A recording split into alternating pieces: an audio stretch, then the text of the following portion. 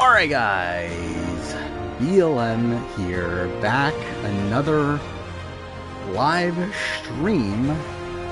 Fuck, the game's super loud on my end, but holy shit, dude, we have so fucking much to talk about. I literally spent all day today watching feeds, so that's something. Really have not gotten much work done on videos in the last few days. But again, today was insane. Like, I can't believe what happened today on Big Brother. So yeah, that happened. Yeah, MTV technically spoiled an aspect of USA 2. That is also a thing. Yeah, we did get to cast the Challenge 39. Obviously we knew it, but like we got the official release, and then we also got the Traders AU finale, which was something. Fuck me, I didn't refill my drink. God damn it. But still, yeah, this, I mean, it's ridiculous what's going on. I can't believe we're living in a world where Suri's not running the game. Like, that's insane to me. Like, it's insane that, like, literally my power ranking has been almost exactly the same. Alright, I'm just gonna pause real quick. But yeah, my power ranking has been almost exactly the same for the last, like, 3 weeks or so. Fuck, I don't have my power ranking open. And I love it, like, right before I do the mid-season power ranking. Obviously, everything has the change. So, yeah, I don't know what the power ranking's gonna be, to be honest. Like, I did, like, a draft list, but I don't even feel that great about it. And to be fair, the actual list itself won't solidify until we know who's HOH. But yeah, this list is fucked now. It's weird. It's like literally looking at my power ranking, like episode by episode. I have Suri 2 2 1 1 1 1 1 1 1 1 1 2 1 1 1 1, and then now I'm thinking she's probably like 6 or 7. She's definitely in a lot of danger. But I think she can also recover from it still. But yeah, I mean, it looks like almost guarantee that Izzy's going home at this point. Obviously, like, things can technically still change, but so much work has been made today to where I'd be surprised if it does. Like, I do feel like Izzy's probably gone. However, after Izzy is gone, I think that's where it's going to get a bit more interesting. As of right now, obviously, Jared is now the biggest target for the new majority. However, I don't think everyone's going to stick to that. Or at least, I think, like, Mimi's not going to stick to that. And then even beyond that, again, like, Suri's, like, could be the backup target, depending on who wins HOH. But, like, yeah, I mean, there's just, like, so many things that can still happen. And, like, it's, like, obviously, like, weird considering, like, it felt like a guarantee that Suri was going to make Endgame. Just a few days ago, and like it was that way for like pretty much the entire season. What about our stimulating battle? I love how I start stream and literally right after my voice gets fucked. But yeah, I mean, this is like pretty unprecedented for the season, to where like Corey seems to now essentially be like a Kevin Jacobs style figure. I don't think he's doing it as well as Kevin Jacobs, but he's essentially trying the Kevin Jacobs strat of like purposely putting together a blindside to make a new majority stick together, which is interesting. I don't even like know if I actually think it's the right move for Corey, though, to be honest. Because like I think for Corey, I think it is still better to have Izzy in the game as a backup than Felicia. The problem is that obviously, like, yeah, you need to have this move happen to like solidify this new group. But I think the fact that it's Izzy that's going home because of it is like a bit of an like, it's a bit of a downside that like I don't know if it's worth it for Corey. Like obviously he needs to make, like, he does need to shift the power structure and everything, 100%. But like, the taking out of Izzy over Felicia doesn't feel like a completely necessary aspect of that. Where, like, really, I think it might have been better, at least for Corey in particular, if he was just able to get this group together, but then not actually make the blind side happen, and instead just make them all solidified in taking out Jared for the following week. Where again, like I think Izzy is a good backup for him. I think Izzy's a good person to have in the end game, especially over the likes of like Jared or Suri. But yeah, it is like it's like yeah. I mean, like when's the other opportunity though to make this move is the issue. Like I don't have fault with him making the move. I have like it's not even fault, but like I think the timing of it is probably not ideal. But it's kind of like a situation like Ricard taking out Shan or Jesse taking out Cody. So like it's a move that has to be made now. It's just in an ideal world it wouldn't be right now, but it has to be. I don't think Izzy's a top 10 preacher, but I think she's relatively close. I haven't looked through my like player ranking yet, but my first instinct is that I know she's lower than Amira.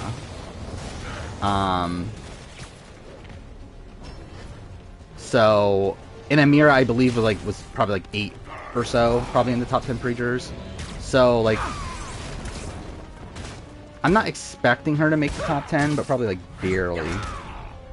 Yeah, that's the issue with Izzy's games, that she wasn't really playing to win, and I was always like holding out like this like potential of her like picking it up by the end, but we never got to that point. So she really ends up spending the entirety of her game playing for Suri. And also, it's her fault she's going home right now. Oh, it's like she's the person that went to Corey and said, hey, I'm going to target America. Which is like kind of like part of why everything started. So it's like she's her own downfall as well. So it's like, I don't know. I think it's like I think she's probably not going to make the top 10. Yeah, okay, let's talk about Traders AU. What the fuck was that? I hate the format. And I'm worried that this is actually the format for the Traders, because, yeah, we've never seen a Traders finale, in the English language at least, that has had more than one Trader at the end. But even international, there has been more than 2.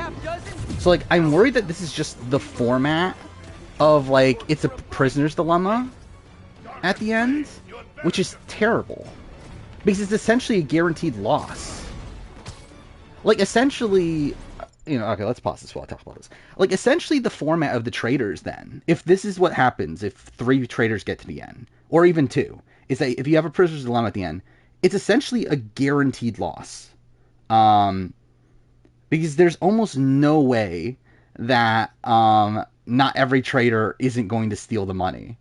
To which, by that point, it essentially means that you're much more benefited from taking out your own traders by the end, that there's no reason to actually stick loyal to the traders. It feels like a format that's like very similar to like the purple rocks. Like the purpose of the rocks in Survivor, where obviously the initial purpose was to avoid ties. They didn't want people to have ties. So they made this like really random situation so that you wouldn't tie. And it feels like that's kind of a similar like thing with the Trader's Dilemma. If that actually is how like the Traders is going to end on like throughout the entire like series. Because like AU has its own like things, like it's very different from all the other ones. Like it doesn't stick to the same formula. So I don't know if this is how the other seasons would end. But if this is just the general format of the Traders, it's kind of a bad one. Especially like, and like, to be fair, I think it made for great TV. But essentially, like once we learned about what the format was, I was like, okay, so no one's winning then. Which is stupid. It's stupid that we had this entire season where no one won. And what's funny too is that this is probably the last season of AU. Traders AU again didn't do great in the ratings. Which, to be fair, season 1 didn't do great either, and they still renewed it. But I'm not expecting a season 3 of AU. So it's funny that this is the way the show ends. I don't even know what I'm doing right now. Whatever. Yeah, terrible format. Yeah, Mazer's Canada was boring. I feel pretty confident Tyler and Kayleen are gonna win, right? Octavius promised you, Scorpion. Like, I feel like that's how the season feels like it's being set up for. Like, if it doesn't, then it's kind of weird at this point. Oh, did not mean to do that at all. Suspect this is format everywhere because it encourages traders. Yeah, that's what I'm saying. Like, I think it encourages traders to turn against each other. But I think if it actually happens, it's shit, though. Which is the bad thing. But, like, I think Survivor's kind of overcome that, right? Because, like, initially, like, okay, you're thinking, like, someone going out by a rock is shit. But I think, like, nowadays, it's kind of, like, glorified. It's shit for the players. But, like, I think in terms of entertainment and everything, it's, like, kind of glorified. Where I feel like now, I feel like with the traders, okay, fuck off. If this is the finale format, like, outside this one situation where we had this, like, person like Sam, who is, really cocky throughout the entire season, this being his downfall. Like, if it wasn't for that, this would also be a really shit ending to the season. Like, imagine if this was the ending of Traders US, where, like, Suri didn't backstab Ari at the end, and then they did a fucking, Prisoner's Dilemma to where Suri and Ari both didn't get the money. Like, that would have been really shit. Like, it feels like it works just because of how this season played out. But, again, I think it's a terrible, format. Yeah, I did notice that Titan Cat actually have, like, a ridiculous average placement right now. To where, I believe if they win the race, they have the highest average placement for a winning team in all of English language Amazing Race. Which is pretty stupid. Because, like, it doesn't feel like, obviously they were good. But, like, they don't feel that, like, remarkably good. Like, I feel like it's more so just that, like, the other teams are bad. Then, like, they are really that good. But, yeah, I mean, like, if they win, they'll have a 1.8 average. Which is, what's the next highest? I think it's, like, 1. Actually, what's the next highest average? Is it 1.83 or something? For a winner? I think it's, like, the 4th highest average ever. Which is kind of funny that, like, the highest average teams are from teams that didn't win. Like, you would think they would be winners, but... Cat's the new Flo? Is she? I mean, like, a boring Flo. I feel like, I think I said this before. I think George's sister is going to be the new Flo on Amazing Race Australia. Worse between Izzy, Jared, and Suri. Who played worse? Jared. Then Izzy, then Suri. I mean, Suri didn't, like, Suri's played pretty well. I don't feel like Suri's really done that much wrong. This week. I think, like, this, like, what's happening right now is kind of a ramification of things she's done in previous weeks. But I feel like in terms of, like, her actual gameplay this week, I don't feel like she's done that much wrong. Okay, well, I fucked that up. Yeah, Jared is the next target. Suri's probably the backup target if Jared wins Veto, though. Which is a precarious spot. I do think Suri can get out of it, though, to where I'm not, like... That's why I don't have Suri, like, at the bottom of the power ranking right now. Because I do have faith in Suri getting out of that position once she knows she's in that position. Because I think the reason why this plan is going to go through is because they're planning on blindsiding Suri. So through that, Suri's not going to be able to, like, combat this. Like, she's not even going to know it's going to happen. Which, yeah, like, I think the plan will go through to get rid of Izzy. But I think once Suri knows it's happening, I think then she'll be able to do some pretty good work. What am I supposed to... How am I supposed to defeat Scorpion? No, I don't think she'll give up her game. I mean, like, I think she might give up her game in the sense that, like, if they're on the block together, then I think she will probably tell people to vote her out over Jared. But that doesn't mean that they're gonna do it, though. And if anything, like, you telling... Okay, I'm pushing the wrong button. You telling them to vote you out is probably just going to incentivize them to keep you even more. Kind of in the Jenna Maraska sort of way.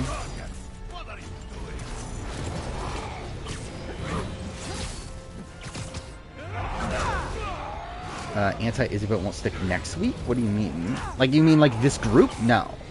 I think some of it. Like, I don't think Mimi is. I think Mimi will flip back. As she should. Mimi has no reason to stick by this alliance. But she should also be, like, she should want Izzy gone. 100%. She needs Izzy gone and then flip back. Because then she's in a much better position than what she is right now. Where it's funny that I lost money on Mimi this week on the stock watch. Only for her to now probably be, like, one of the better position players. Which is kind of annoying. Thoughts on Cameron? As a person, same. He's a dick. As a player, he has interesting ideas. Still, he has massive holes. He's a massive narcissist and thinks he knows everything. And that's a lot of the reason why he'd even, like, he wasn't able to just put up Suri and Izzy to begin with. And why he was in the predicament, like, that he was in up until today. But once he knew that he was in danger and everything, I think he did good work today. I don't think he is the main... Like, I don't think... Like for the stuff that's happening today, I wouldn't give him the most credit for it. Even though he is technically the person that, like, put it into action, I wouldn't give him the most credit for it. But he obviously still deserves some credit for it. Cameron's giving Jackson Mixie vibes. I think he's giving, like... I don't know, I wouldn't say Jackson, but because, like, Cameron's still not gonna win. Like, everyone still wants wants Cameron out. They just obviously need to weaken the Suri side things first. Like, literally, the new alliance that formed today literally is formed under the basis of, yeah, we can't trust Cameron. Why I mention you when I talk about Sean Edwards? Why would I mention you when I talk about Sean Edwards?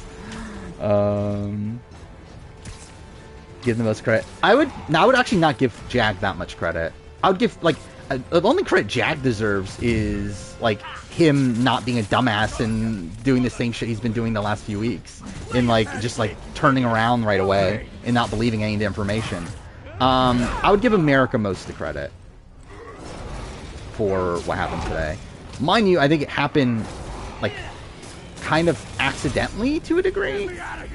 Where, like, it all stems from her, like, telling Cameron this information, getting Cameron to believe it. But,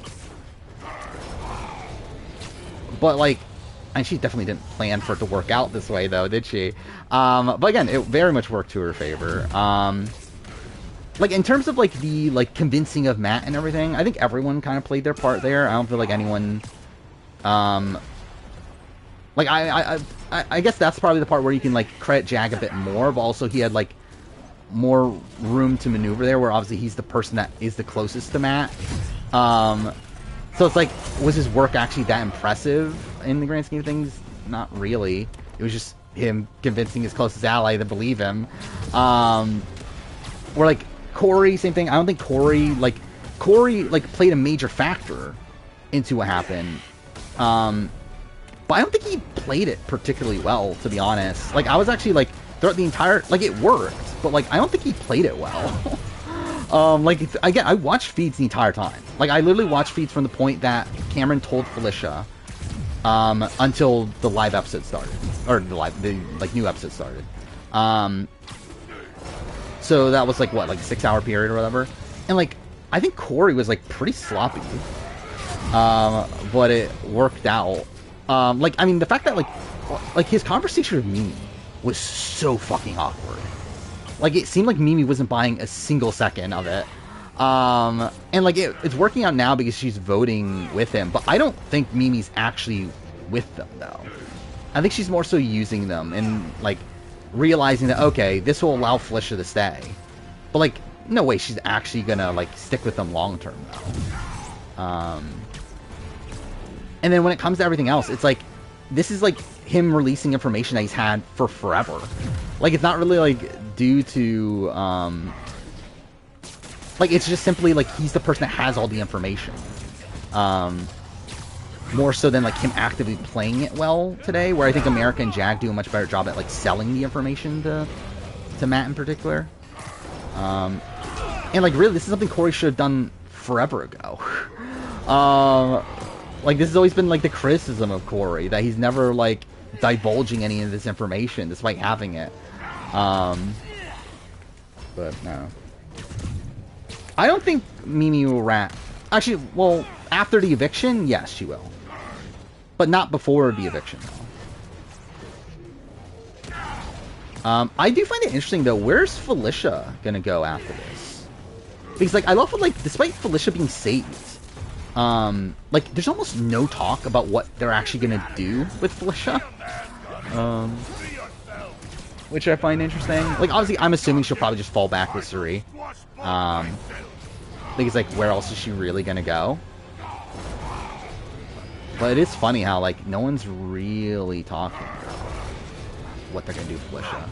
Could just stop now, you know. I won't tell anybody.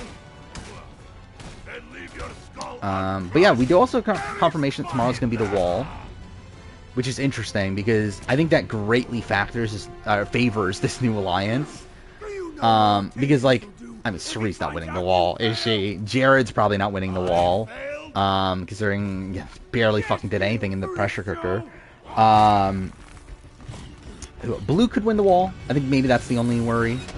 And then Mimi can win the wall, but then even then, I don't think it's like that dangerous for the new people or the new alliance or whatever. Where it's like the new alliance is probably still going to be relatively safe. I think Mimi will try to play the middle. I think she'll try to backdoor Cameron. It's like it'll be fine for like Jag and like America and Corey. Yeah, again, A&W audio. That's what I said. Like I accidentally recorded the first half of the video with the wrong mic. So that's why the audio is so fucked at the beginning. But I was like, I'm not gonna fucking re-record this. This is like an hour and 15 minutes of audio. I'm not gonna waste another hour and 15 minutes re-recording this. But yeah, so that was an issue. I've already been through his office computer. Now I make, like, I mean, obviously I typically do make sure I'm using the right mic, but every time I use the mic now, I'm, like, making double sure that I'm using the right mic.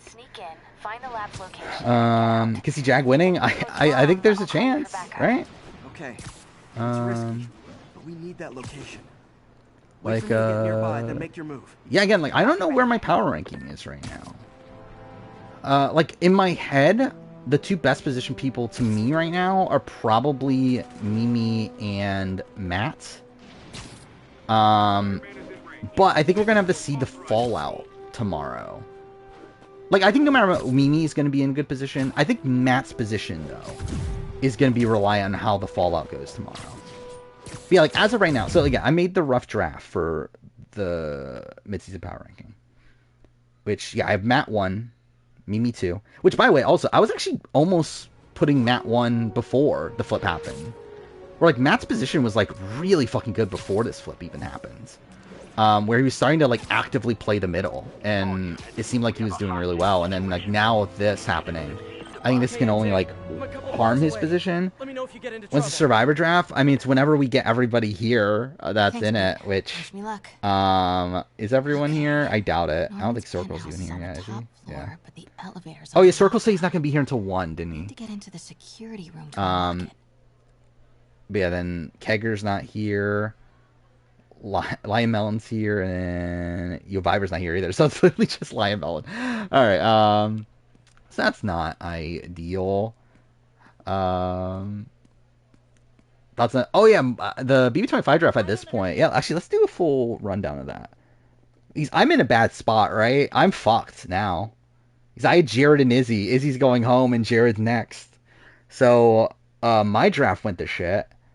Doesn't Kegger have Blue and Suri? Yes, that's also really bad. So Cool has Jag, which is funny considering it looked like he was screwed like weeks ago. And then was it Uviver has Matt, Cameron, Felicia. Again, Matt's a pretty good pick at this point. Then Corey, America, Bowie, Jane for Lion Melons. That's pretty good too. Yeah, it seems like it really shifted the draft to where like it felt like we were in this position where like the people that had the most people had like the not as great people, while the people that had like only 1 or 2 people had the better people outside circle.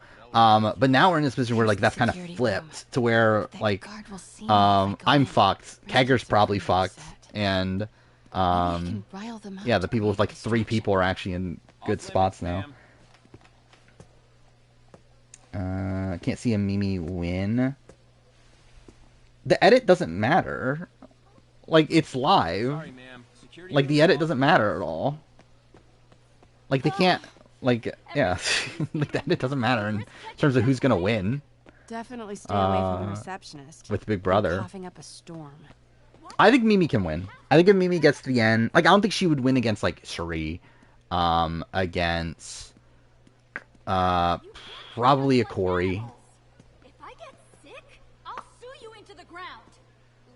Maybe a Felicia, but I think everyone else. Like, I think Mimi would have a really good shot if she wins. Why isn't Osborne down here? I joined a draft. I mean, it's a... Like, so we do these drafts periodically throughout the regular streams to where it's essentially this, like, lead up to the seasonal drafts, or season-based draft, whatever. So, yeah, the people at the top of the leaderboard get to be in the drafts. Which with this one, we're doing the top 4 plus me, and then also the chat will get its own team.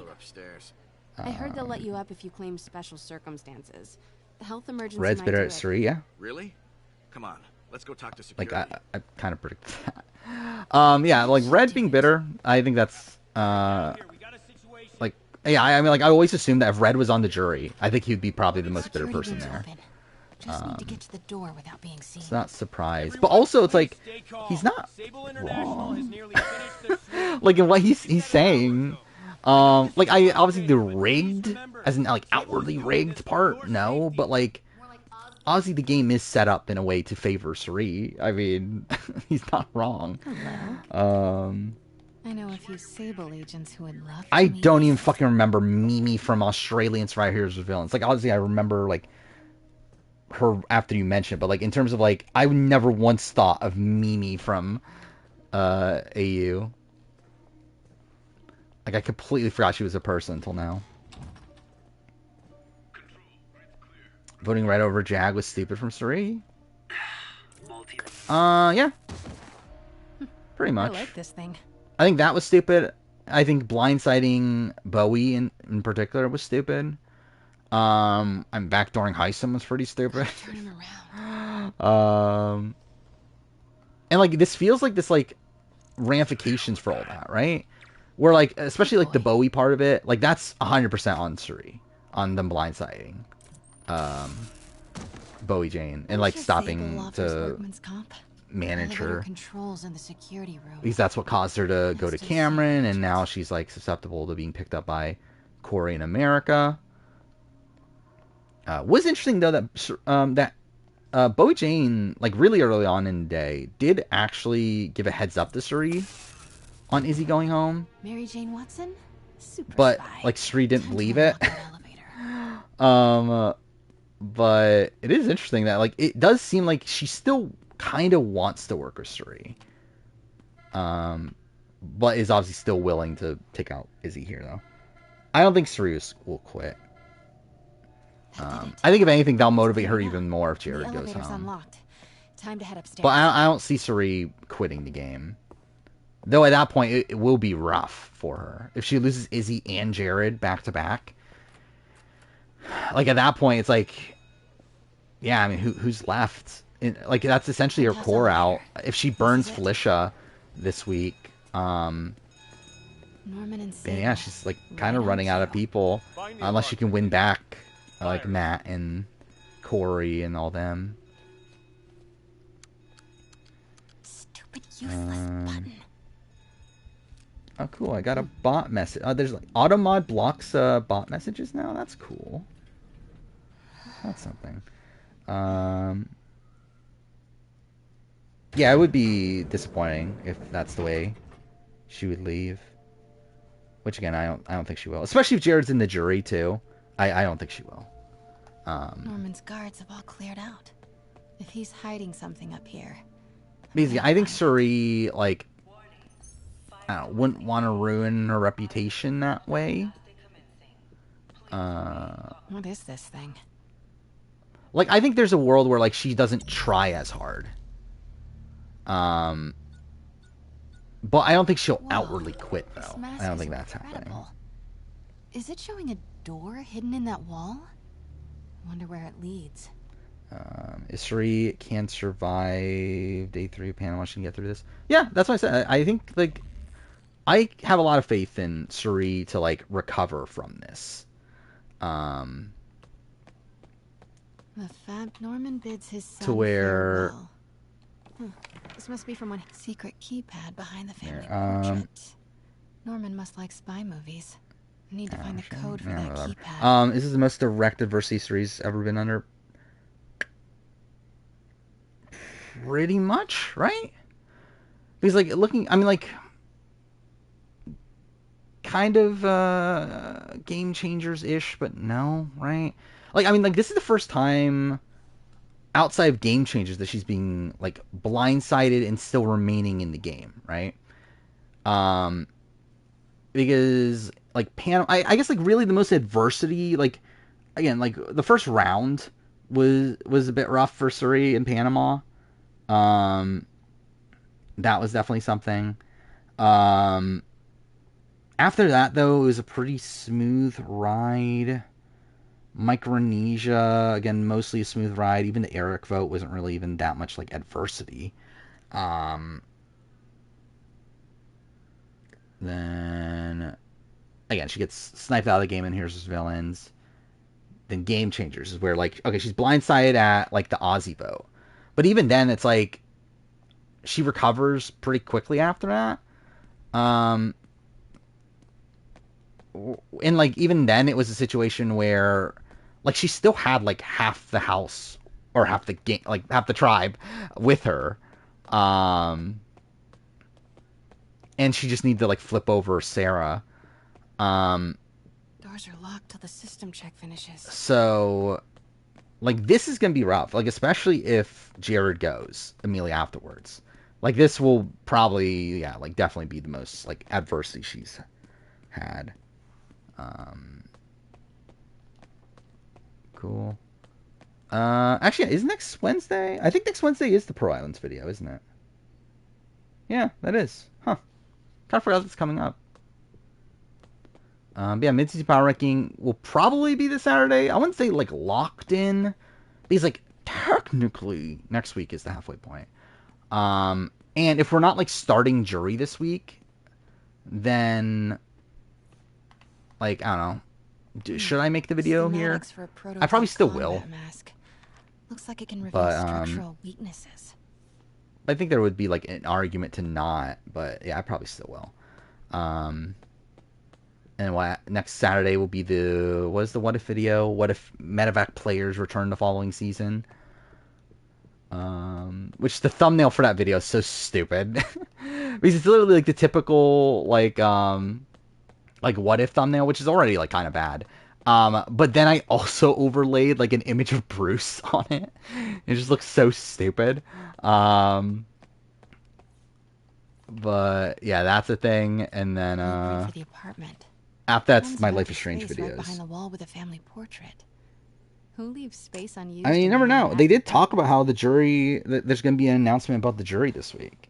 So we don't know if the jury's actually going to start this week. I assume it will, but it's not like a guarantee when they, like, explicitly said that, like, hey, there's going to be, like, a surprise, or there's going to be, like, an announcement. But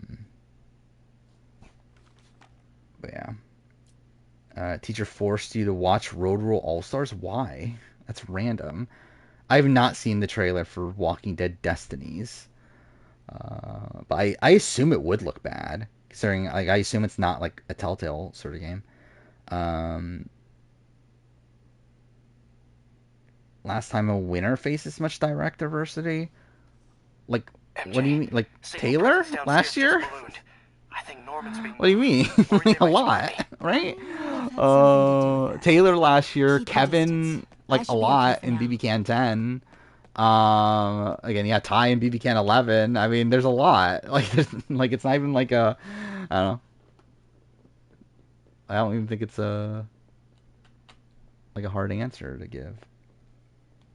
They consider Jag to be one of the contestants that was eliminated, came back to the game. Yeah, he got voted out and came back. Which, by the way, I guess, yeah, I need to add Jag to that list, don't I? Where is it? I don't even know where it is anymore. Do I have it pinned? There we go. Ranking the players that re-entered the game. Well, I guess to be fair, I can't rank them yet because I am ranking this like as players, or at least as like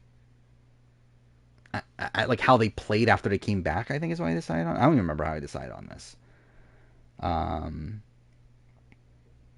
But either way, yeah, I probably can't rate Jag yet. Anyway, but yeah, he would be on that list now. Taylor, my winner ranking low.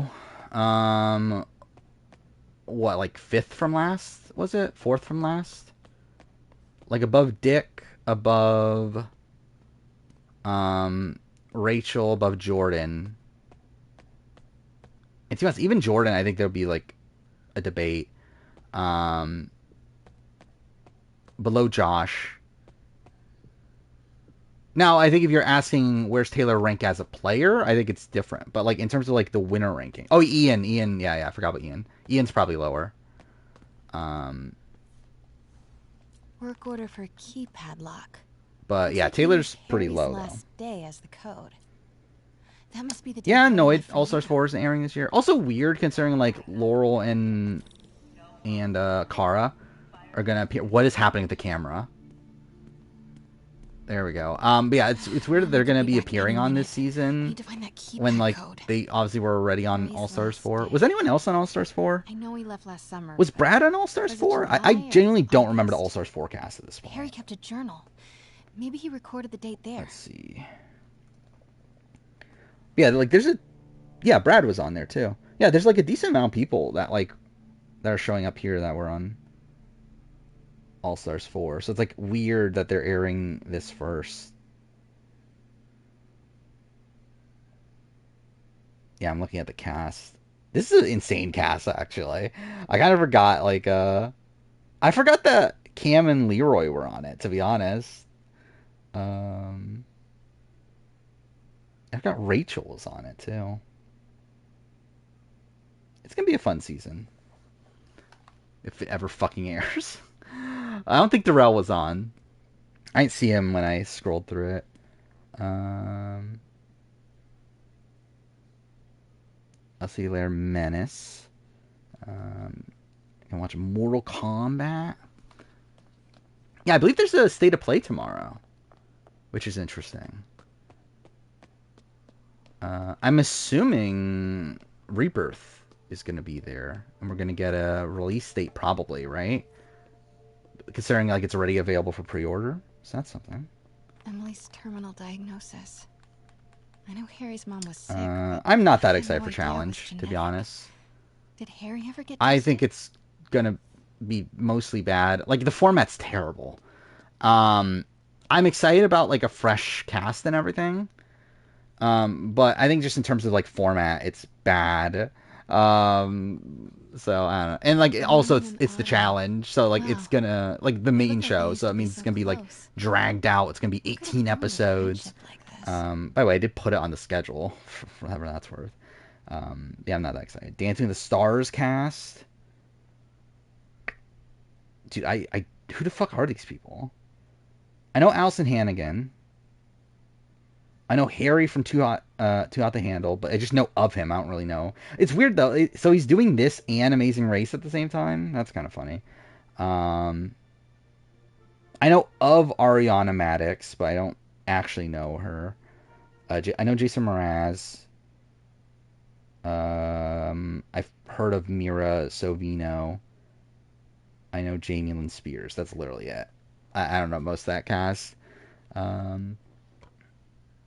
I doubt we're gonna get a GTA 6 reveal.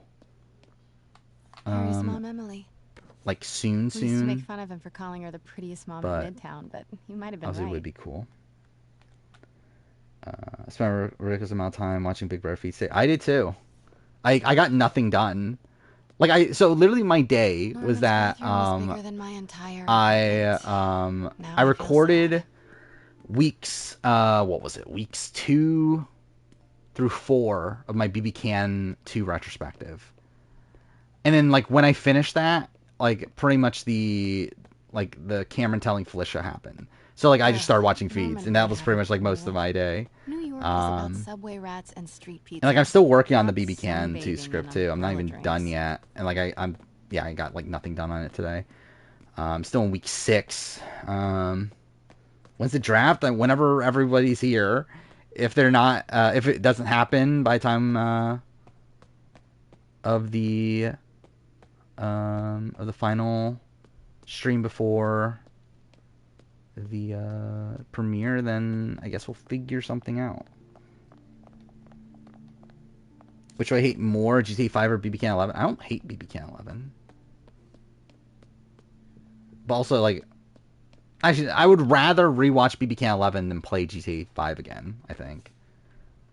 Oh, daily draft? I don't know. We can do one, but I'm not, like, dying to do one, like, right now. Oh, yeah, that is also a thing, that Traders Canada is premiering October 2nd, I believe. Yeah, there's so much shit premiering soon, too. Because, yeah, like, obviously Survivor. Buddy Game starts tomorrow. By the way, we did have that 2-hour episode of Big Brother. Yeah, but what am I looking for again? Yeah, Buddy Game starts tomorrow. I don't know if I'm going to watch it. I don't really want to, but I also, like, feel like I need to, like, I don't know if need is the right term, but, like, I should probably at least, like, watch one episode. I didn't find the episode dreadful, to be honest. I thought the first, like, I thought everything before the comp was good. And then the comp was, like, super boring. Like, the comp was really, really bad. And, like, it went on for, like, almost 40 minutes, right? Score. Oh, there we go. This must be the key for Harry's room. And after that, it's like, I thought there were, like, fun moments still after that, but, I don't know. I didn't think it was an entirely bad episode. I thought it'd be worse. Oh, yeah, I did finish Survivor Quebec, but I have, like, nothing to say about it. It's like, all I had to watch was Final Tribal. What? Which, by the way, also, can't like, be for Harry, can they it? literally had a recap episode right before the finale. That's fucking stupid. Like, I was expecting the penultimate episode to be the Final 4 round, and the final episode would just be Final Tribal. But, no, they had a fucking 20-minute recap. Law books. I'll be honest, I Harry barely wants to be an remember Final environmental Tribal attorney. at this point. Like his mom. Harry's journal. Yeah, I Last barely remember it. entries marked July 18. But the, what is it? That must be Like, the Nicholas code for that performed well.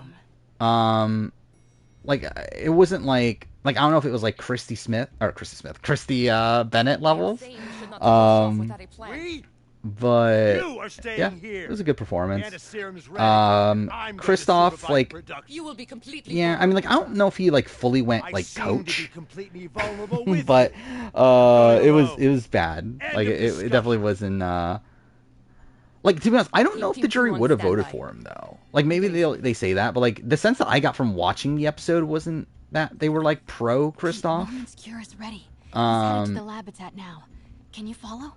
like the sense that I got from watching it, again, I haven't read exit interviews or whatever, is that it felt like they just wanted to vote for Stay Nicholas ready. and were just like Almost got the location. wanting a reason to.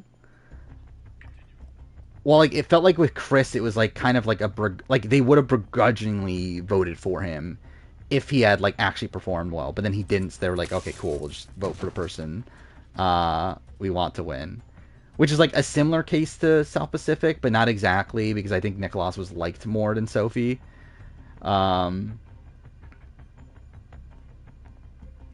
again, I think the jury was like kind of like ecstatic to vote for Nicholas.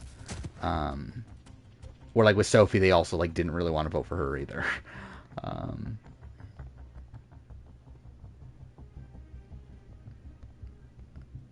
Right. Fuck off. I thought I had that. Oh yeah, that's the thing too. I have been doing Left Behind Part 1 speedruns. If you want to see me get pissed off, watch my Left Behind speedruns. Those piss me the fuck off. I might actually, if I finish the game early here, I think I'll probably end up doing Left Behind speedruns because, yeah, I'm annoyed. I'm annoyed that, like, I can't get the PB I want. Because, like, it all comes down to Final Fight, and I just fuck up Final Fight every single fucking time, and it's annoying. He's like, I'm literally playing for, like, 25 minutes to get to that point, and I just fuck it up at the end. Which, to be fair, is like what happens with my AC July Origins 18. speed runs. Why I never like got the time I wanted there. But like, I mean, that was like a 3-hour speed run. Where like this is at least 30 minutes. Where like I'm more like Super willing to creepy. put up with it. But I Gotta do find want the to location of the devil's get a good sperm. time It's got eventually. a real mad scientist thing going on. I probably raged a lot more in my on my Let's Play channel. But like, who the fuck's ever gonna find the points where I do? What are these things? But like, I Crazy genuinely get candy so nades? angry at the end of. Actually, wait. I just realized the other one's not out yet, right? I actually did more yet last night, and that's gonna come out tomorrow. And like, I get annoyed, but like the one that came out already, that one is the one where I get like super pissed off at the end. Let's see. Let's see. Can I find me getting pissed off? Dude, I have no ammo.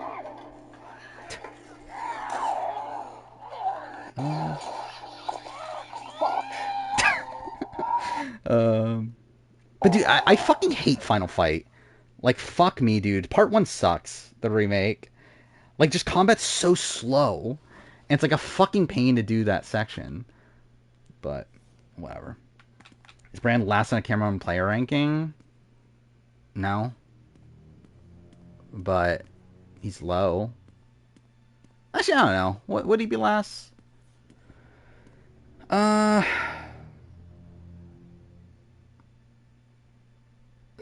Maybe, actually.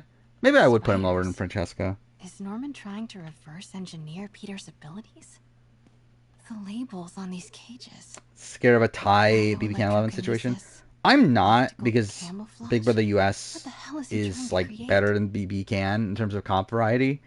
But I am expecting Cam to survive a couple more rounds. Or at least one more round. I think, like, unless Mimi wins HOH.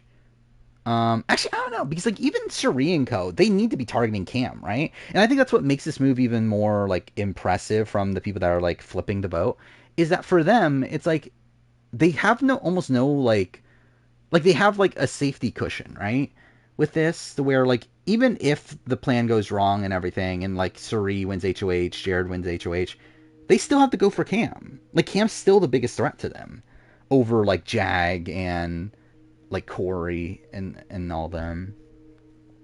So, yeah, it's like, I don't know what I'm doing, Cameron, on the power ranking. Where's my Quebec player ranking? There we go. See, I did have Christoph 1. I mean, it's pretty much what I talked about last time. Yeah, Christoph 1, JJ 2, Karine 3, Kimberly 4, Nicholas 5, Sango 6, Sandrine 7, Maurice 8, Joel 9, Justine 10, PA 11, then Marika, Dennis, Martine, Sylvain, Jahoni, Isabella, Simon, Vicky, Martin. That's the player ranking. I don't even fucking remember why. I think Maurice, because like she was at least in the majority, like post merge. Or like even then, like Joel was kind of like floundering around. And like Joel was like never really in like a secure spot within the majority. Really throughout any of the game. Or like even then, at least like Maurice was like part of the Dennis vote, part of the like Vicky vote, and like stuff like that. What am I looking for? Oh, this. Wow. Norman wins the fancy map contest. Looks like the Upper West Side. Which, by the way, did I forget this? I think I forgot to thank Lion Melon for his 2-month resub, didn't I? I do apologize for that. I just realized that. But also, Ryan, thank you for also 2-month resubs. That's something. I'm just going home at final 12 if it wasn't for Sango ditching Martine. I'll be honest, I completely forgot about any of that. But also, I don't think that really changes much. Looks like Norman's tracking considering Dr. like Michael's movements. she was kind of swap screwed to begin with, Huh. and like she was still able to like find her way within the majority after I that. can find the Devil's Breath lab with this. It must be an Oscorp property with a ton of Sable protection, frequented by Dr. Michaels. If I put Jacob and Sharon on the first boot ranking instead of Jen Parker. Jacob would definitely be on the bottom. Would Sharon be at the top? Probably. Yeah. That's still probably the same thing.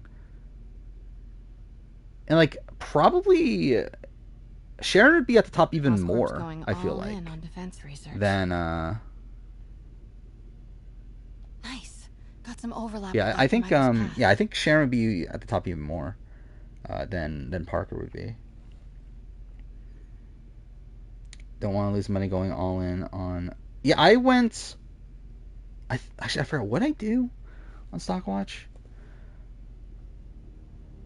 I was thinking about going all in on Felicia as like a really just like fuck it sort of move, but I'm not gonna do that. I think I went on Mimi or Matt. I don't remember. Let's see. I know I went in on Matt at first. No, I went back to Mimi. Okay, I'm back on Mimi. Oh, I split it between Mimi and America. Is what I did. Okay, what am I doing here? And this must be the C team. No. Dr. Michaels was near a lot of Sable forces, but it's not no. Norman's not crazy. No. I need to ban at her as a dead end. Yeah, I don't remember what this puzzle is. A records facility could be perfect. Bet I'm looking for a heavily guarded good old Al. Devil's Breath Lab must have a big GR27. Oh, there we go. That's Cool. the code name for Devil's Breath. This is it. Does Ryan win a jury vote on BB9? I don't believe so. Isn't that... If not, it's very difficult for him to do so. I did see this. The cast of Perfect Match too. Problem is, I don't know who the fuck any of these people are outside of Xanthi. And well, Harry. Actually, I just was Harry's doing this also. He's on 3 shows at once. Oh, that's fucking stupid. But What is this? yeah, I don't know any of these people. So that's something. Yeah, Circle US is coming back. We've known that for a bit. They're filming in America now, so that's something. Gains on America as a player. I think she's sloppy, but she has good moments. Like again, I would give her most of the credit for what happened today. Again, happened accidentally, I think, but still happened. Yeah, I think she's in a like interesting spot right now. Like really, I think this game, I kind of see it playing out similarly to what is it called, to BB-18 at this point, where it feels like we have like a lot of pairs getting towards the end game, where we have like Corey and America, we have like Matt and Jag, we have like Felicia and Mimi, Norman and Otto. I guess Suri and Jared, I guess, but I have to get this. obviously we're still like a bit far out from that, but still, it's like it feels like an end game where like I feel like it's going to be a bit more dynamic, like the farther we get into the game, just because like I'm not like I don't feel like this group's going to stick together for like the long term. Like I think the people that are flipping outside of Mimi are going to stick together for probably a couple weeks, but yeah, I think eventually like Corey and America are probably going to go after like Matt and Jag. Here she's just going the challenge. I mean, probably should if he gets called. They see Seabass Cactus record show. Oh, actually, I have not seen that. Like I've seen a lot of talk about Adam because like, what was it? Brandon, Brando, and Caleb were all mentored by Adam. And a lot more. So I've seen like a lot of talk about him, but I did not see Say the word and I'm there. Great. the response from the casting director. I see the I did see that. I did see the promo for Amazing Race Australia. Great. Cool. Corey and America better than Corey and Nicole. BB-18s, yeah. I've got the lab location and a lot more. I really like Corey in America. I've said that already. That again, like even though I'm not a showmance person, I do feel like they're probably like one of the more likable showmances to me.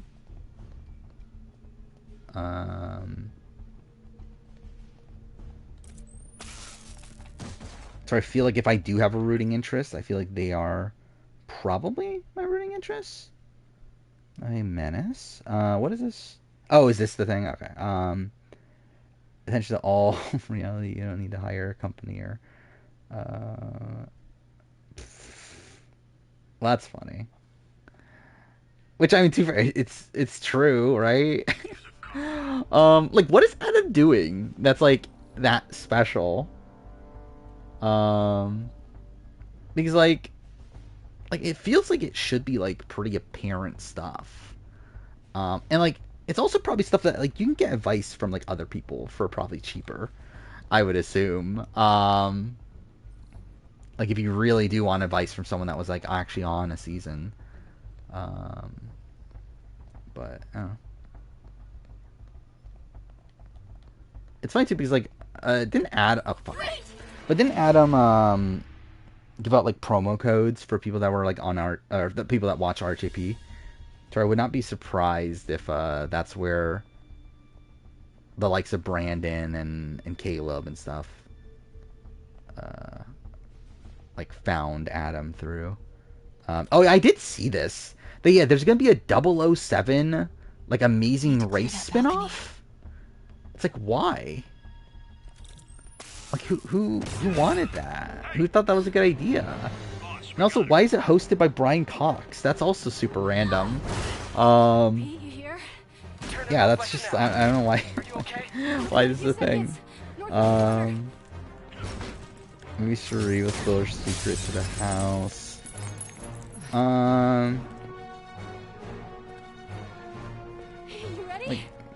Like, I doubt it. I mean, like, unless it's a situation where, like, again, if her and Jared are on the block together or something, then I could see her spilling the secret and like that being like part of her like plea to vote her out.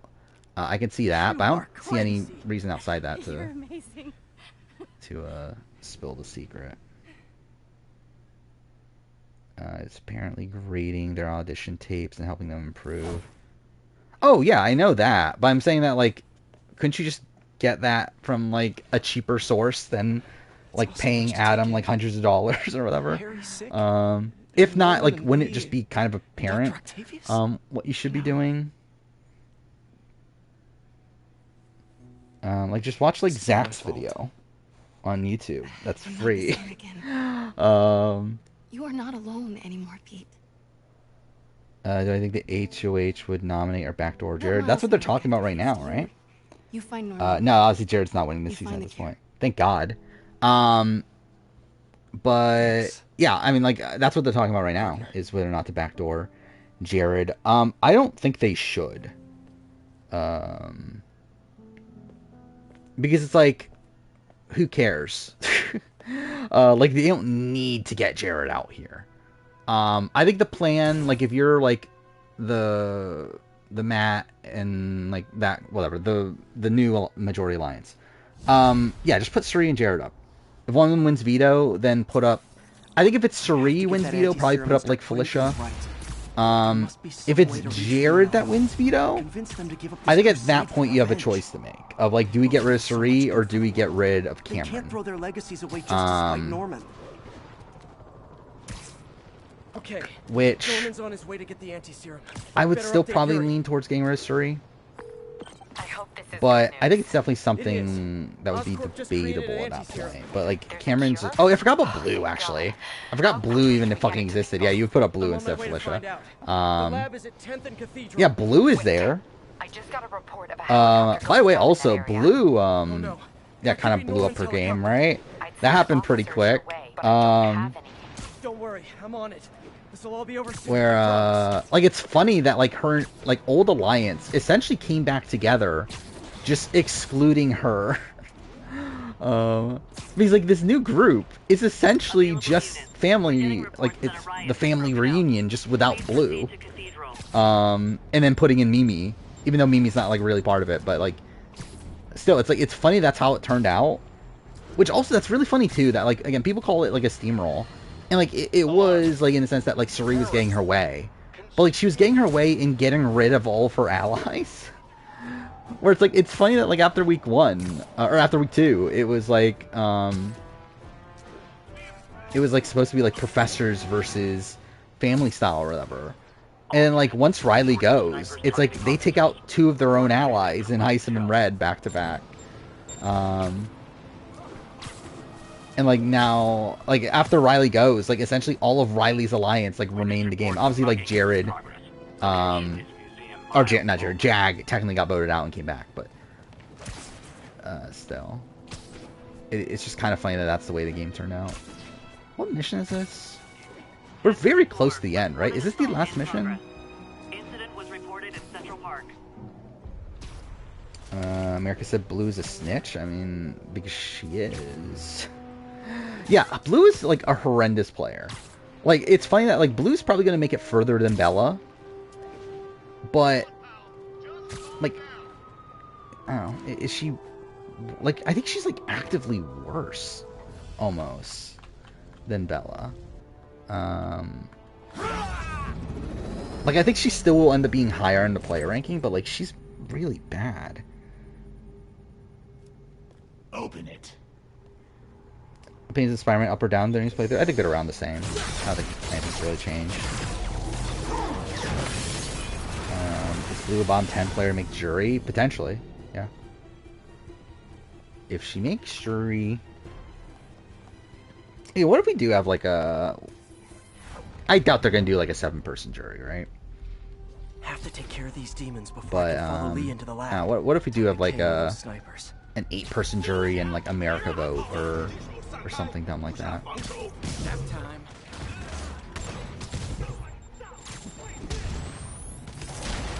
Best player besides Cerise so far?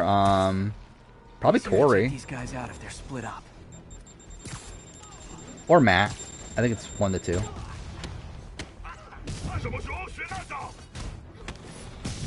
And then probably... would it be America next? Actually, it'd probably be like... Felicia, maybe? I don't even know, to be honest. Because after that, it's a bit of a train wreck. I guess you could like maybe debate Mimi. The problem with Mimi is that she's just like so passive. I need to get through these demons quick before Lee gets a hold of the anti-suit. And it's like now she's kind of being forced to play the game a bit more, but...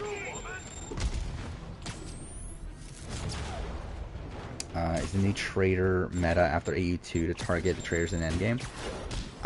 Probably. I mean, to be fair, that should have been... Like, I don't know why they even wanted to go to 3 with Camille. Like, if you know that you're, like, not going... Like, because, like, it seemed like the plan from Blake and Sam was just to steal the money anyway, right? Which I guess, to be fair, like, if they do the Trader's Dilemma of only the 2, then they're fucked, right? I don't know. It's like, I really just don't like the Trader's Dilemma. I think it's just terrible. But yeah, like, the meta should be, yeah, to get to the end by yourself at this point.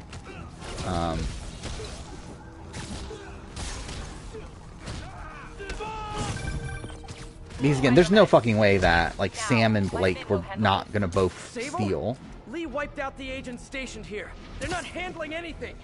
You have been warned. Daniel Reyes was in the house working in non-suppressive jury. No, I don't think so. But yeah, I said this before. I could see them doing like Camp Comeback, of like just everyone living in the house the entire time, which that'd be great, right? Like imagine they announced that like the jury starts with Izzy also, and like Izzy gets blindsided and stays in the house. Which, by the way, also I feel like I feel so sad for Izzy. Like while I'm happy this move's happening from like an entertainment standpoint, like it just sucks from like to lose Izzy. And like just seeing her today and like her like talking about how like she's banking on like Corey's vote and everything. She doesn't think Corey would backstab her. It's just kind of sad. Jag the Onion Alliance King. Is this even an Onion Alliance? A fuck off game. It isn't really, right?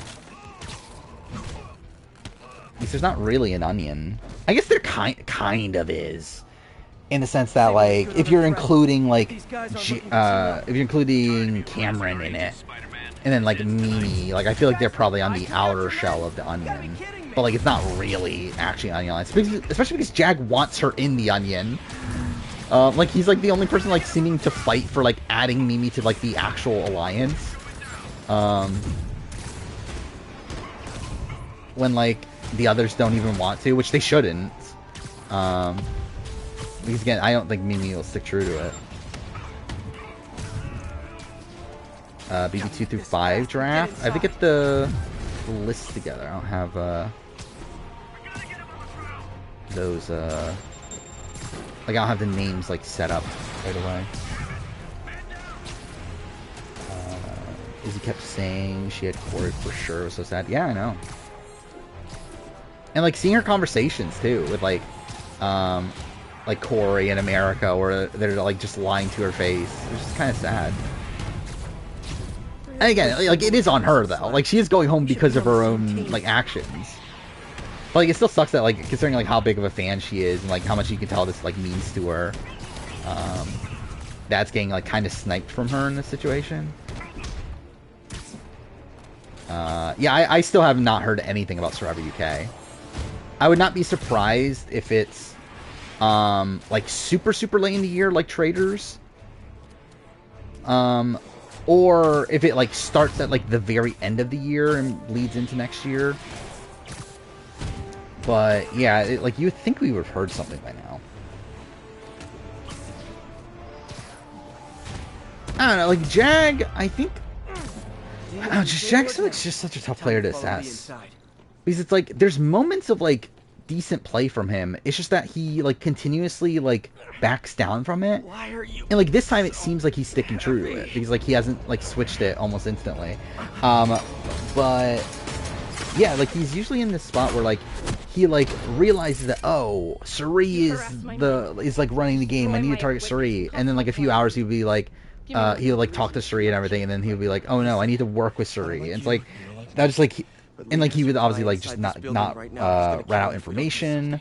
But, like, at this point, like, he's, like, leaked that information. Like, he's already talked through that information with, like, Corey in America. And, like, I really feel like there's, like, no going back for Jag at this point. But it really had to be, like, really goated from him, though. I think it'd be funny if Jag won. That would continue my streak if Jag won. Will help me secure Norman. After that, I make no promises. I'll say that I don't know how. He's out of control. Well, actually, no, that's not true. I was gonna say I don't know how Jag wins, but like Jag would. I think the problem right now for Jag is that Jag seems to be actually loyal to Matt, and I think Matt would probably beat him. And again, I think like Corey would probably beat him. I think him against America would be interesting. Because I'm not sure where that'll go. I have to find a way to reach the Martin Lee I know. The man who built Feast. Where am I going? I'm just gonna kill myself. Cool. Is my winner pick magic? I mean, maybe my winner pick just can't go home. No more running. This ends tonight. Yeah. Jag would beat Bowie. Cameron, I think, will be interesting because if Cameron gets there, that means he essentially like just wins out. I have to find a way to reach the Martin Lee I know. And like, I don't think it's out of the realm possibility, especially when like Izzy's not on the jury. That he does like gain some respect. But yeah, as of right now, it's obviously not looking good.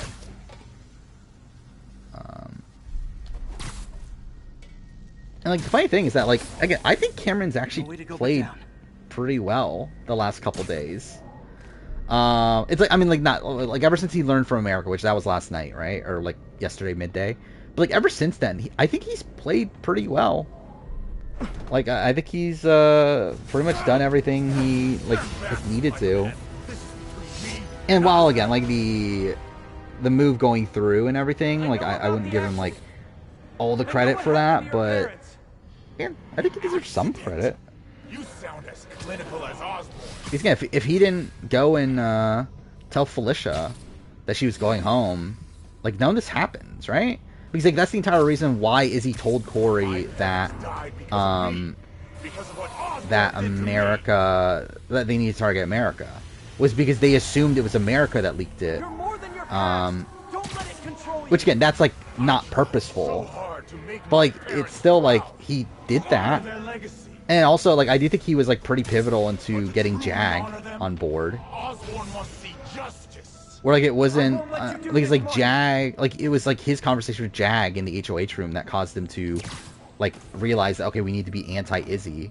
And then that's when, like, him and Corey had the conversation. It's a domino effect. Yeah. It's, like, it's a lot of, yeah, like, it really started, like, a while ago. But, like, I think the most credit I would give is to America. And then America kind of caused the, like, Cameron stuff. And then Cameron caused the Izzy mistake. Kind of.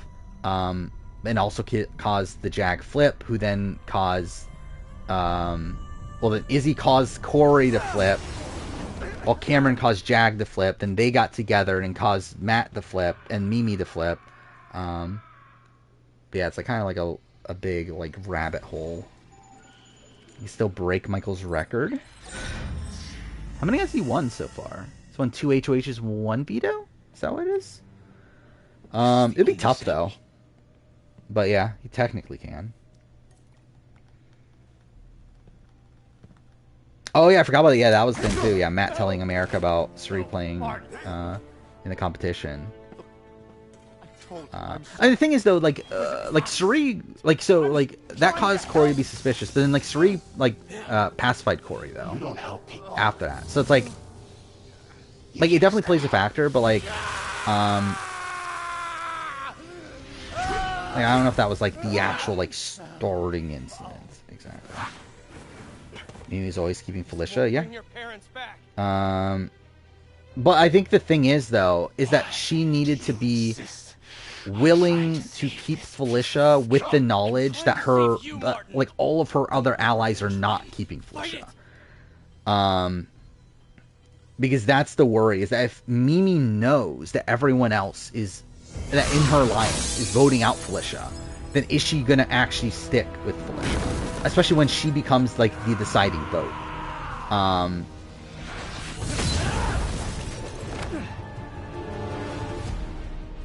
I don't get why Suri lied about not playing it. Yeah, I don't get why either, to be honest. Because, like, obviously she could have just said that she didn't win because she didn't.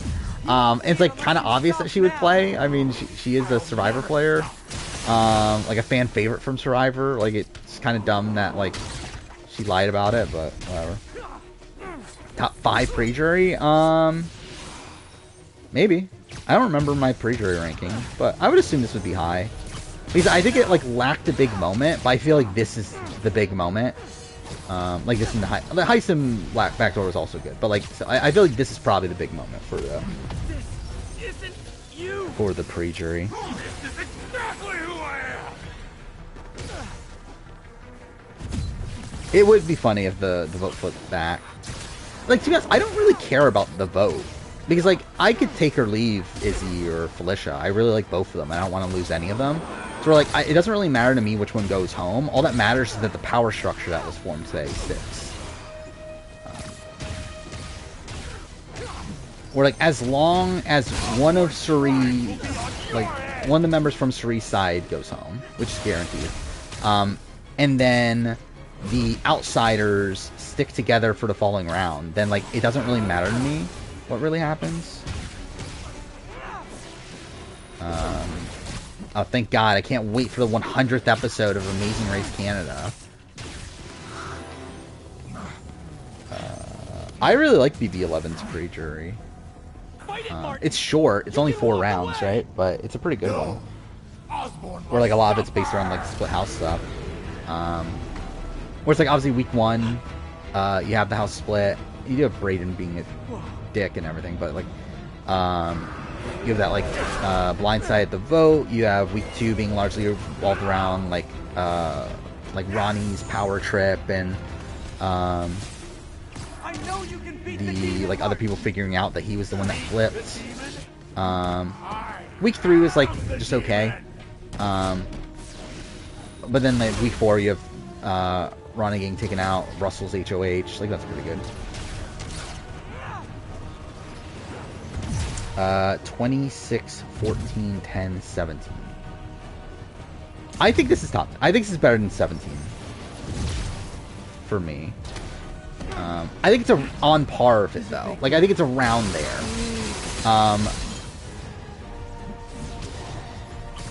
Yeah, like I would say it's better than 17. Is it better than 10? You and Osborn will share a grave. I would say it's better than 10. Maybe. Actually, I don't know. 10 does end really great. Because that's like Keisha's birthday, just the eviction week. And obviously week 1's great. So, I don't know. Start BB Can 6? Well, that's something. This is your first time watching, right? Which actually, I'm really interested in like hearing what you think about it then. If it's your first time watching. As someone that's like only watching the show. Because I do wonder like what people think about it there. Because like, I feel like a lot of why people love BB Can 6 is from feeds. While the show is shit. So I'm wondering what you're going to think about the show itself.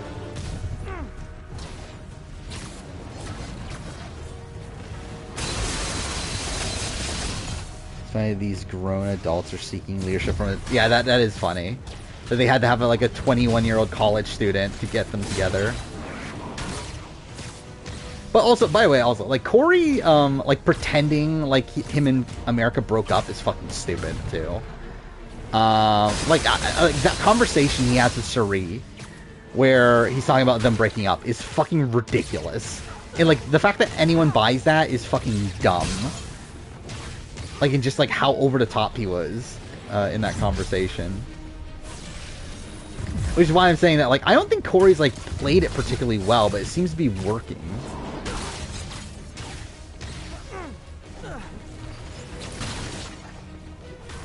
Yeah, that's what I said. Like, I mean, if Corey was just a bit older, he would essentially just be Kevin Jacobs.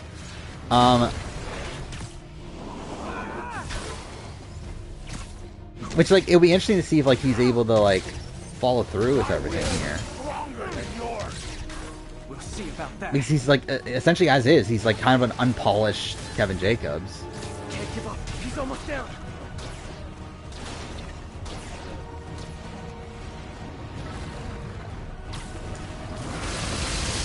Would I count the fight after Jesse gets voted out as pre-jury or post-jury? I would consider that post-jury. But I would consider, like, obviously Keisha's birthday and everything is still pre-jury.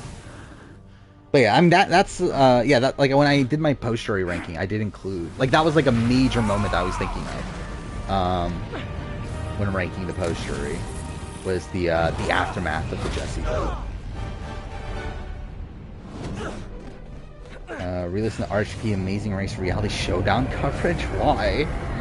I don't remember the Corinne Eliza interview, but I'm sure it's good. Oh my god, that thing flashed a billion times. Maybe Secret Son's a disadvantage after all. I mean, it is because he sucks. Like, I mean, it was advantage at the beginning. Like when like Jared was playing both sides and was like leaking information, that's when it was a benefit. After that, it really wasn't. It was actually more of a detriment. It was a benefit to Jared, though, to have Suri in the game.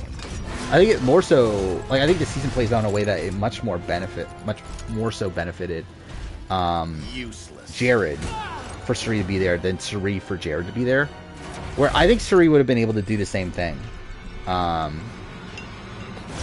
Even if Jared wasn't there. Well, I feel like Jared probably would have been blown up earlier if Suri wasn't there.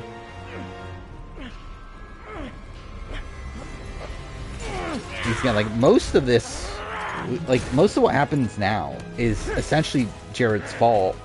Like, Jared was the one that, like, pushed Corey away, and it's funny, like, how much damage he did in, like, the 2 days that Corey and Felicia, or that's Corey and Felicia, Suri and Felicia were stuck together, and Suri couldn't play the game.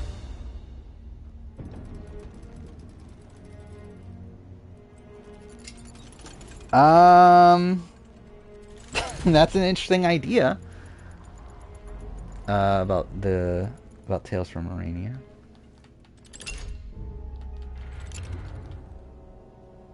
I don't think Jared is playing terribly due to Suri's presence. No. I just think he's a terrible player. Like, if anything, I think Cerise having to put out more fires than he is for her. Is the vote more anti-Izzy or anti-Jared? I mean, it's anti-Jared, Izzy, and Cerise. But I would say, like, it's happening because of things Jared did wrong.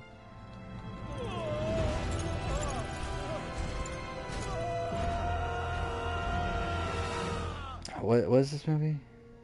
What, I assume it's Dan Spilo, by the way. Yeah, it's Dan Spilo. Dan Spilo's still around? I assumed he would have been like exiled. Hey, Where's Otto? I think it is starring Joey King. Isn't that the? Right now. He needs a hospital. Like, wasn't he like her talent agent or something like that? Like, he had like some sort of connection to Joey King, right?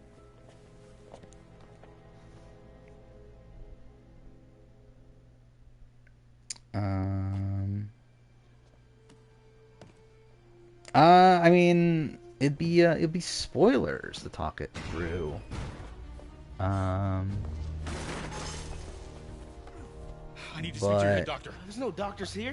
Who's running this place? It's like I don't know how much I really say it.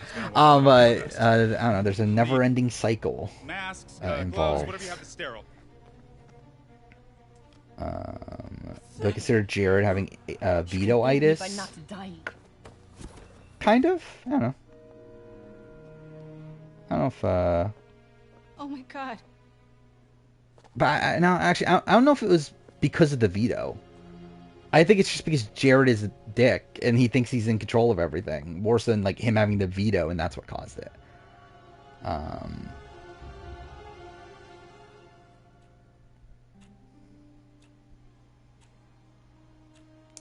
Thoughts on Jared throwing Corey under bus for no reason? I mean, what do you think? Yeah, that was just stupid. Like, his entire like conversation with Cam was really stupid. He'll live, but he needs rest. Where like that's obviously giving Corey the evidence against Jared now. By the way, also really funny that he ended up telling everybody, like Corey's now essentially told almost everybody about Zach, and like everyone's reaction is that, oh, that's it. Like literally his like conversation with Bowie is literally him saying, okay, I got a secret, my brother was on Survivor, and she's like, oh, that's it, and then that's it. Like they just like literally separate. So yeah, that's funny that like just no one gives a shit. But again, he uses it pretty effectively here. I mean, he uses it as a way to like test people. Because I think that's something that's interesting that like I didn't realize he had pieced together until today. Is that he pieced together? Okay, I told America 3 weeks ago about my brother. Well, I told Jared a week and a half ago, and it wasn't until right after I told Jared that that my secret started to leak. So he knows that it's Jared because of that, which I think is interesting. Which I didn't realize he had picked up on that. Tiger. So yeah, I mean, good utilization of it. I mean, I think that's an interesting like way to utilize secret information moving forward. Where I hadn't really like properly thought that through. That yeah, if you spread out the like timing of when you leak information. All right. Then it makes it much easier to realize who's the leak if it does eventually leak. No, that's not it. Maybe it's this one. So, yeah, that was good. No.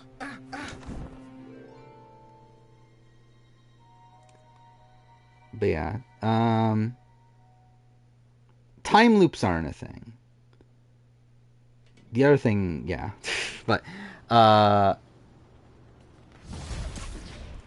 yeah, I'm anti-time loops because like the entire MJ's right. I built the neural. Again, like okay, spoiler for a story that's never gonna come out. A lot of my thing is that I'm like I can use.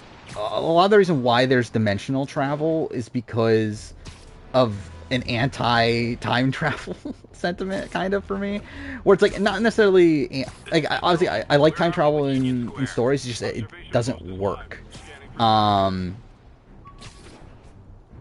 Where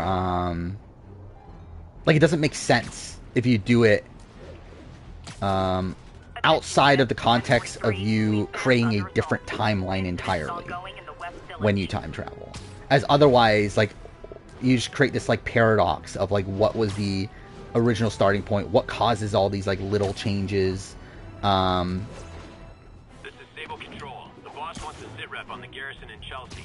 So yeah, like, that's why, like, Avengers Endgame bothered me so much, because, like, they started off doing what I wanted to do in my story, of, like, okay, like, you, like, create, like, a separate timeline when you time travel, and then just, like, fuck it up at the end by having Steve Rogers just appear as if it was in the same timeline. Reflect on this life I Wow. choose. It's not a cycle of them. Well, actually, yeah. I mean, it's a cycle of yeah. I mean, kind of that. Did the impossible. How many books would it take up? Yeah, I think it was 8, Now right? I have to destroy it with a little creation of my own. Yeah, I did read up my notes the other day on it, which I would change a lot if I were to remake it now. Because, like, there's so many, like, shonen tropes in it that I think I would probably lessen those and make it a more, like, grounded sci-fi. I mean, grounded's probably not the right term, but, like, make it a more, like, adult sci-fi story instead of a more, like One Piece in space style story. Mind you, it is really funny that, like, when I was reading through my notes, like, there's literally, like, sections that are just straight from Mass Effect, which I just found super funny. I was like, this is just me fucking redoing Mass Effect 3, or even just redoing Mass Effect 2.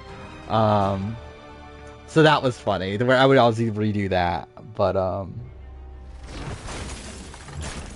yeah, there's definitely things I would change. But I think I would still keep it at 8.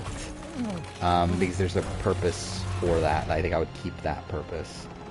I hope Jared goes home next week too. And I think it'll be interesting to see Suri have to play from the bottom at that point. If Jared goes home. Again, I hope it's not a situation where, like, Suri just gives up at that point. But again, if she continues to try, I think it'll be cool to see her play from the bottom. Will know the truth before they mop you off the pavement. Yeah, Bowie told Suri, like, pretty much right after. So, like, the initial conversation was that Bowie, Jag, Corey, and America were the first to agree on the plan. Everything you have is built on love. And actually, was it after they pulled in Mimi? It might have been after they pulled in Mimi, but before they pulled in Matt. But yeah, she essentially, like, went down and immediately told Suri that, hey, Izzy's going home. And then Suri just, like, didn't seem to buy it. My ideas. Now, the truth. The truth. How many TV seasons? I think that would be more interesting. I think it would be double, probably. The truth is, you were only ever worth I think it would be probably like 16. By the way, also One Piece. The showrunners of One Piece did an interview today where they pretty much, like, outlined what I've been saying about it. That, yeah, we're gonna do, like, that, like, we essentially plot out the first half of the story as, like, 6 seasons, and if ideally if we finish it, it'll be 12, which is, like, yeah, that's pretty much what I've been saying. But they're not gonna get it, are they? But, like, it'll be cool if that actually happens. Yeah, it is funny that, like, so Jared winning the veto, which through doing so, he gave the kayak punishment to Felicia, that actually indirectly causes him to ruin his own game. Like, that is kind of funny. Pecking order is Izzy, Jared, Cameron, maybe Suri. Probably. I could see them keeping around Suri for a little bit more, just because, like, she isn't good at comps, obviously. Here we go, final boss battle. I don't remember how this fight works. Is it just doing that? I don't remember. I think if they're not gonna pull Felicia in on any plans, Mimi is the right person to rat out the new alliance. Just give me the anti-serum. Yeah. You've already done enough to ruin Osborn. The thing is, though, it's like, what are they gonna do about it? Because they need to win a comp. And even then, again, I don't think Mimi will directly target that alliance if she wins. I think she'll target Cameron.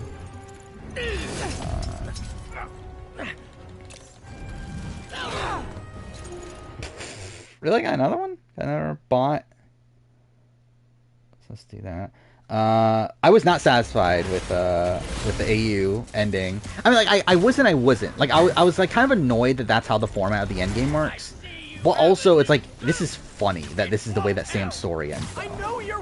But I think it's still, like, super lame, though, that no one wins. I think that's just kind of a shit ending. Oh, fuck off, game. Really? Oh, it just pulls you up anyway? Oh yeah, blue could probably... Yeah, I think blue will actually probably... Like, if the current power structure holds, I think they'll get rid of blue before Suri. I think an interesting aspect of it, though, will be... Will Jag and Matt re-solidify with blue? And, like, want to keep her around because of that. Are Marines ancient beings? I mean... Like... How... Like, I mean, it's a civilization that's been around for a while. I wouldn't say it's, like... It's not the most ancient species. Or that plays into them being on the run. Most Australians were hyped. I mean, I think, like, a lot of people were, like, anti-Sam, right? And we're just, like, happy that Sam didn't win. Who's more fucked next week? Jared or Cam? Definitely Jared.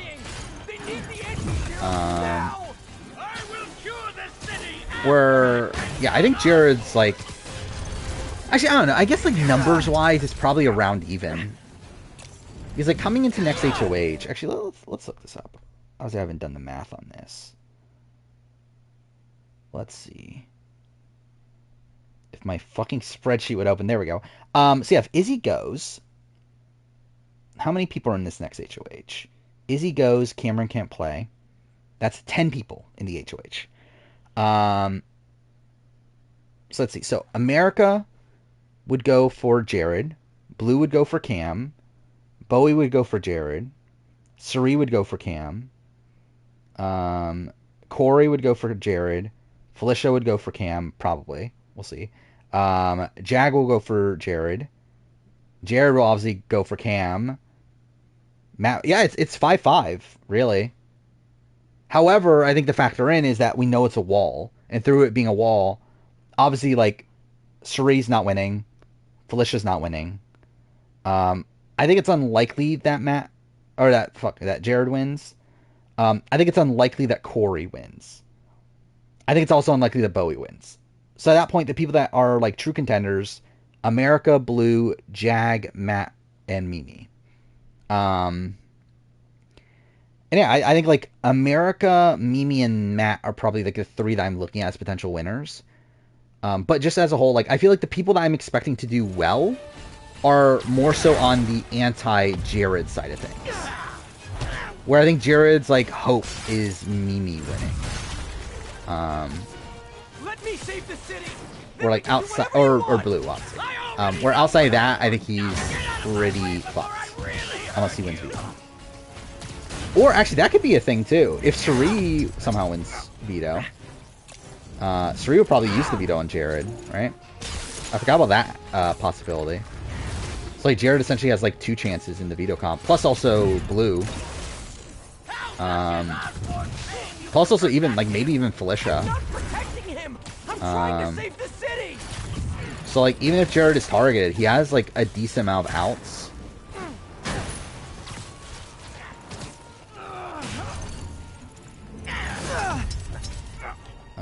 Do I think if Suri was sitting next to Felicia, the opposition wouldn't gather to keep... I'm trying to help you! Well, no, I think it would still happen, right? I think it would still happen.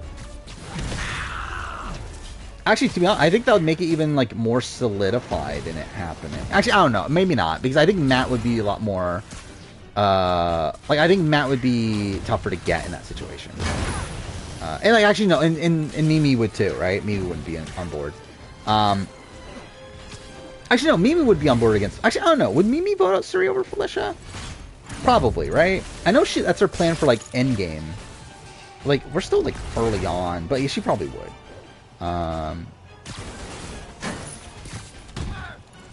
Like, I don't know if we're gonna do a draft tonight. We are only an hour and a half into it, but I'm not like dying to do a draft. And then I think I am gonna do speedruns later. Because we are finishing this game like pretty early. So I'll probably still start the DLC, but I probably will end up doing at least one speedrun at the end. I'm not gonna fucking cover the Amazing Race James Bond show, whatever that is. I don't know if I'm gonna bother watching it, let alone covering it. Yeah, I'm still debating over, do I care enough to watch buddy games, which I guess we'll see.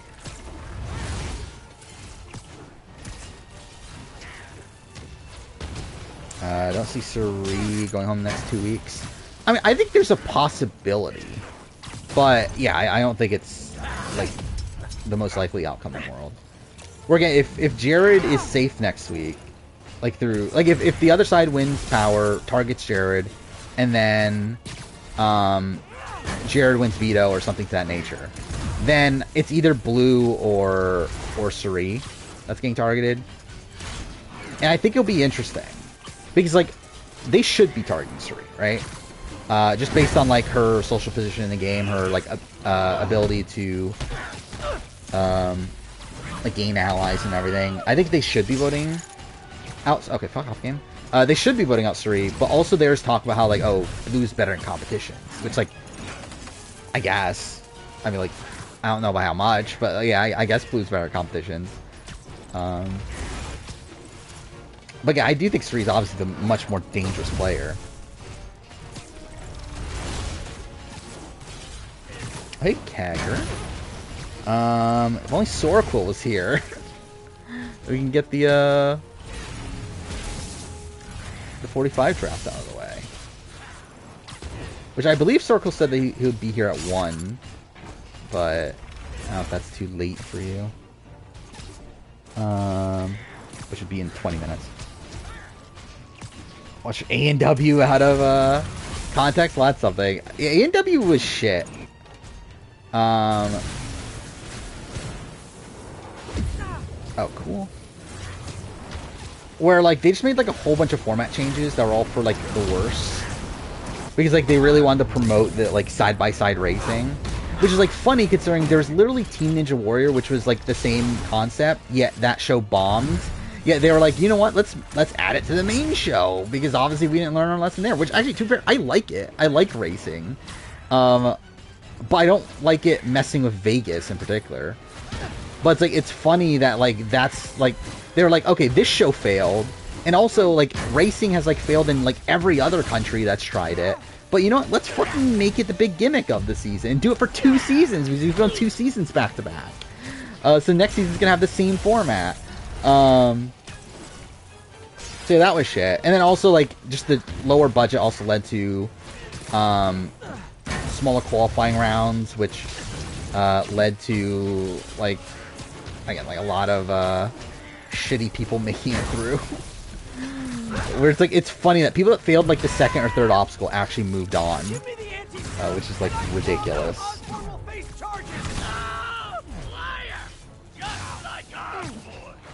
By the way, how the fuck did that A&W video end up being as long as it is? Like, it's funny how, like, the last few A&W videos have been, like, around an hour. And then all of a sudden, this one's, like, an hour and a half.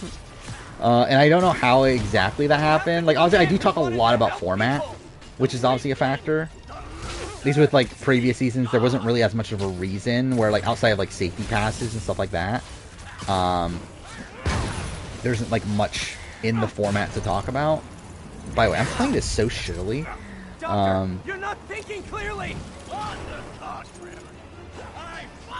Where probably like a good, like, I don't know, like 20 minutes or so of the video is just talking about format. But like, it's still longer than the other ones even without that. You actually did watch the interview? I find it so funny how like bad the audio quality is for the first half though. Because, again, I used the wrong mic. Because, like, that's my, like, it recorded with the, my laptop mic instead of my, mic. I did not watch the Hot Takes video. But I have heard some of them. Like I've heard like what's that like? Both Brandons like love Edge of Extinction. I saw that was the thing. Oh, is there a lot of hype for 26? Oh, I did listen. I did start listening to the RGP podcast. I've not gotten through a lot of it though. I've only listened to Brandon and Emily so far, but I'm pretty high on both of them. I think they both seem pretty good. And like Emily, I'm like okay, still high variance, but like I would love it if Emily did very well. I think that'd be a lot of fun. Brandon, I'm like I think I'm higher on. I don't know. Am I higher on? I'm probably around the same to be honest. But like I love this interview though.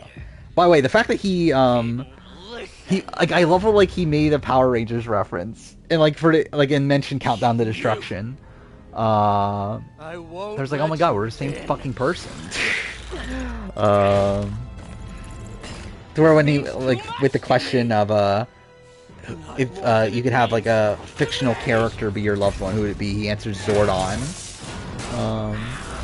Which like I mean that wouldn't be my answer, but like still I did find it funny that that's that he made like a pretty like niche Power Ranger reference. 1:30 is your cutoff? Okay. Hopefully Sorcool arrives, then we can do the draft. I don't think the draft will take that long. Because it's only 18 people. And like there's only 5 of us. I guess we do need to do the polls for the chat, but like it still should take that long.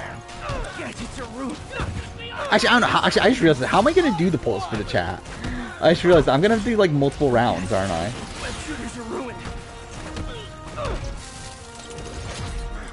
Wow. We'll see how it goes. Bran also called Joe Anglin a Q. I don't remember. I didn't even remember. Was that in that interview? Or was that in the Hot Takes video? I didn't remember him saying that, but I could see him saying that.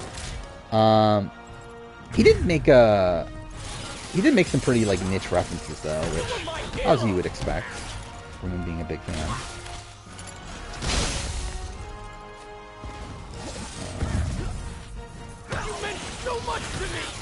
I get why Cerie is so messy. She essentially plays the game for 2. In fact, she spends more time correcting her son's mistakes.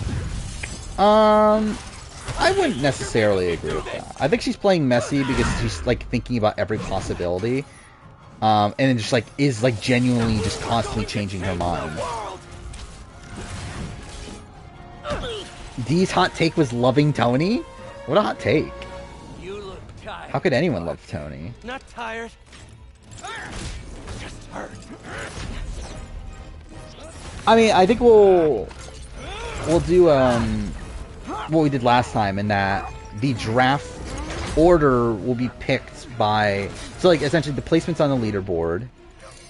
Which was it? Is it Yovivor? Yovivor will pick his spot in the draft and then move on. And then yeah, I think is Kegger second? Kegger second, right? If you want to change the world, you have to be the Trying to find a leaderboard real quick. Who can make the hardest decisions. Yeah, so the way it will work is that, yeah, it's Yovivor, then Kegger, then Sorkle, then Linemelon. So yeah, you guys will pick your placements first, like 1 through 6 in the draft. And then I guess I'll still pick, and then chat will just get whatever's left. I guess that's probably how it'll work out.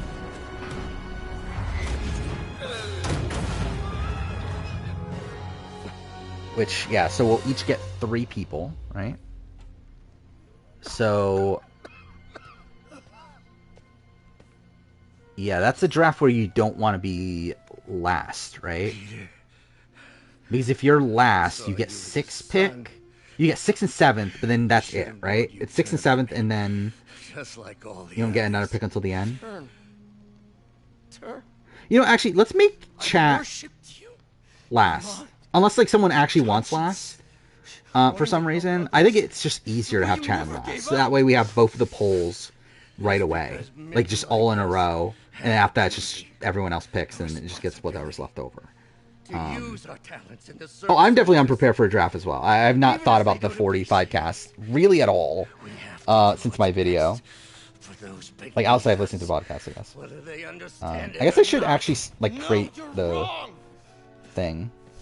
You are everything I wanted to be. Because Threw it away. I don't have to set up. Yes, of course. I do have You're the right, Peter. Survivor cast somewhere, I right? see Hopefully. that now. Oh, I have it in my The power neural ranking interface thing. affected my mind, but I can fix it. Yeah, I did set up. There we go. Together. I still can't believe Sifu is going by Sifu. Do everything I can.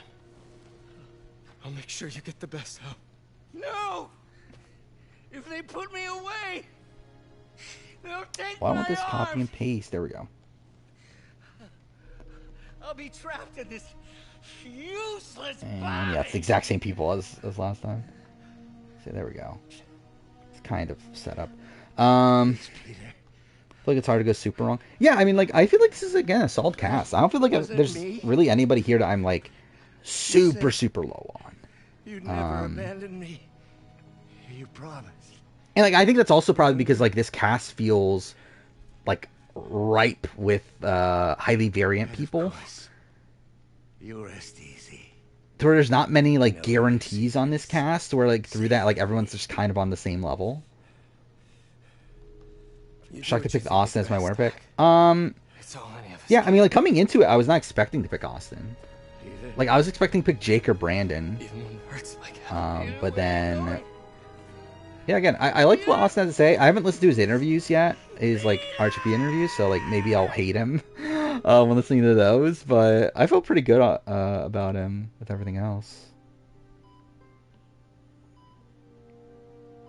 Hey, how this episode of Amazing Race Canada only had one new task. I didn't even notice that. Like, it had the, like, going around Chinatown and stuff, right? Was that the only new task? Well, because there was the alien thing, too, right? Was that part of last episode? I don't even remember. To produce more doses. How long will that take? Did we just sat back and said nothing? He would have been in a better spot? Yeah. Yeah, 100%. What if we use it to cure someone right now? Corey and America are truly the unhinged RGP gamebot. Okay. Yeah, I mean, essentially. That Corey is the, like, gamebot RGP nerd, and America's, like, the Twitter stan. Which, yeah, I believe, yeah, they did find America's Twitter account, right? And that she was, like, yeah, like, essentially, like, a Twitter stan.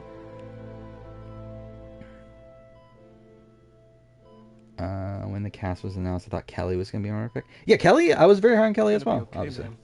I've got the cure right here. To be honest, actually, I think if I were to pick right now, I probably would go Kelly over Austin.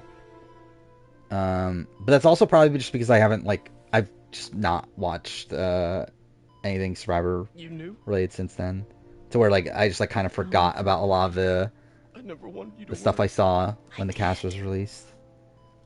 And I feel like Kelly has, like, a more, like, a better, like, lasting impression on me. All the people you've saved. Alien Task was at the end of last episode, yeah, so yeah, it was only the Chinatown one. What to do? Love how I'm talking over the scene. You too.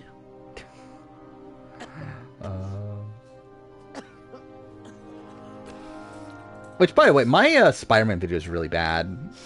Looking back on it, it's like it's only 15 minutes, but yeah, I think like the way I talk about this scene in particular is like really stupid. Looking back on it, but whatever. Batman or Superman all-time media? Probably Batman. Or Batman or Spider-Man though. Actually, I'm not sure. It's kind of close. Yeah, it's kind of close. I mean, they all have, like, good things in most forms of media, right? Like, Batman, you obviously have, like, the Dark Knight trilogy. Spider-Man, you have the Raimi films, I guess -3. Even though I like 3 more than most people, but it's still bad, though.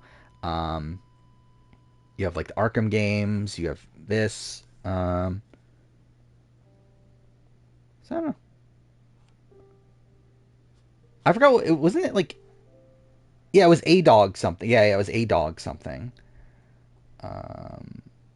Yeah, I don't know if I can re-find it unless I... Yeah, I don't know how I would find it, but yeah, it was like A-Dog. I believe it's privated though.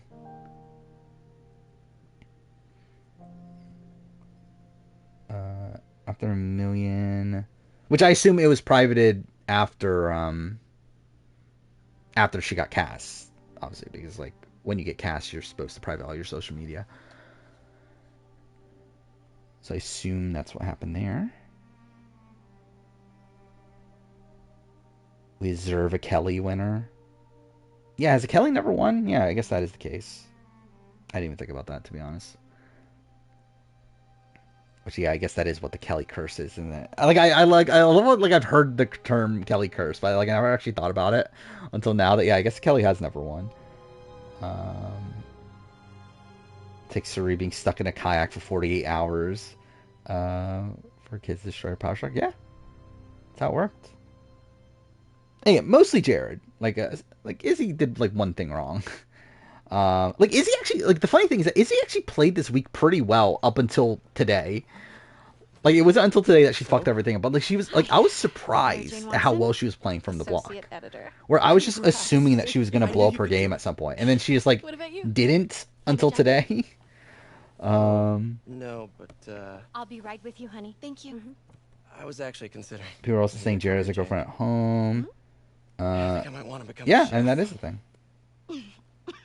I believe they also found Sorry, no, the fact that she like said the N-word on Twitter too, right? That's a thing. Yeah, the last project I worked on, What is I this? created Corey a says monster Jared is octopus gonna that fucking almost kill destroyed the him. city. He might try to punch me after the vote. Let him punch you. That's one less. I mean, yeah.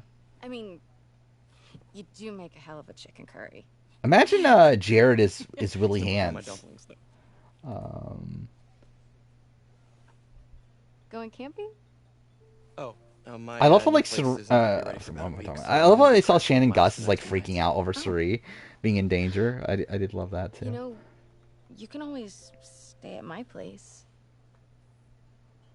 Only if you want Did to. Izzy play worse on her boot round than yes, Allie? No, I think Allie I'm played not worse. Want to, but meaning I do want to, but only if you do.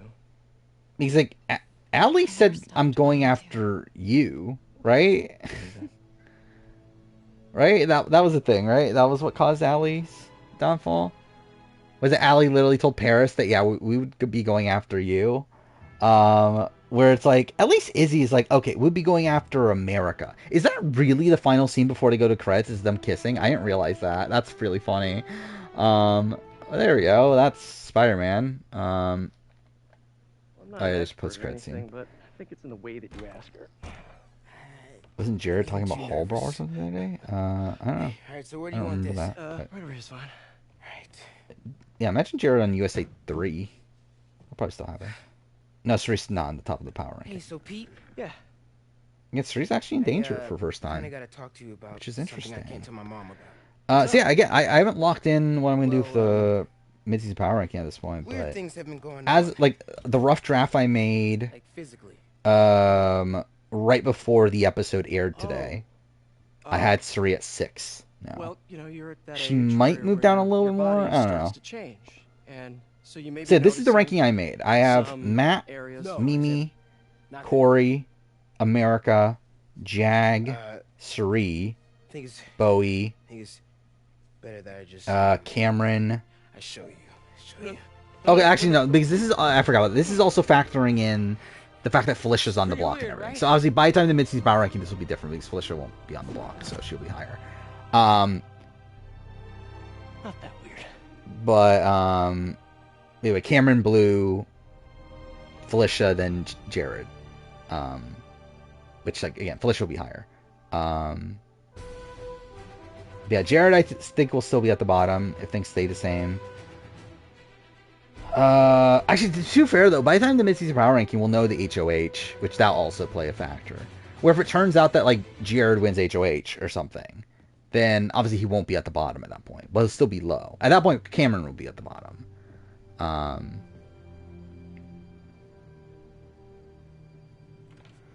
Yeah, it'll be Cameron. Actually, I don't know. Yeah, what would be after that?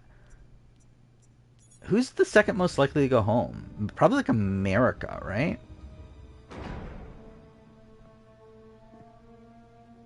I didn't even think that through, actually. Yeah, who goes home if Cameron, like, wins the veto somehow next week? We were so close. Because that could actually still be a really terrible spot for America. It's America or Jag, right? I will find a cure. Or it could be Corey if he's like really in on the like fuck you Corey thing. But even then, like I don't even think they look at Corey as the biggest. Like I feel like Suri wouldn't want to get rid of Corey over America. I never know. He's like Felicia is pretty anti Corey over America. Like, I think Bowie might be on the block, but I don't think she would be the target.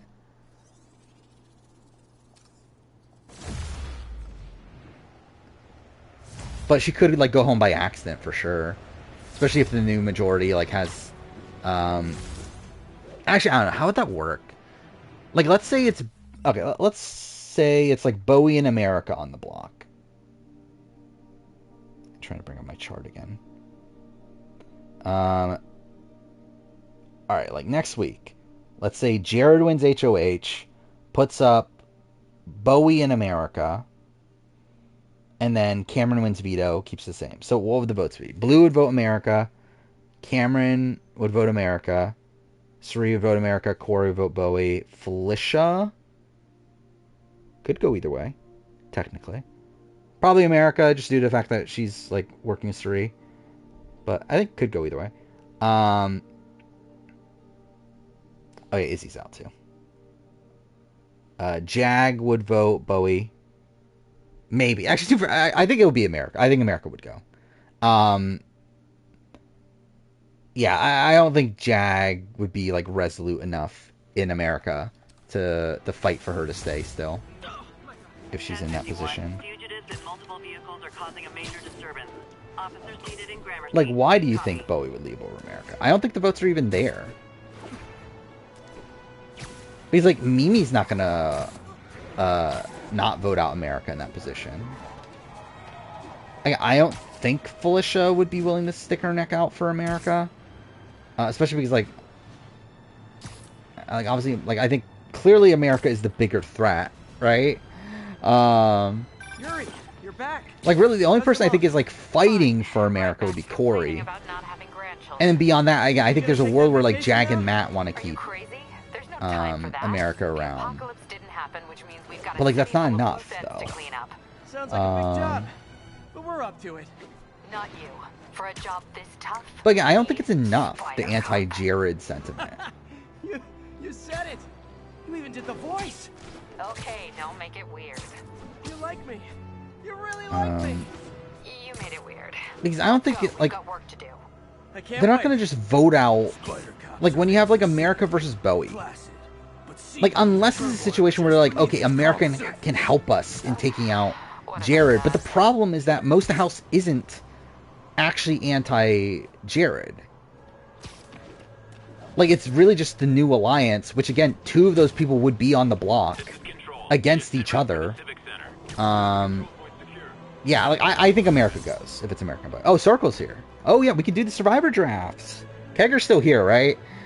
Hopefully Kegger didn't fall asleep. That'll be cool. Okay, Kegger's at least in chat. Is Kegger here? But anyway,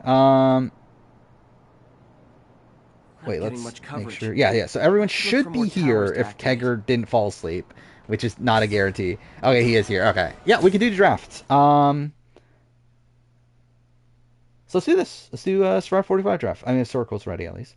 So yeah, it's me, Kegger, Sorquil, Yovivor, Lion Melon, in the chat. So yeah, Yovivor has the first choice on where you want to be in the draft. So again, there are 6 placements. Where this is a snake draft, meaning if you get first, you get first, 12th, and 13th, I believe. there are 6 people drafting. Technically, it's 5 people, one in the chat. So there's 6 spots to draft from. Where again, like the last person to draft will also get the last pick. So like if you're the last person to draft, you get 6, 7, and then 18. Okay, 4. Oh yeah, I guess I should post this. Alright, so that's the spreadsheet. Alright, so pick 4th, right? Is that what I saw? Yeah, 4th. Okay. Viver's 4th. Next up is Kegger. Just make sure. Oh, wait, I should go to Libra. So yeah, it's Viver, Kegger, Sorkel, Limemelon. That'll be the order of picking the spots. So Kegger's next.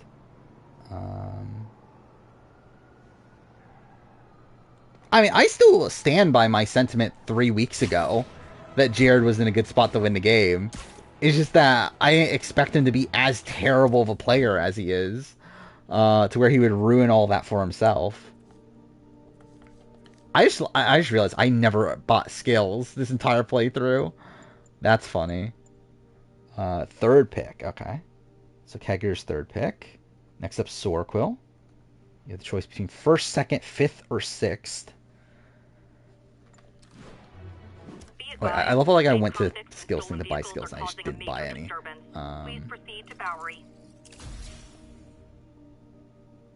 Ultimate Survivor Guide, what does that even mean? It's literally just like each person in the cast in the short description. Is that the ultimate guide? Alright, Sorquill's 2nd. And then, yeah, Limemelon. You have 1st, 5th, or 6th.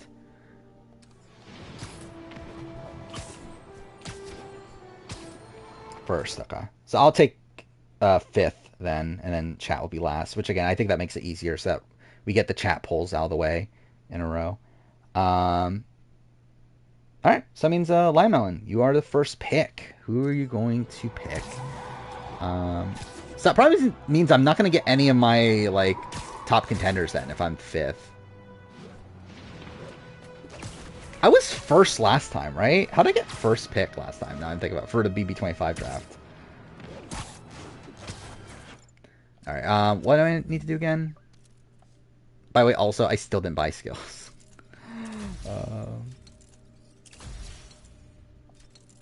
Wait, actually, no, I don't need that. Yes. Yeah, who is the consensus first pick? I actually genuinely don't know. Like, what is the community thinking is, like, the best pick? Brandon? Okay. Yeah, definitely would have been one of my contenders. God damn it. Alright, Brandon, first pick. Makes sense. Next up, Sorquil. Yeah, like, I think Brandon... Like, I kind of... Like, I see his tribe being, like, the bad tribe this season. Which, to be fair, didn't I think that Baka? And then Baka ended up, like, winning a whole bunch of challenges. But I remember, like, thinking that the Yellow tribe was the one that, like, seemed the, like, most, like, train wrecky in the way that Baka was. This is what I want to do, right? That's the first DLC? Mary Jane Watson, associate editor. Here we go, starting the DLCs. We'll see how this goes. I generally don't remember them, and but I do remember them being bad. So we'll see how this goes. The old Dons were working harmoniously for years. Yeah. So again, but now Sorquil vacuum, has the pick here. I'm not expecting. Like I would assume this draft's gonna go relatively quickly. Because again, it's only 18 people. Hopefully we can stop this crime comeback before it even starts. You already said Caleb's so hot. Which, yeah, I can see it. Pete, I'm working on a story you might be interested in. The Oscorp expose? New one. It's about the Maggia crime families. The mobs? The Kelly. Okay, interesting. Makes sense. I mean, like, I said this earlier in stream that I think if I were to redo it, I probably would have gone Kelly as my winner pick now, but yeah, Kelly's second pick. Next up is Kegger. Both times. They were in decline. See, the problem though, I haven't listened to all the RGP interviews yet. I love it when you talk dirty.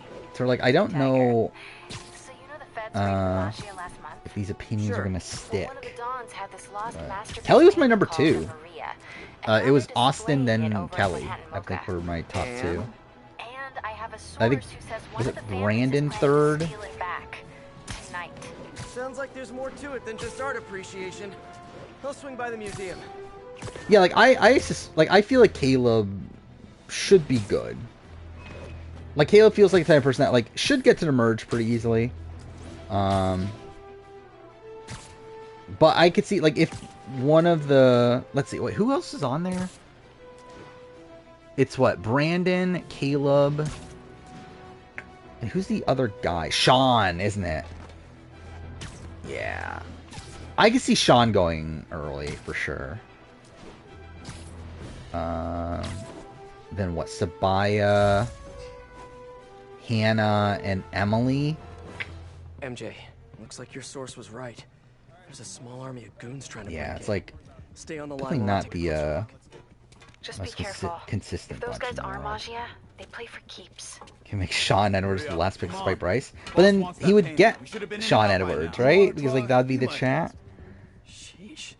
Some people do anything Seems to like avoid 4th painful boot. Yeah, I can exhibition. kind of like, I think like, yeah, like late pre-merge sort of vibes. He doesn't really have like a first boot sort of vibe, but he has like, yeah, like 3rd, 4th, 5th boot sort of vibe. Caleb, all right. Yeah, I thought Caleb would be picked 1st or 2nd. There we go. Caleb picked. Which I'm probably higher on Caleb than I was when I made the video. Picking Austin, okay. So,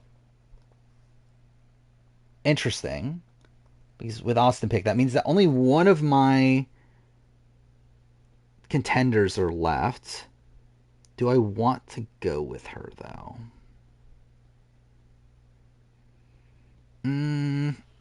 Wait, I want to take a quick look at my power ranking I made. Because who's after? Well, Caleb's gone.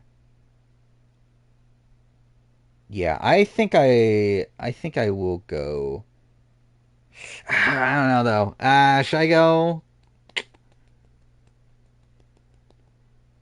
Who would the chat take?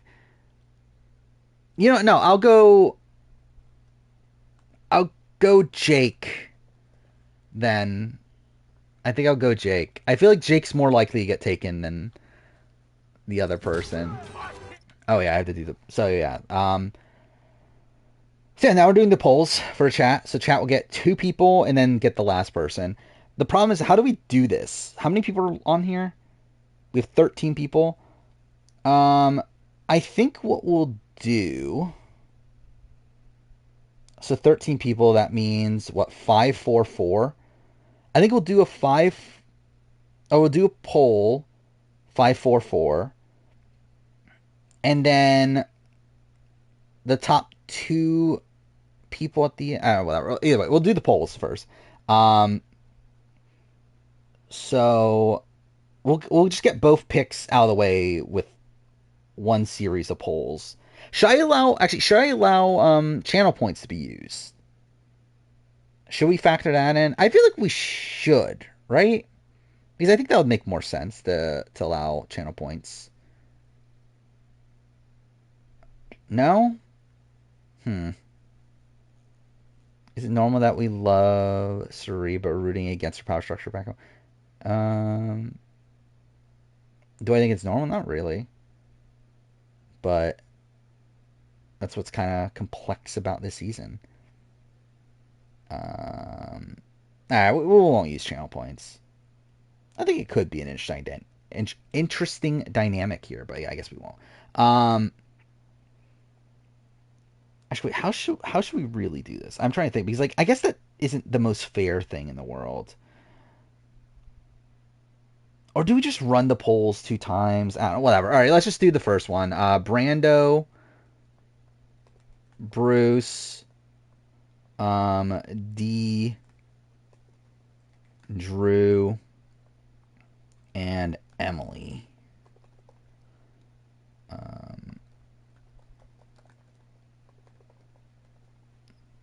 Okay. So well, I think what we'll do... My initial thought was do 5...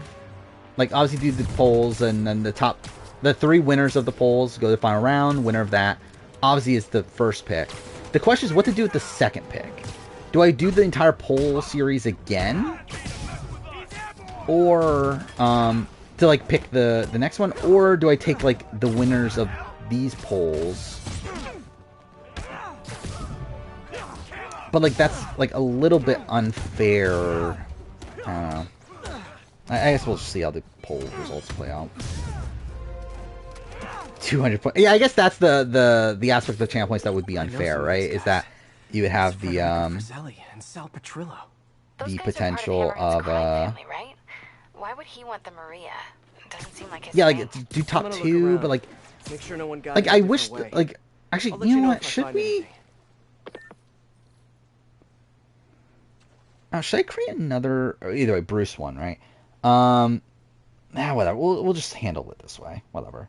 And then what? Hannah, J. Maya, Julie.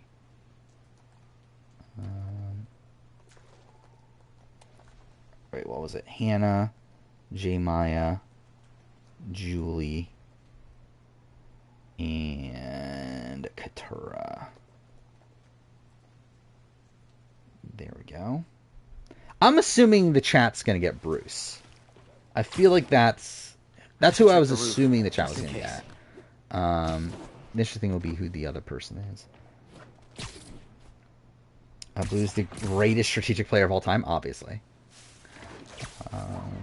Top 2 favorites for chat could theoretically be in the same. Yeah, that's what I was saying. That's why I was like, I feel like it is unfair to do it that way. Because there is the potential that, yeah, the second pick would be in the same poll as the winner. So that's why I was saying, like, should we just redo it again? The problem is that obviously that'll take, like, more time. But I think we will do it that way, just because, like, for the sake of fairness. Shouldn't there be guards here at night? Yeah, maybe check the We have a security booth on the 1-1-1 entrance. vote right There now. should be That's cameras funny. there too. They would have seen whoever broke in.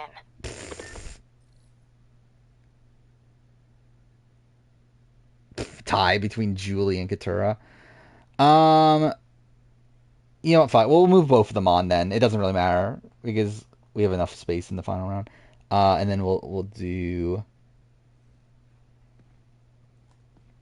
The problem here would be if we get like a 3-way tie or something. But whatever. Kendra, Sabaya, Sean, and Sifu. There we go. Let's see how this one goes. Worst between Jared and Jack? That's an interesting question. If Jared goes home next, I think I would go Jared, to be honest. Hey, this is kind of a bad grouping of people. From my point of view, at least, when looking at it.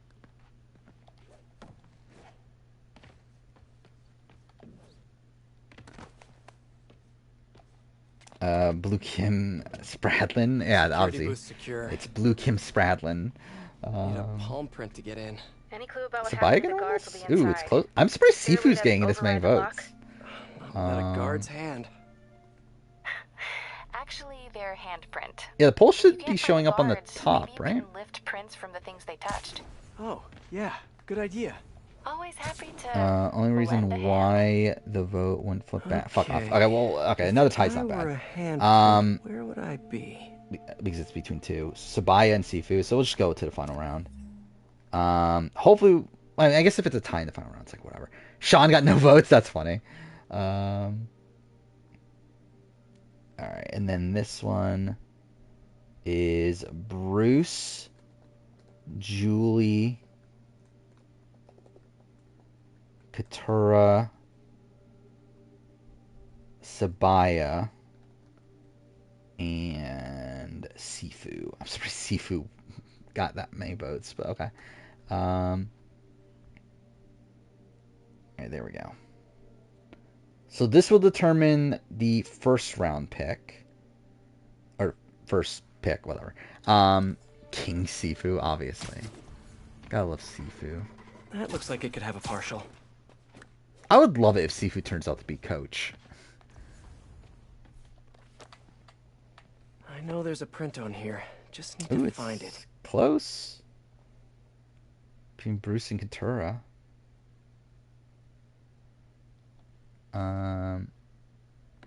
Whoops. Katura. Ooh, Katura took the lead. Interesting.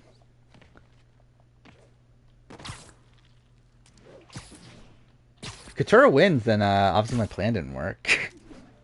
But it's fine. Sifu Giesling? Yeah, obviously. That's why everyone's gonna think. But I do find it funny how, like, that's just a thing in Big Brother, is to call someone, like, something Giesling. Wow, okay, Katura won. There we go. Katura is the first draft pick. For the chat. So do we just rerun everything? Okay, so this is the thing. Okay, wait. If I were to rerun everything, I would do 4v4v4. Which essentially means only the middle round would change. Because the first round would just be the same people where Bruce won. The last round would also be the same 4 people where we got tied between Sabaya and Sifu. Meaning we essentially only need to redo the middle round. So I think that's what we'll do. So we'll redo the middle round and then we'll redo the final poll, obviously, to pick the other pick. So what is it? It's Emily, Hannah, or do we just move on Emily? Because Emily's the only person that would potentially be screwed over, right? Because I guess we could also just do that. Just rerun the same poll, but just add in Emily, because Emily's the only change in the placement on the polls. Right? Yeah, or I could just give it to Bruce. But I don't know. We'll just do the poll again. Well, I think we'll just do the same poll, but then just add in Emily. I don't know if Emily would have gotten votes, but it's just to add in, like, a fairness level to it, where, like, Emily isn't screwed over by, like, her, like, placement. But I assume it's just going to be the same, though. I assume it's just going to be probably Bruce. Or not best team, was it? Draft pick.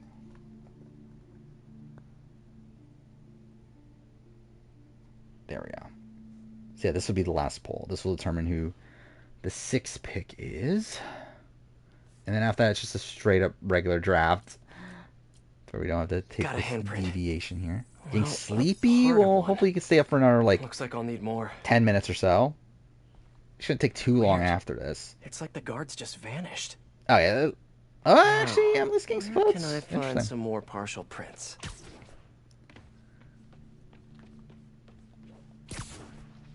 Yeah, well, no one else is getting votes. It's really just Bruce and Emily. Interesting.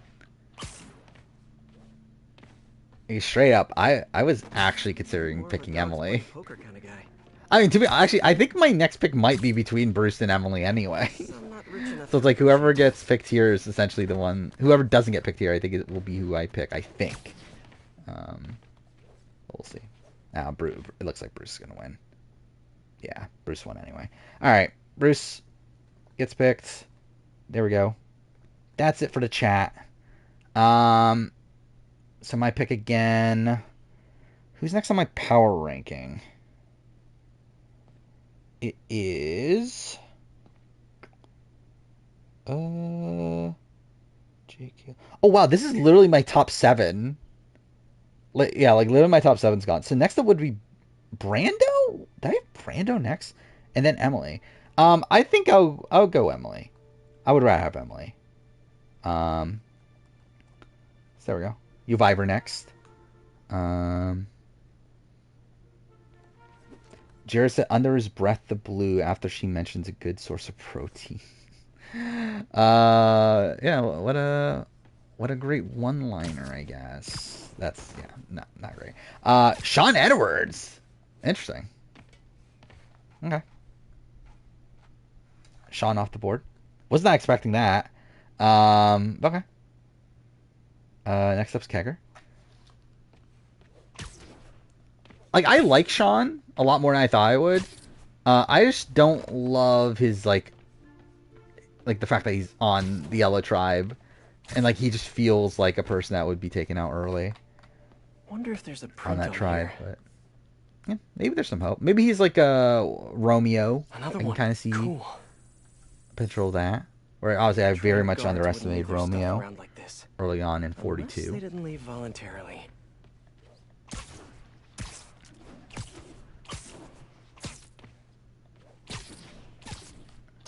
Yellow won't lose. I don't know. I feel like Yellow feels like the classic weakest tribe to me, postmodernist or right? postmodern I know classic? Red seems like the strongest. Because Red has like Austin and Sifu, right?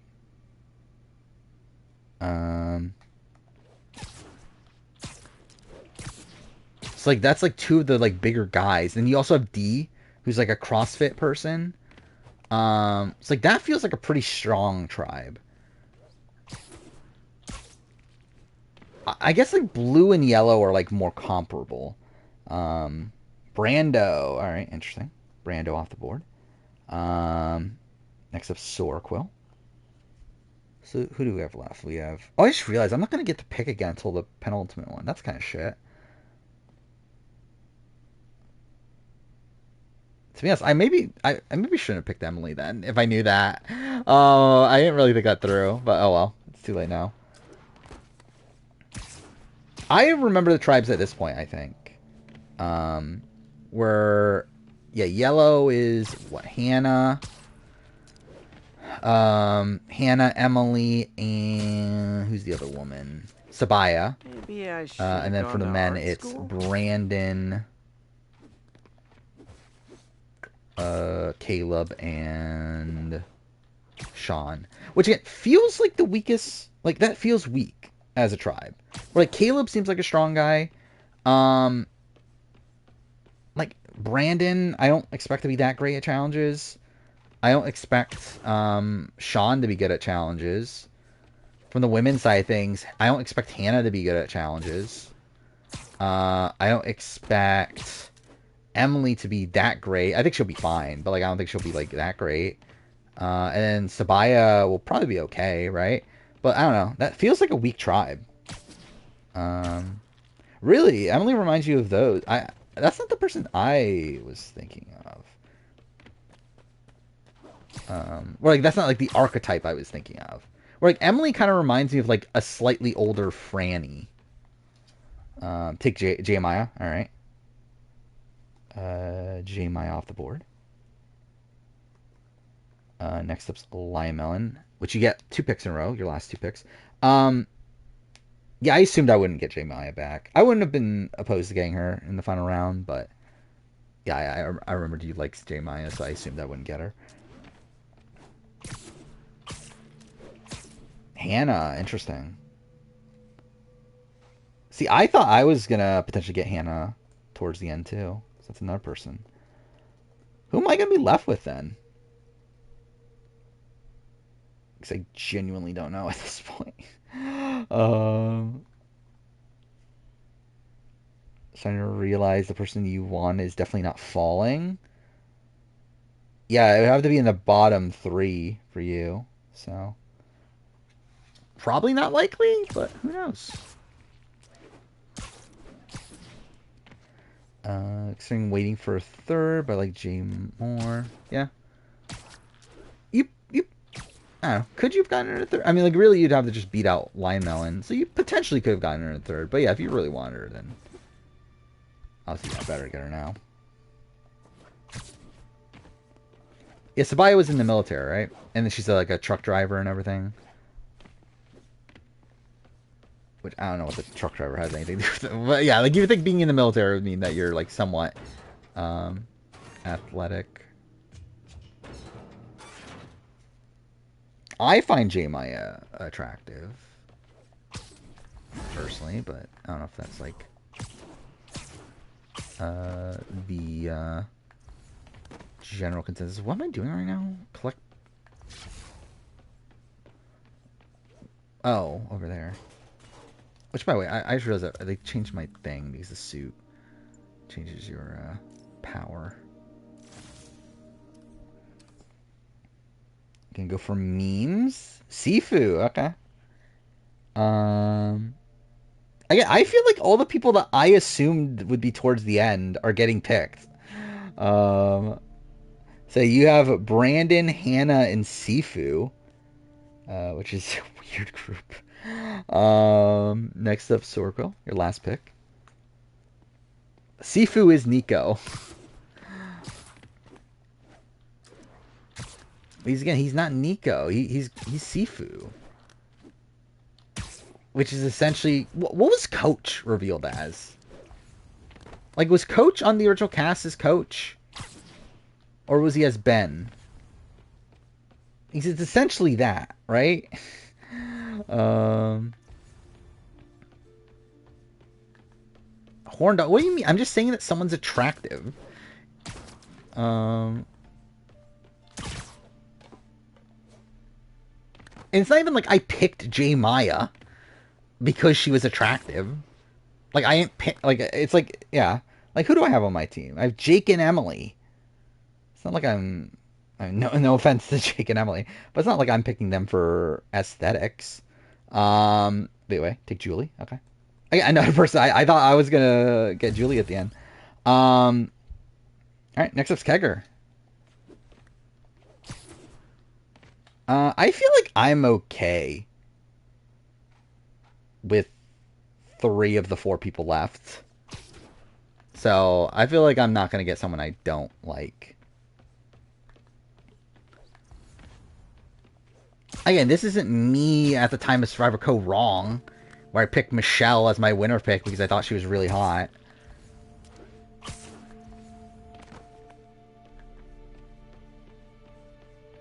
Now, who is the last winner pick I made that like I found attractive? Coffee cup, still warm. And the thing is, I pick men a lot, don't I? I guess Taylor, but like even then, I'm not like, oh, there's not really like my typical type. Claire, I forgot. Yeah, I did pick Claire. God damn it, okay, I forgot about that. Reconstruct a handprint. But except for Claire, I mean, oh, it doesn't happen that often anymore. Ever do international Survivor What If videos? Probably not. I should be able to reconfigure the scanner so it takes my data. Shows better Survivor Big Brother? I think it's a complex question. I think the show itself, like the actual like televised product, Survivor. The game, I think like I think Big Brother's a more interesting game. I can upload my own data.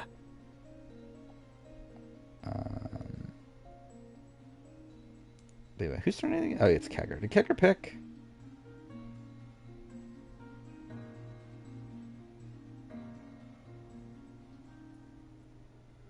So you're picking D?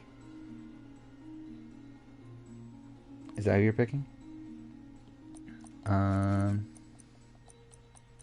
Yeah, I generally don't know about her like game knowledge. Like I was just guessing based on like the video we got, which didn't give me that positive vibes. All right, taking D. By the way, did I go over Sorko has Kelly, J Maya, and Julie.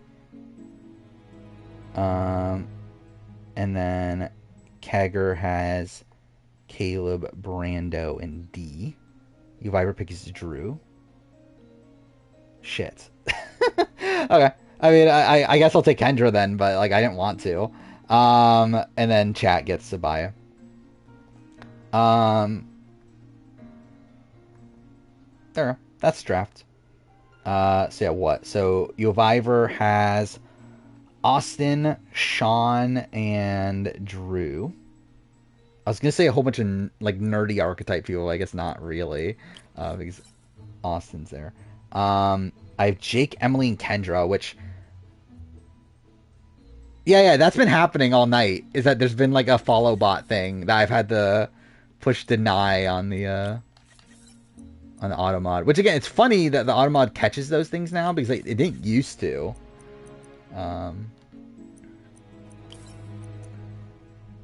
But yeah, the reason I picked Kendra over Sabaya is because I think there's at least like some potential there.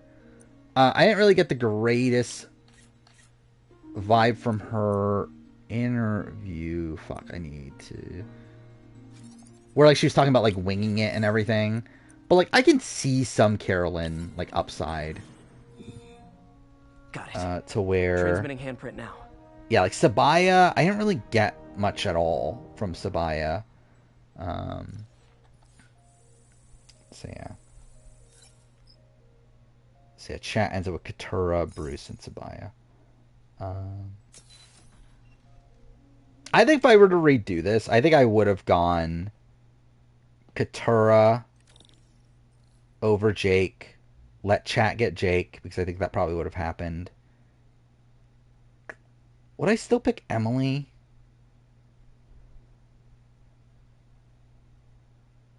I probably would. I don't know. For me, I was kind of hoping I could get like D in the final round. Like D or like even Drew, I would, yeah, D and Drew I think were like the two ones, and then obviously they get picked right before me. Or even like Julie would have been a fine final round pick too. Yeah, I kind of get left with like the lesser of the like. Like Kendra's like fine, and like I'm still like fine with Kendra on my team, but I'm like I don't really like want. So if not Hammerhead, though. Who? Is there a camera feed? Let me check. D's who you on the final round? Yeah, that was my vibe too. You almost got her. You're only one away. Yeah, because I kind of get that vibe from D2 that were like I'm unsure about her now. But I definitely see the upside for D, though. Where if she does, like either know the game much more than I think, or, like, can pick up the game, like, she's the type of person that, like, should make the merge pretty easily. Again, she seems to be on the strongest tribe, physically, and then seems to be, like, one of the best, like, physical people there. Pointing at one of the paintings like unless she's like a Justine sort of figure to where like she's just like really bad strategically. I need to see this like I don't see her going home early. And I feel like she's like kind of like a middle threat to where again I don't expect her to be an early merge. I guess to be fair, she could be like in a Desi like sort of role, right? She could be like someone that like wins like the first few immunity challenges and then gets taken out early in the merge. But so why is the Maggia so worked up about? So I would assume like someone like a Caleb is like more primed to be like a merge boot than someone like a D. And if she makes it like pretty far, at that point like again like obviously in Survivor like towards the end game. It's gotten to the point where like it's much easier to win out through again challenges, idols, fire making challenge. Oh, damn it! Got a lock behind security glass. Hey, tell Frank we're gonna need to break out the big guns. What's the draft to qualify for? Really nothing. I mean, this is all just like kind of bragging rights. This draft, just for the sake of it. MJ. Hammerhead's guys called in It's not really like an end goal for it. At least not one that I've created yet. This is really stupid that actually worked, by the way. I think it is, right? I think I remember that, yeah, the voice actor for Charles is in this game. Trish post one that makes the merge? Interesting. I didn't see it. I usually do see those sort of things.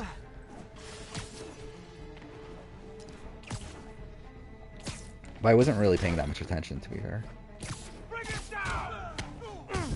Cops will be here any minute. He was also in a Burger King commercial? That's kind of random. Grab what you can and Survivor Amazing Race and Hell's Kitchen all They're premiere looting the other art. on the Gotta same stop them day. before they make it out. America's Got Talent's not done yet. There's only one way out. A&W's done. You would The think way they America's came Got in. Talent would end the same week. And like A&W even had a long season, right? So yeah, I'm surprised America's Got Talent's not done. Almost there. Gotta get to the exit and cut him off. No, I believe it finished filming right before the preview film. Or preview aired, right? This season? Like 43 was that way, where like, yeah, that one was before. But I believe if I remember right, it just ended filming before the trailer came out. But still, like, it's close enough to the point where like, I doubt it would have like major winner ramifications, but I think it does still tell you who the main characters are going to be, though.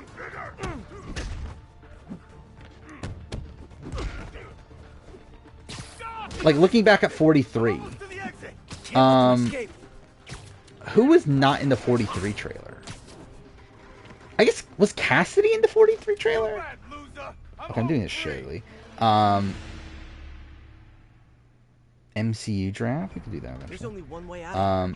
The way they came in.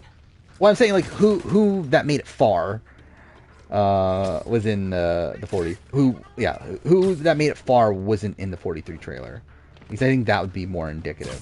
Because that would be interesting, actually, now that I think about it, that Cassidy wasn't in. Because, like, at that point, because, again, they were, like, at, what, like, Final 5 or so? Oh, yeah, Owen wasn't in, was he? Yeah, that is weird, actually. So that kind of goes against my theory, doesn't it? Maybe I should have gone Katura. But, yeah, I didn't think that through. But, yeah.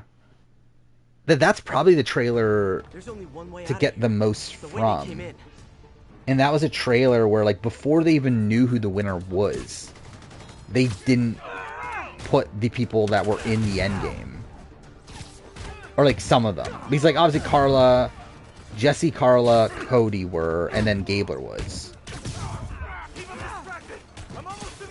Yeah, well, Cassidy and Owen weren't, and they were still there. So I believe that trailer, if I remember right, that trailer came out, like, on the day of the Cody boot? Which, I guess, to be fair, it has to be made before that. Right? So, like, it probably was made... I think it was probably made, like, towards, like, the merge or so, right?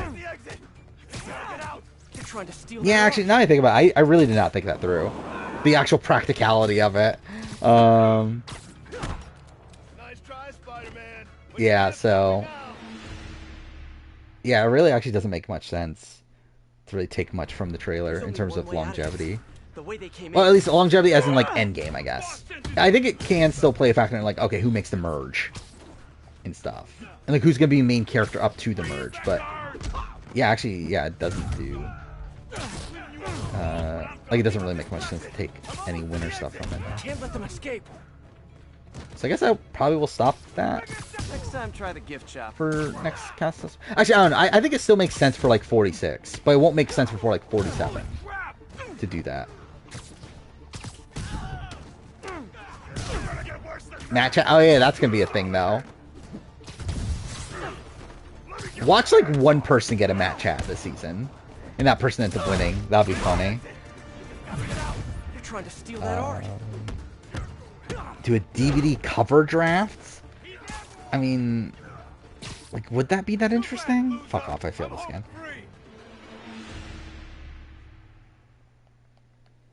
What BB 12 retrospective? The way they came in. Which, by the way, I have not started watching any new shows for videos. Where I was going to start Total Drama Action, but I never got around to it. I probably will before next stream, maybe.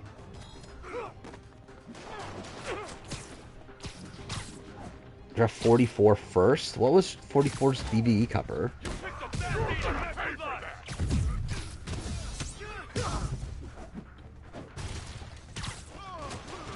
Ellie being a huge character in the 43 promo and being chaotic merge boot, yeah. I just do. She wasn't a huge character, but she had like a very out of place confessional, which was the reason I was like high on her. Because like everyone's like confessional, or like most people's confessionals were like based around like, oh, this game's dangerous and like that sort of thing. But then like all of a sudden you just have Ellie. Okay, am I stuck?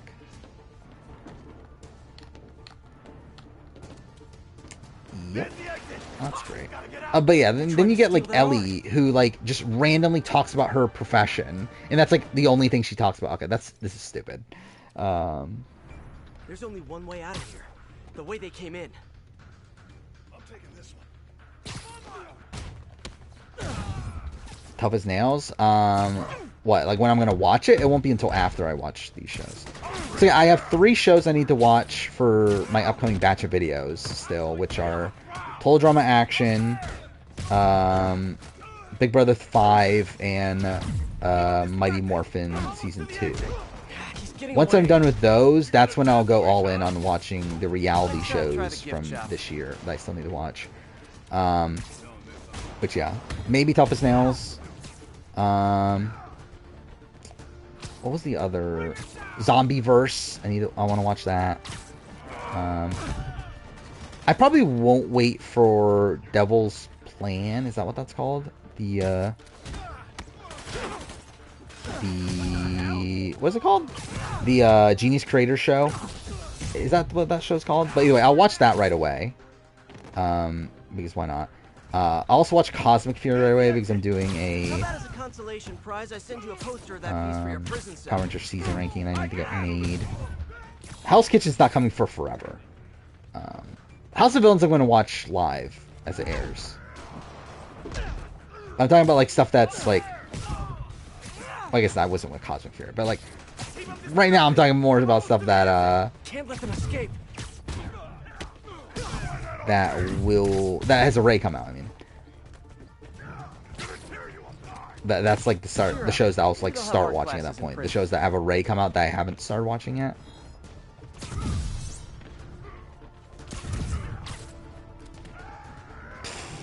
Fucking dumb Jonathan line. That is such a stupid line, right? Oh, there's 1 million records, but there's only 1 survivor. It's like, no, there's literally 41 already. Like, what? Oh, I guess 40. Oh, no, actually, it's 39 because Tony and Sandra. But,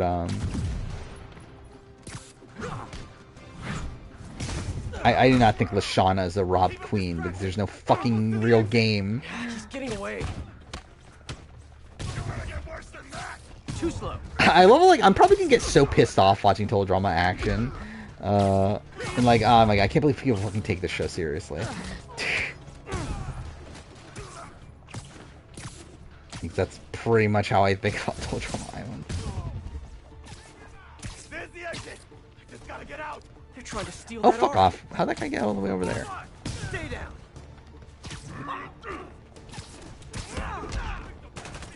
Yeah, that's the Ellie quote.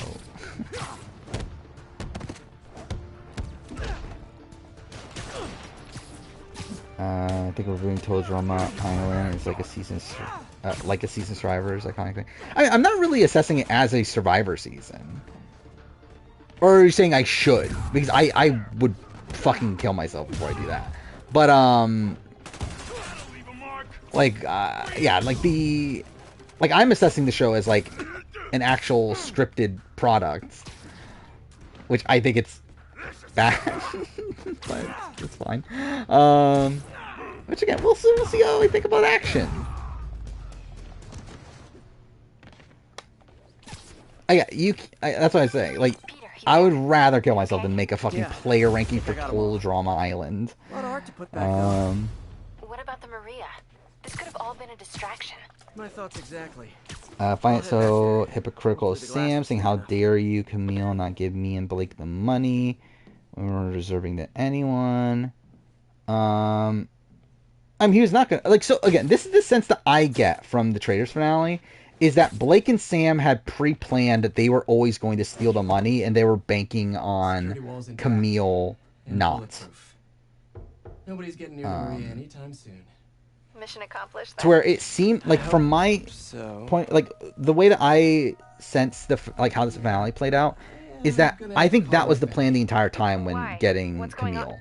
That the point of recruiting Camille was so that they can take her to the trader's decision thing, trader's dilemma, and she would You swinging solo now?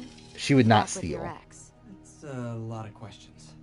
Because I think they assume that, okay, she's a team player, she wouldn't steal. That way we can steal and share the money between each other. I was just waiting. I think that's what their plan was. Look behind you.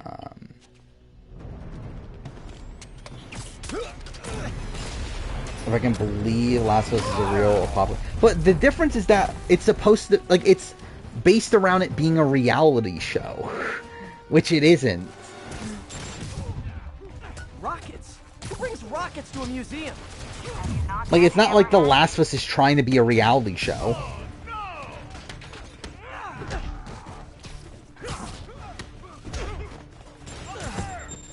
Talking about action's so boring. We'll see. Sammy's still 19? No, right? He's like 21 or something by now, right? How is this section still going on, by the way?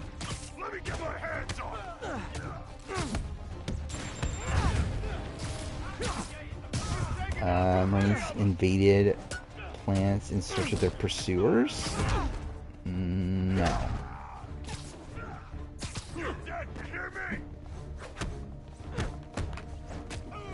Who is the best player of AU2? I think it's Sam. Like, obviously, I think he was just, like, misguided in the end, but, like, the thing is, like, Sam, like, despite making all these crazy moves, like, he's still able to convince people to keep him around, despite, like, everyone seeming to, like, catch on to the fact that he's a traitor at one point or another. He never gets voted out. Like, he still, like, is able to convince the right people at the right time to believe him. More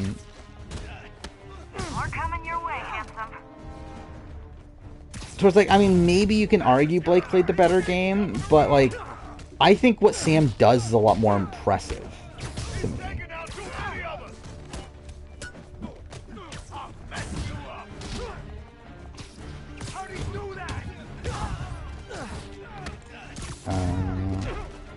I assume Claire did not participate in the challenge. Okay, you also could not get me the fucking ranked songs from Toll to Drum Island. No, Luke wasn't purple. Luke was pretty prominent, right? I haven't seen a confessional count, but I would assume Luke's on the higher end for faithfuls.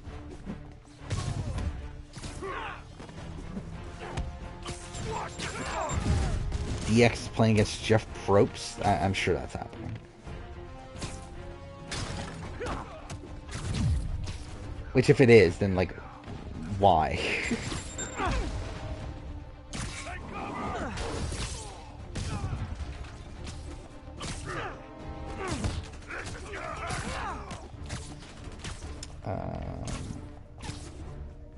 It's funny that NG and Australia came out back to back. Yeah, I mean, they were, like, essentially the complete opposite seasons. But we got a whopping 4 confessionals in Sunday's episode. Yeah, good for her. And then she got nothing in the 2-hour episode, right? Where, like, Cameron got, like, 24, I think I saw. Which, is that a record?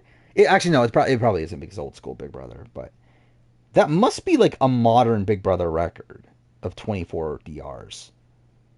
Because, yeah, there's no way people are getting 24 DRs in modern Big Brother. Yeah, like last season, the highest was... I guess Turner got 21 in the episode before the finale, but that's when you're down to 3. Yeah, like there's rarely a number over 20 in sight, though, when looking at modern Big Brother. Who is that? Christmas in BB22 had 24 in the episode before she goes home, so that's something.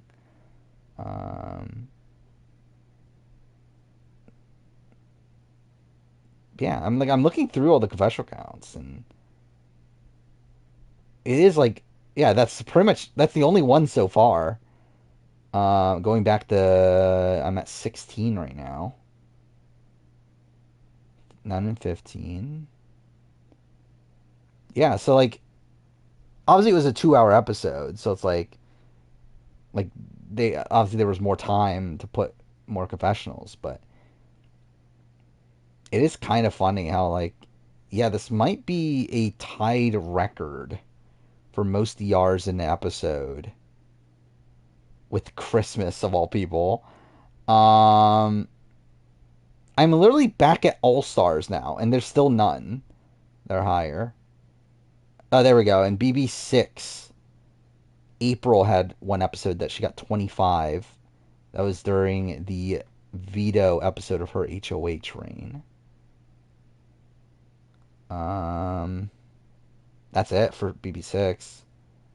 Yeah, okay. Drew has more in 2 episodes in BB5. Well, even BB4. Oh, no, BB4. Oh, wow. Holy shit. Robert got 37 confessionals in his, like, penultimate episode? Why? And 2 for June got 30. And obviously, like, just DR counts were, like, way higher back then. But that's funny that Robert got 37. So is Robert the record? For US, at least? Wow, that's that's such a random thing I never thought about my entire life. Fucking Robert Roman is the record holder for most confessionals in a single episode. That's stupid.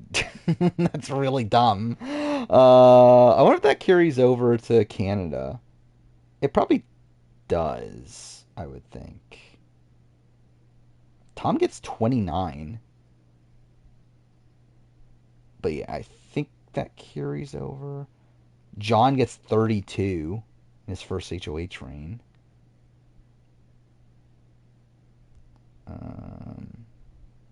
Yeah, I think that does stick. So that's pretty insane, actually. That Robert. Oh wait, no, wait. This is. Oh no, never mind. Yeah. So I'm pretty sure that sticks. That Robert Roman has the most DRs in a single episode. So that's something. I actually I don't have a chart for BB1, so I guess that's the thing. BB1 probably doesn't, but it's BB1. Who cares about BB1?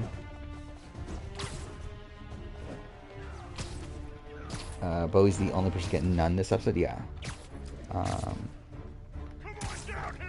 Bowie's gonna beat the record, get 40 in the final episode, obviously. And watch her still be below every other person that makes Shuri. They had confessionals, right? In BB1. I like your new tricks.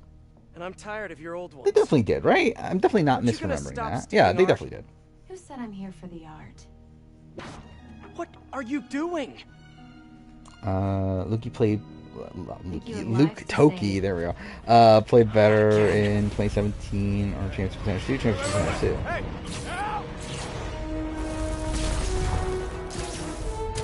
But actually, I don't know. I guess it's like there's the argument to be made. It's like a thing of like, okay, he makes it farther on Championship Contenders 2. Had a lot more win equity. Peter, is everything But in okay? 2017, Sorry, MJ, he I just ran into an old friend. Who? he probably had like more control at individual moments in the season, but was still like inconsistent. Is that a thing? She's voiced by Futaba. That's what Erica. So Black Cat was the one who went into the room? What was her last name? She was working with Hammerhead's guys? Alright, Yeah. Black Cat voice. She was probably watching me the whole time I was in there. Just tell me you didn't let her get away Erica with the Lindbeck. Maria. That's what it She was. didn't. Good. She smashed it and stole a data drive hidden in the frame. Which yeah, I wasn't What? paying attention, but there's a lot of like So what do you think like the was on that Persona drive? voice actors that just show up everywhere. I'll start asking around. And I guess I'll start following cat prints. Let's see, what other games has she done? Because I feel like she's in like a lot. She was in Ragnarok. I don't remember that. Oh, she's a Valkyrie in Ragnarok. Explosion. Better check it out. Oh, she's in Saints Row as player voice 2. Oh, she's in Lost Judgments. Oh, she's Jessie in Remake. FF7 Remake. I forgot about that.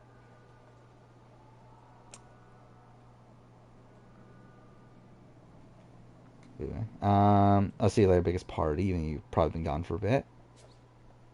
Oh, you see you later, Kegger also.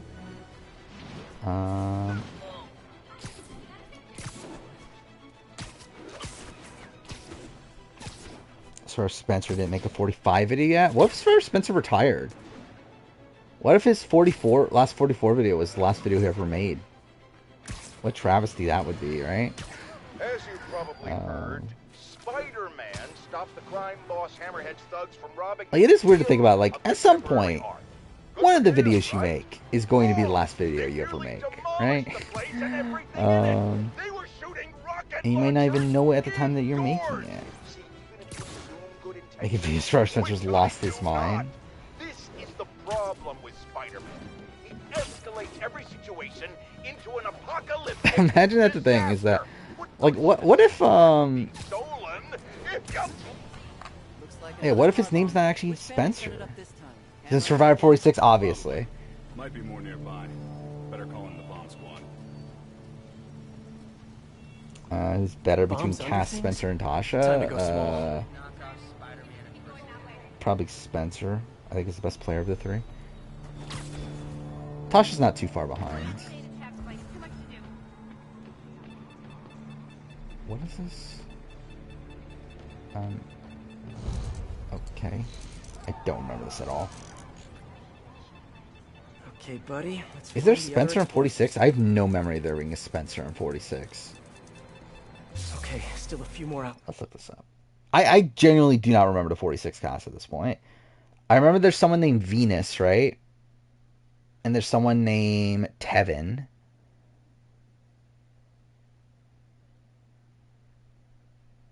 There's not someone named Spencer. There. Oh, yeah. Rank the traders of NC. Oh, rank the seasons. I think AU2 is my least favorite. Should look for the blinking lights on the bomb triggers. It's still good, but I think it is my least favorite.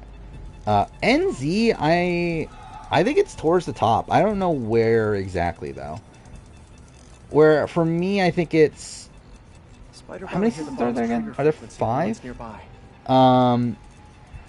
Yeah, I think AU2's last. I think UK is second to last.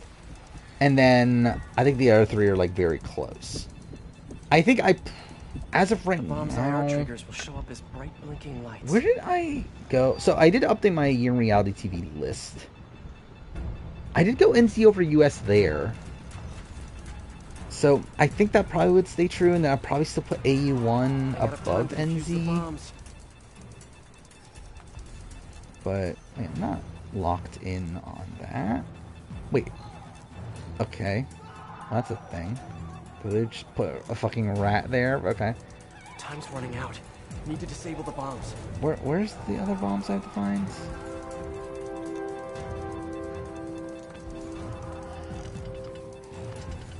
Like, how am I supposed to find these? But yeah, so I added a few shows on here, right? Since the last time I streamed. Or since the last time I talked about it, I should say. See, as of right now, I have Traders NZ number 2. Season of the year. So that's something. Claim to Fame is number 4. I still haven't decided if I'm going to keep Survivor Michigan on there or Time's not. running out. But if I do, that's number 5. Bomb signal's getting faint. Then Traders AU 2 is 6. Then we finally get to Survivor 44. Which, I don't know, I think... is it better? I think it's still probably better than BB Can 11. But those are there. Survivor Quebec, I have at 16 out of 21 right now. So that's something. Oh yeah, also, I moved Ride or Dies up. I decided to move Ride or Dies above Argentina. Just because I feel like I would rather rewatch Ride or Dies than Argentina. And I also put A&W 15 above Argentina. Challenge Argentina, just because I was like... I have no interest in watching Challenge Argentina again. And like it's fine, but like it's just way too long. It's like way too bloated. This one's disabled. Time to find the rest. Am I just supposed to be doing it by sound? I've never listened to a Tinashe song in my entire life. Lights on the bomb triggers.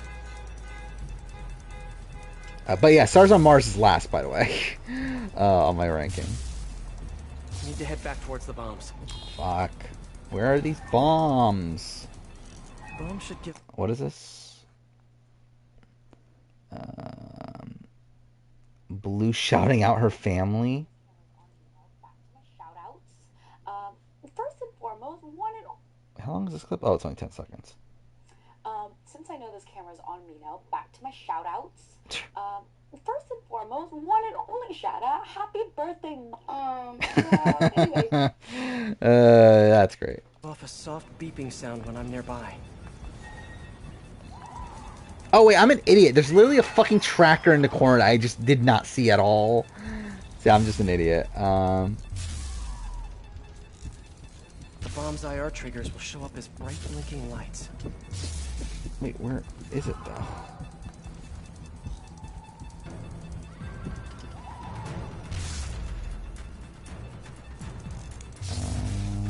Time's running out. Need to disable the bombs. Did I mention my thoughts on the traders EU? Yeah, I talked about. Like we talked about a lot.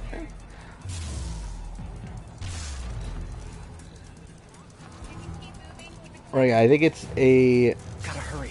Time's running out. I think it's a shit format, but I think it works out for this season. But I don't want to see it ever again. Was Blue loved in the preseason? I feel like she was like middle of the road. I don't think she was like the favorite. Are gonna blow. Have to hurry. Oh, is it in here? Oh, it's in the thing. That's stupid. Disarmed. Need to find the others. There we go. I'm about to run out of time though. That's great. I recommend a YouTuber. I mean, like I wouldn't say like pick this as your first season, but it's a fine season for what it is. Okay, buddy. Let's find the other explosives. Disarmed. All right. Need to find the Now others. I know what I'm doing, kind of.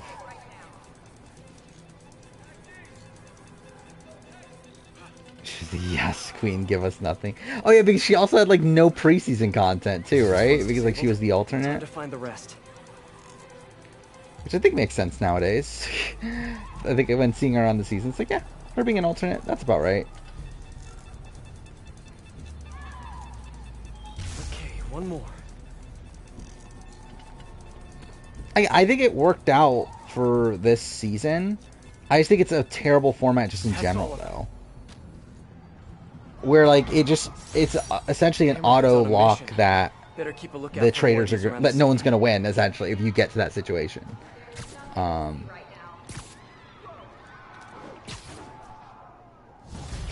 Especially if there's 3 in particular. I feel like there's almost no way 3 traders are gonna actually share the money. Hello?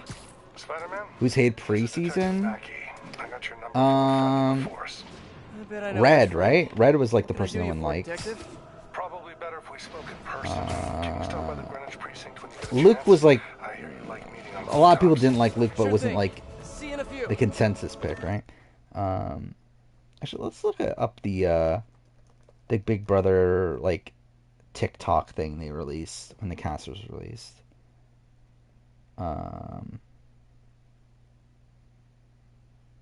Is this it?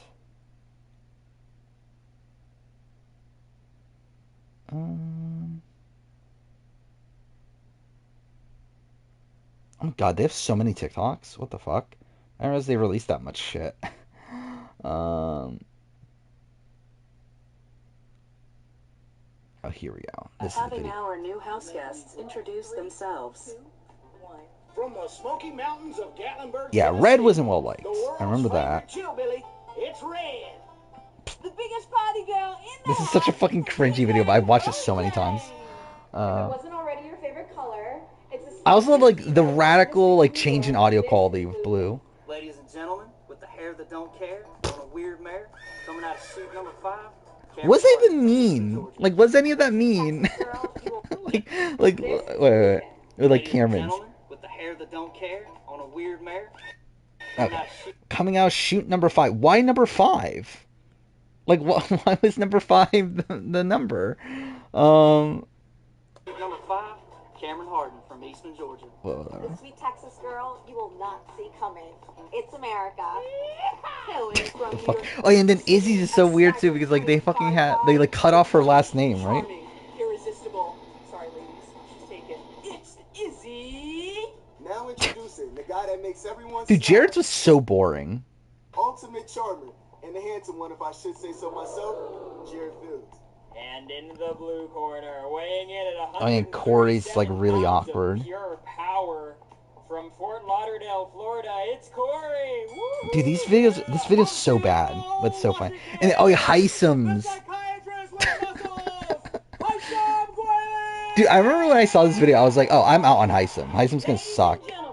And now, the outspoken life of the party, big personality in the room, Felicia Cannon. From Oh, and Jags is really awkward here too. A booming metropolis, I'm Jag Baines. Coming in home all the way from Maine, the blonde-haired, blue-eyed bartender that will talk. How many more are there? Riley. This strategic girl that And they plug and play the Avengers music with Mimi. And oh my god, dude, she literally says giving main character energy. That's kind of ironic. The main character energy, it's me, Cole. From South Florida, Oh, this is funny. Literally, Luke's is literally just the greatest artist. It's Luke. You might find her in the sun all day, all work, no play.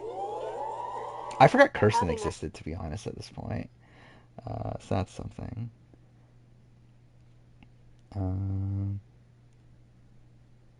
First time you watched the video, you thought it was a joke? I mean, it essentially is a joke, right? I've already seen this cast before. The Special Forces cast. But I know some people. Like, I know Black China. I know Bode Miller. I know Brian Austin Green. I don't know Des Bryant. I don't know Aaron Jackson. I know Jack Osborne. I know Jojo Siwa. Don't know Kelly Rizzo. I know Nick Vile, or Vile, whatever the fuck his name is. I know Tara Reid.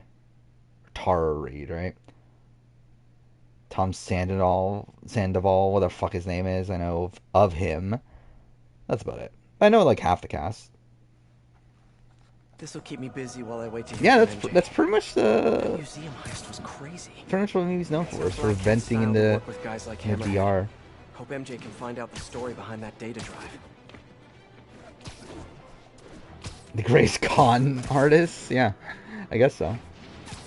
But really, it's so funny that literally, like, Luke brought absolutely nothing to where, like, the best he could say is the greatest artist. Which, looking at his art, I mean, I don't know. I don't say it's the greatest artist. Yeah, how dare you say that that's all Mimi's known for? She has main character energy, to which they have to play the Avengers theme for, like, no reason.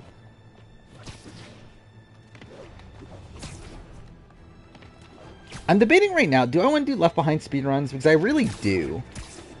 But also, I kind of want to finish this game at some point. Is Mimi that whole overhyped on Twitter? I feel like a lot of people recognize that she's not doing much. But I feel like there's, like, obviously the, like, stan Twitter that, like, wants her to do well and are still rooting for her. But I don't think there's many people, like, actively, like, supporting her gameplay-wise. Until probably today. 20 years ago, I worked the case. Black Cat is a copy. Challenge winner draft? What happened to the original? Steroid Queen. The Fat Man. I've got a new lead. Department doesn't want to waste resources on an old case. Wasting resources. This is just every. This is what every winner since the Head duel. to this location. I'll fill you in on the way. But then, like, people listed multiple times.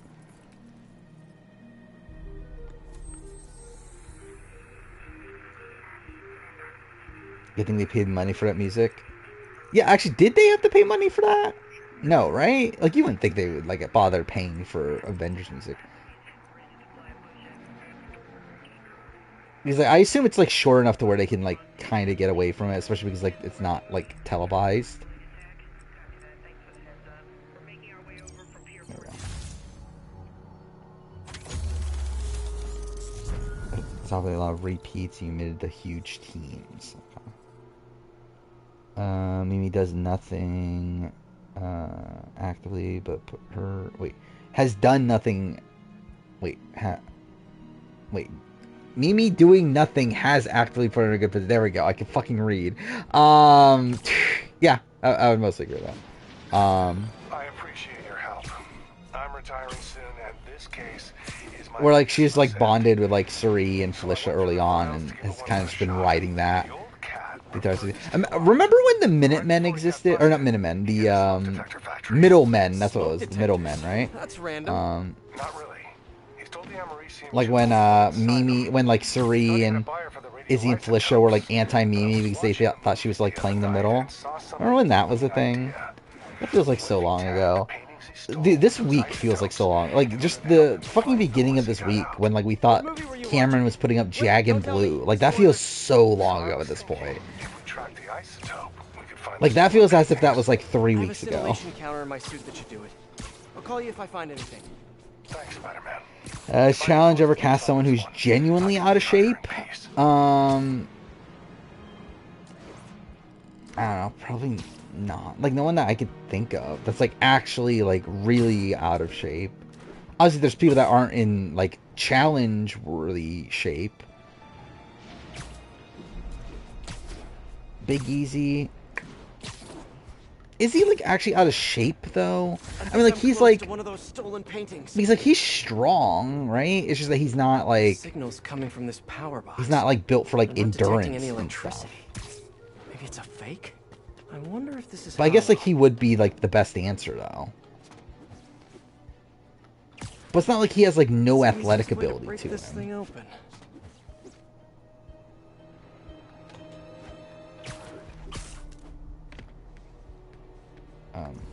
Where am I going? Oh, this. Huh. An art Modern Veronica, yeah. Yeah, she somehow, like, still makes it far in, like, every season. Or most seasons she's on. It was on. hidden in a fake power box. Evan and Rivals. Again, like, Evan and Rivals is, like, out of shape, but, like, not actually out of shape. Sounds good. Wait, I'm not gonna watch Special Forces, I don't think. Yeah, the original cat's name was Walter Hardy. Like, if I get to a point where, like, I've watched every show from this year I want to watch, and, like, I have nothing else to do, then maybe, but, like, I actually don't care, though, to watch Special Forces. I'm already spoiled in Season 1, which I would end up watching Season 1, too, but I'm like, I don't care. Peter, the police scanner just reported an active shootout around Hudson. Before you looked on it, you thought Big Easy from Amazing Race was on the challenge out. Yeah, we're not talking about that Big Easy. It might have just triggered a gang war. I wouldn't be opposed to that Big Easy. I mean, like, how old is he now, the Big Easy from Amazing Race? He's probably like 40-something by now, right? Nobody knows what was on that drive. Imagine him on Challenge USA. They should have gotten the Globetrotters for Challenge USA. If only CBS actually cared about Amazing Race. Wonder why she's working for Hammer. Is that a thing? Abby from, like, Abby Holmes, is that her name? Like, she'll be on Special Forces Australia. You guys on a first name basis now? Well, I never did end up. I wanted to watch David's Well, let's just keep each other in the loop, okay? David's Apprentice season. I never did watch that, which I probably won't anytime soon. But kind of forgot about that though.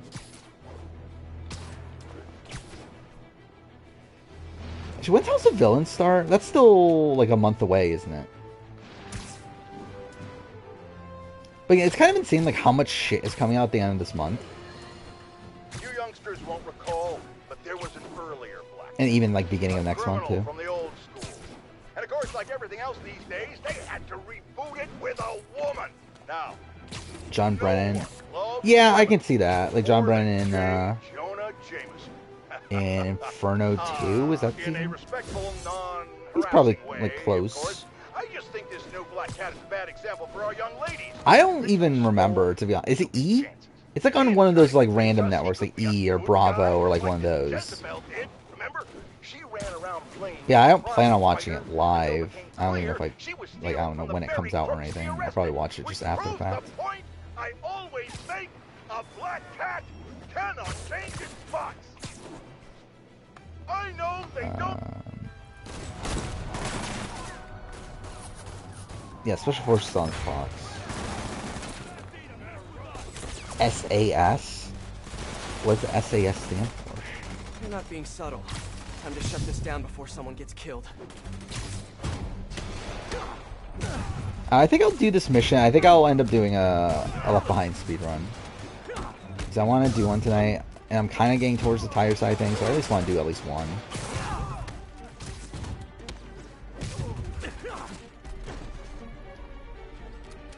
Actually, I don't know. Should I even bother? Maybe I won't. Actually, maybe something I can do. I don't want to commit to this, but like, could potentially do an extra stream. And stream my Left Behind attempts. Oh boy, we ain't all here. But then, even if I do, it would be like a situation where like I stream at like 1 a.m. like I did that other night. Or I've done, like, since the last stream, I've essentially done 2 2-hour recording sessions of me doing Left Behind attempts that I didn't stream. Which, those are, well, like, one's already on the bot channel, the other one's gonna be tomorrow.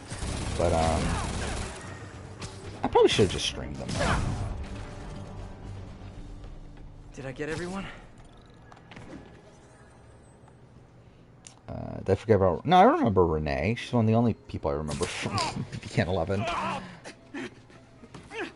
Crowd control? What crowd control?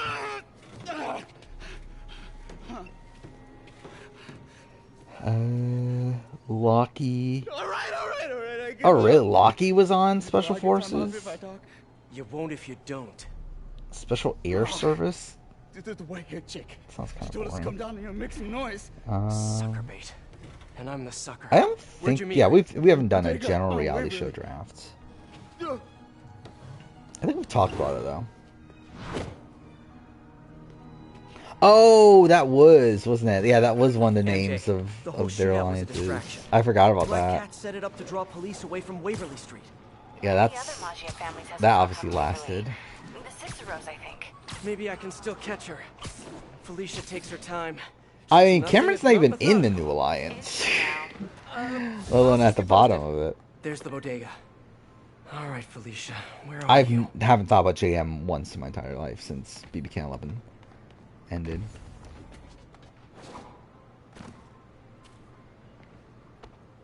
Huh, rooftop asphalt. Yeah, what other alliances were there early on that I probably don't remember anymore?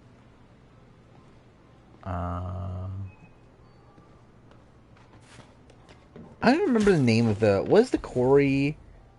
There's her stakeout. Corey, Izzy, Jared, Suri Alliance? What was that called again? I don't remember what that one's called anymore.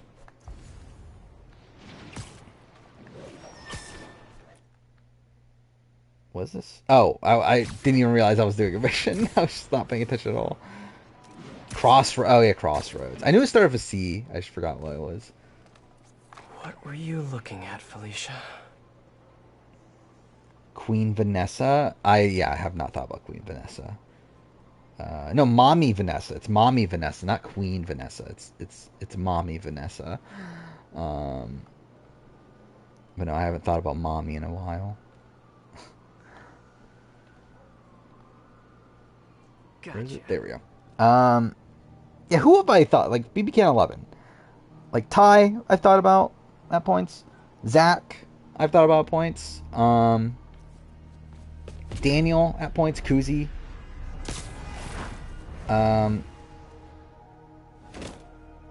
might be it. Shania is a person. I just realized that. Shania is a person. Hey, Spider. Felicia, the Magi are no joke. You shouldn't be playing with Wait, them. what was... Oh, yeah, the Phalanx 5. That was a thing. I forgot about that. Yeah. What an alliance. The Phalanx 5 that fucking Luke started. Yeah, remember when Luke was actually playing the game for like a second? That was something. I'm not working for Hammerhead or any other crime family. Actually, I did pick Shania as a winner pick, didn't I? Back to the talk about like winner picks I found attractive. I guess that was also one I picked recently. Yeah, was I just like... Yeah, I guess like that was just my thing early this year. Was just picking attractive women as my winner pick. Well, I had Claire and Shania, right? But no, I'm off that kick now. Now I'm picking generic, decently strategic, like athletic people, I guess.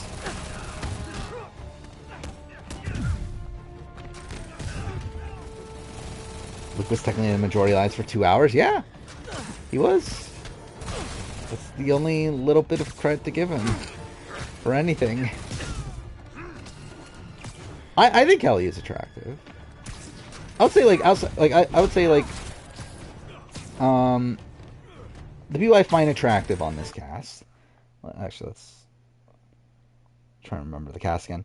Yeah, I would say Kelly and J Maya are probably like my top two.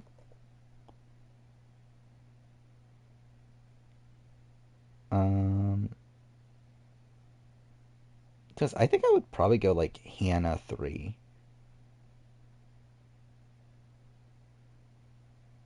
Just because I feel like Hannah's like kind of my type.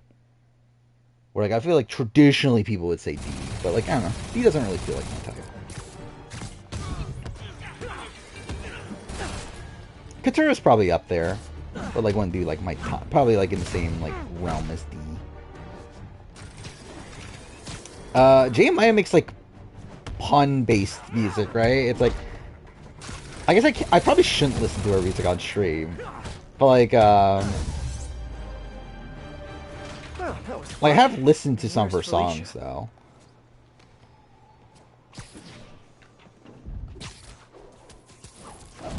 And yeah, you can definitely see her like pun background. I like watching you. Reminds me of old times. What's on that drive?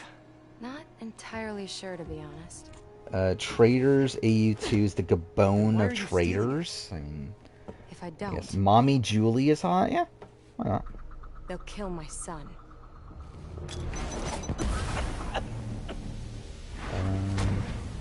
Who from the men's side of things would be in the conversation? Damn it. And obviously, Menace Felicia loves has a Caleb. son? Can't be. I mean, it could be, and I could be. No. I guess like some people would find like Jacob attractive, MJ, right? I found the cat, but she got away. Austin, right? How methodical of her. She stole I feel like another those are like and Sifu. I guess they're probably like the only like family has a drive. traditionally attractive guys here. Did you learn anything else? Well, not much. Okay. Drew looks like the facepalm emoji. I can kind of see that. For everyone. The last thing the city needs is a So no 20 puns on the show, assuming she's not the second boot. I assume the second boot is more likely, but yeah, I assume like most of our confessionals are gonna be like pun, like have a lot of puns in them. Wait a minute, Screwball? Don't tell me you're out of jail. I sure am, and I brought some of my fans with me. Aren't they just the cutest? They're helping me set up Convince Hannah over D. Yeah. In fact, Why not? I'd love for you to swing by. TCYL. Something tells me Do I want to do another mission? I literally said I wasn't going to, but whatever. I guess I'm right heading towards it. Actually, how long is this DLC? God damn it! I keep on getting like these. Why am I getting so many of these today? Of the bots. Fuck. What's this DLC called again? I don't even remember. The Heist. The Heist mission list. Let's see.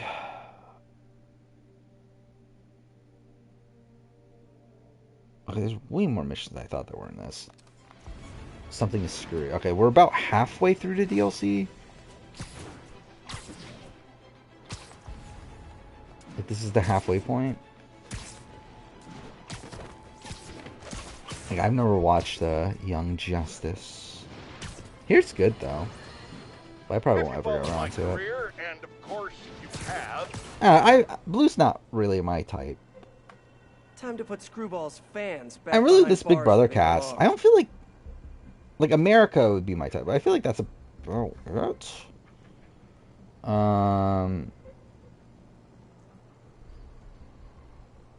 Okay, why am I struggling to find might be between 5 cast photos? There we go. Oh, and Kirsten, I find Kirsten attractive. That's about it.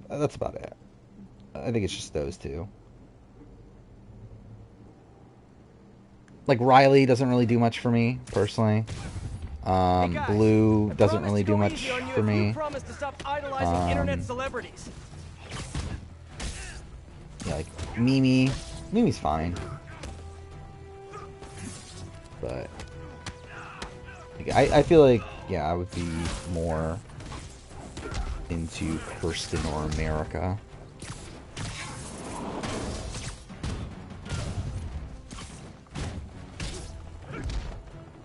Cass is older, yeah. Obviously, like, you have 2 of the oldest women in Big Brother history on this cast.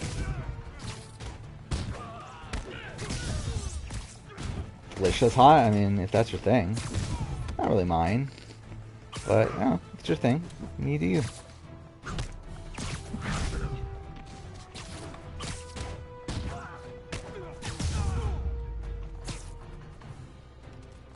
Yeah, I feel like with this, I feel like America would be like classified under cute, well, like Kirsten would be classified under hot. If we're doing the LJ rules, which you probably don't ever want to be doing the LJ rules, but if we are following that criteria, I feel like that's the way I would classify that. Sorry, my dance card's full. Pretty sure you'll I have a thing for Bowie Jane. I don't. I'm kind of turning around Bowie Jane now to where like she's actually like doing stuff now, so that's cool. But I really didn't like Bowie Jane at all coming into this week, and even in the preseason.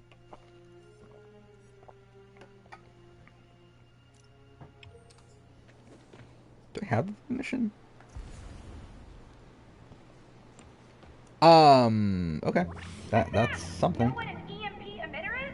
Well, here's an ELI-5. If you don't disable them, they'll knock out power across the city. Oh, and Should I still do a Left Behind attempts? I'm kind of getting tired to where I don't know if I want to. Yeah, we probably won't. I will just play this, and then maybe I'll do an extra stream and do Left Behind attempts.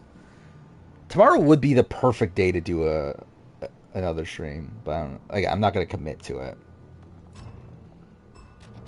Like, considering tomorrow, we'll obviously have the wall comp and everything.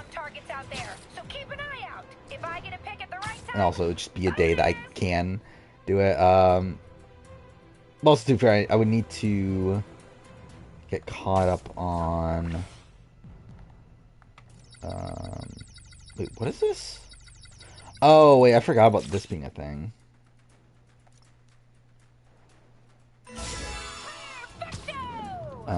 What was it? I need to get caught up on something. Oh, the State of Play is tomorrow. That's what it was. Yeah. Which I want to watch that. Which, yeah, I'm interested. Obviously, I'm not expecting too much because it's a State of Play, but I'm at least expecting FF7 Rebirth, which should be fun. Hopefully, we'll get new trailer. Hopefully, we'll get release dates. That would be cool. Got one. Gotta keep moving. And I'll be surprised if it's not there, considering we know the game's up for pre-order. We know it's coming out early next year, yet we still don't have a date.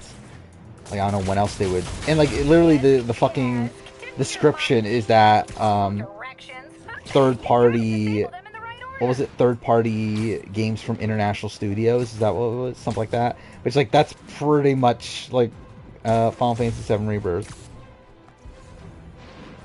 So, yeah, I would, like, expect it there. I'm not really expecting much outside that. Got it. Just like in school, I'm a chronic underachiever. After first week, your grandma called. After the first week. I'm flying pretty close to blind. Ought to look for towers. How she wanted to look like Bowie Jane? Why? Why would you want to look like Bowie Jane? She called you again, took it back. Hey Peter, I might have found Black Kind of Cat's random. next target. Yeah, I did hear that. The Square Enix is, which like, it's like a lot of the things are saying. Oh, they've like implying that Final Fantasy 16 lost them all the money, which is like not true. It's actually like the opposite, where like, it's like yeah, they lost a whole bunch of money from like Forspoken and like obviously Avengers and stuff like that, and like. The thing that actually is happening is that, like, the profits they made from Final Fantasy 16 were not enough to make that back. But they still made money on Final Fantasy 16, but there's, like, articles that are trying to make it seem like as if Final Fantasy 16 lost money.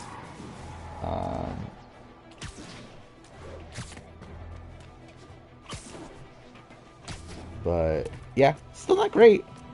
Yeah, it's probably looking more and more likely that, what am I talking about? That Square Enix will be bought by PlayStation or something to that nature. If that continues to happen. Odds of Izzy leaving, like 90%. Cops have blocked off the whole street. Like extremely high. If I can pick up the cat's trail. So the only way she does it is if something leaks and Suri ends up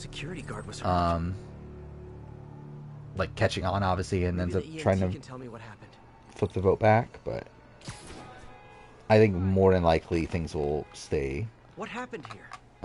As a blindside. I heard someone stole a rare book or something. Is the guard gonna be okay? Pretty bad case of photokeratitis. And that's pretty much the only things that are doing well for them at this point, right? Are Final Fantasy, Kingdom Hearts, and Dragon Quest. I need to check the alley. If Felicia did this. What's funny is that they keep on making these like smaller games, but then just like not like marketing them at all, which makes you question like, why are you making these games then? And obviously they had Forspoken, which that was a big bomb. Avengers was a big bomb. I don't remember, did Guardians make them money or not? Like, I know it was like a critical success, but I don't remember if it sold well. Magnesium flare. Probably what burned that guard's eyes. If I analyze the residue, I can track her. Izzy blindside Chira ejected, Suri quits. Imagine that happens. It won't, but like imagine that happening. Oh, fuck off. Wait. No, that can't be it. And then that one.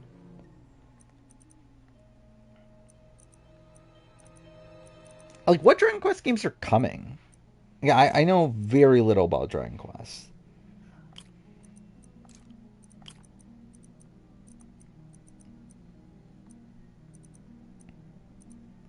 Wait, I need... There we go. Yeah, because what, 11 was the last one, right? So yeah, like, probably Dragon Quest 12. Like, is there a remake? Yeah, Corey's lost 17 pounds, which is pretty crazy. Which, like, yeah, you see, like, the comparisons, and you can just see how thin he looks in comparison to when the season started. Can be, but why is Dan Rangering not in Challenge USA? I don't know. Looks like a member of the Machio crime family. Probably didn't ask him, and if they did, he probably said no. I genuinely don't understand challenge casting.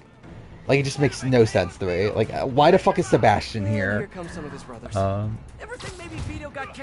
Which, yeah, I do make fun of Sebastian in my review. Of, like, why of all people did you fucking pick Sebastian? And I'm kind of insulted that you would even think that. Machio family will not stand. Tell Hammerhead he messes with the Machio family. Obviously, he wants to be on, but, like... Oh, you're talking about Dan wants to be on? Yeah, again, like, then why didn't they ask him? And why'd they ask Sebastian instead and get Sebastian on?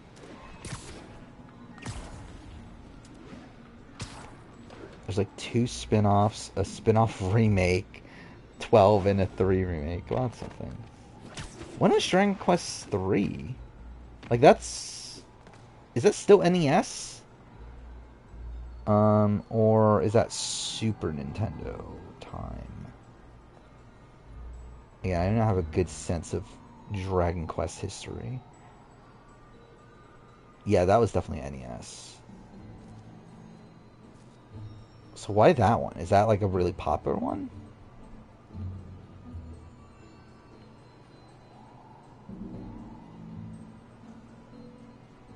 Yeah, I'm looking at like the other Dragon Quest games. So 10 is an MMO, right? Yeah, 10's an MMO. Yeah, 9 was a DS game. 8 was PS2. Do I own Dragon Quest 8? I don't think I do I? You would think I would.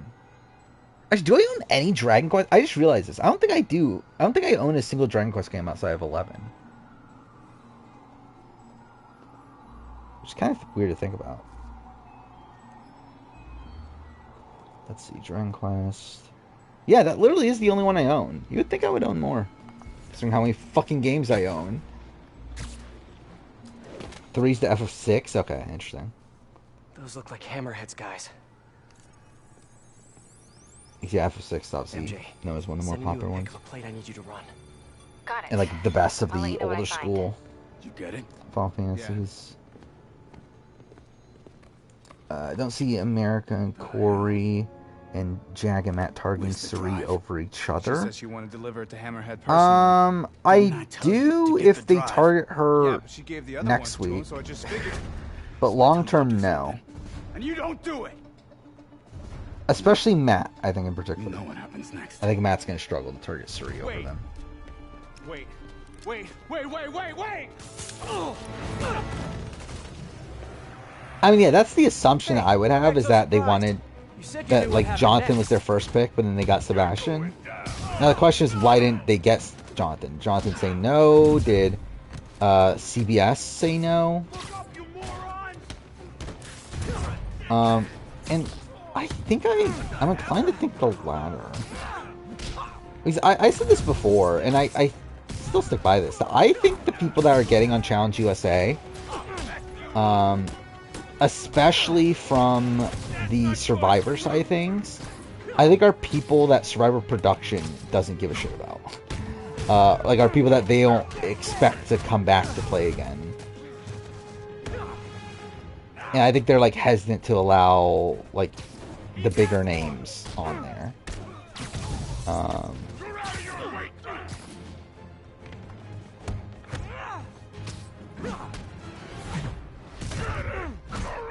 Oh, why was Sekou Bunch on Challenge USA? That is a question. That is a travesty. Sekou Bunch should be on every reality show ever.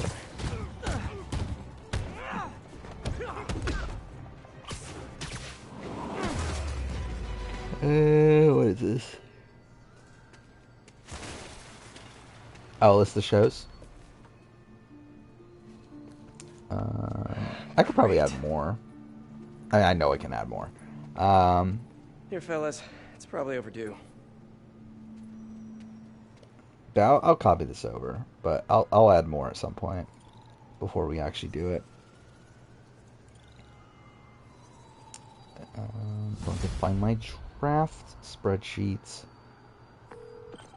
MJ, the cat got another data drive. Just one more, and Hammerhead has the drives from Actually, all what the do we other have Munchie on this families. list of things? We gotta figure out Pizza what's on those toppings, drives. best picture. And there's something else. There's Red this Rangers thing, with Rebel probably not a Band. big thing, but it could be a thing. A little. Probably for maybe a big Cosmic Fury to thing. be Red Please say a Rangers. sentence that doesn't include the word thing. Okay. The reason Felicia's working for Hammerhead is because he took her son. Huh. I didn't know she had a son. Well, certainly sounds like something Hammerhead would do. There's this Yeah, I could definitely add a other lot more thing. shows to that. You know that she I'll and do I it later. dated for a while. Yeah. Kind of too tired to do draft now. I'll be honest, I'm pretty tired just in general. I'm not getting that much sleep last few days. I actually do have to get up like slightly earlier tomorrow. Hang up now. But again, we'll still probably be here for another 30 minutes at least. Right? But I probably won't go like nearing 5 hours like I've done almost every stream I'll go on recently. patrol for a while. Which like is really stupid. Like I don't know why. Like it just seems like streams have been getting to the point where like I end it at like 4 hours and 45 minutes or something.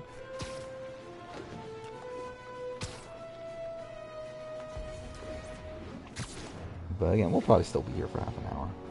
I think we probably won't do Left Behind speedrun tonight, but I think I might do an extra stream eventually to do them. Like, really, okay, so I did a recording session on what, like Sunday and Tuesday, and I decided to not stream those days.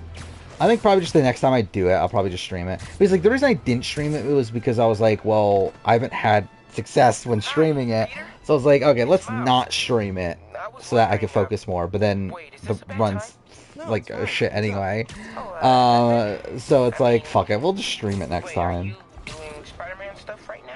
A little bit, yeah. Okay, if I do stream it, it won't be until late at night, probably until like 1 a.m. or something. What am I doing right now at this moment? But yeah, I'll probably end up doing like an extra stream at some point in the next few days. Don't know exactly which day. Miles, it's okay. What did you want to talk about? Again, tomorrow makes sense, but Sorry. It can wait. I'll call you back later. also there are things to get caught up on. I'm like, maybe not, but there'll be stuff to talk about tomorrow. Obviously, we have the eviction. We'll have, which, to be fair, actually, I won't be able to watch the eviction episode yet.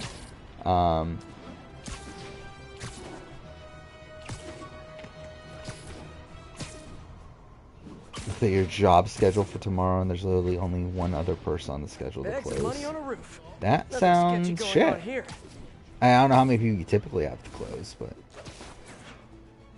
that doesn't sound ideal. Where's the next mission?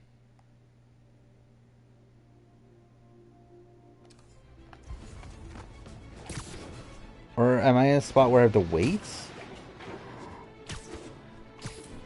I only have 4, but we're supposed to have 6. Yeah.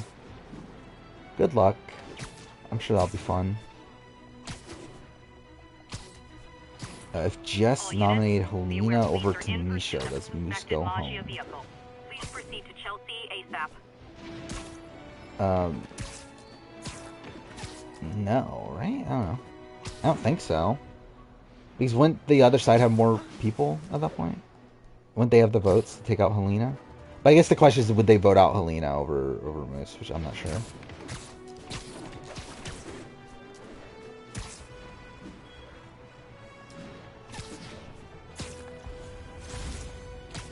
Where the fuck is this mission?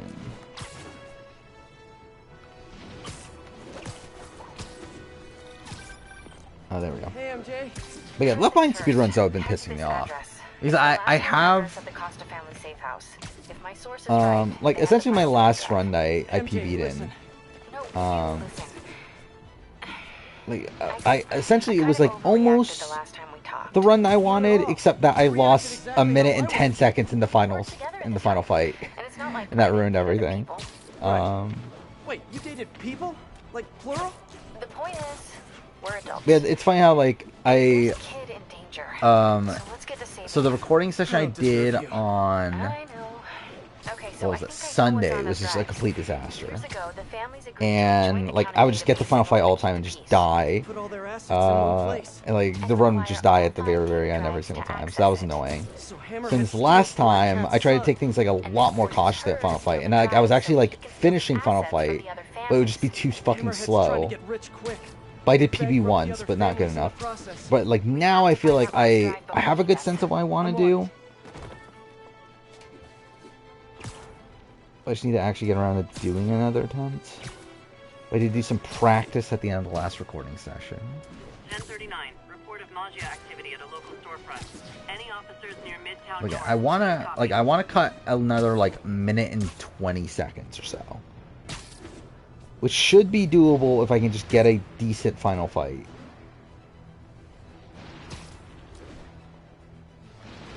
But it just doesn't seem like that's happening. It's crazy how hot Canadian men are. I mean, I guess. Felicia, we need to talk. Oh, Was Dan blindsided by the car boots? but I've got to run. Which Dan and Carl were talking about?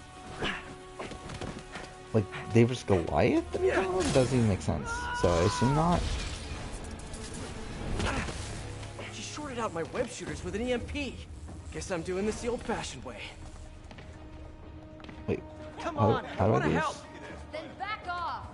If Hammerhead's got your son, you can't do this Oh, is it alone. R2 to run? I've done everything else alone. That feels I'm saying weird. you don't have to.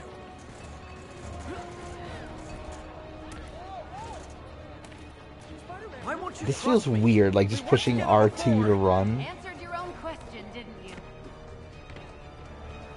Yeah, you can kind of tell the Why Futaba. didn't you come to me with this? Just feels like sounds like an older Futaba. Oh, I don't think it's a BB-14. problem. Wait. No, right? Because that's definitely a problem. Actually, I don't know. Did they know by that point? Better off on my own. I don't remember, to be honest.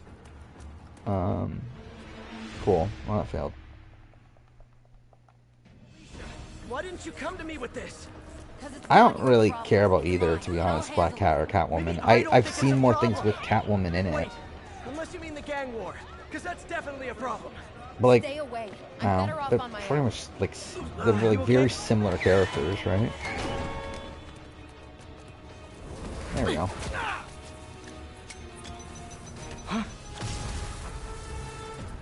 Shame that Suri hasn't dropped any major Survivor T on live feeds. I mean, what is there for her to drop? I wonder. I don't know if she has anything to drop. Shooter's finally rebooted. It's whipping time. Convenient. I can help you stop Hammerhead. Yeah, like what would you No killing, expect no her to breaking the drop? law. Your way won't get it done. Felicia. By the way, Jeff about your Probst did an son. interview today I and just like need to answered know. a question about Is he- Suri on Big Brother. Fine, and That's I'll something. take care of him. He's supportive of her. That's great. Cool. Fuck me. At least it's not like. Yeah, if this was like 10 years ago, I feel like he would be like upset at her for being on Big Brother. I can help you stop Hammerhead. How? No killing, no breaking the law. Hey, Your remember way when won't get it done. like Mark Burnett would like just openly talk Felicia, shit about Big your Brother? son. I just need to know. Is he? He's mine. It's funny that that's like literally a thing like Survivor used to do is shit on like the show that's on the same network. Stubborn little spider. I just want to talk.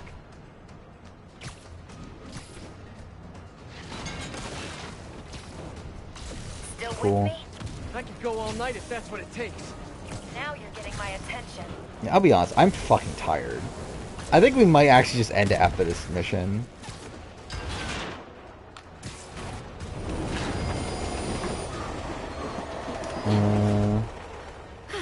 Part of me thinks we should study Jag's game and put in one of those big-ass science books. Again, Jag's a really interesting player. Like, frustrating at points. Or at most time. But, again, there's, like, moments of, like, good there. The problem is it's just not... it's like he's just too trusting, right? And, like, again, like, now this seems like a turning point. We'll see how this goes. Stop running. But, and if his game turns around from this point on, it's kind of an interesting trajectory for him, you know? Why are you webbing me? Because I'm trying to slow you down. Finish the Spielberg ranking was Schindler's List your number one? It was, right? Or it was like very high at least. Can't let her get away this time. That Poverty was planning on taking, but that wasn't happening, though, was it? I don't know what Suri would even have to like leak from like a Survivor like T point of view, because I feel like her seasons are pretty like picked over in terms of like behind the scenes stuff. So like, yeah, I don't know what else like Suri would like reveal from those seasons. If anything, like I think like maybe some traitor stuff would be, but I guess she also tries to avoid talking about the traitors, right? She doesn't want people to recognize that she was on the traitors.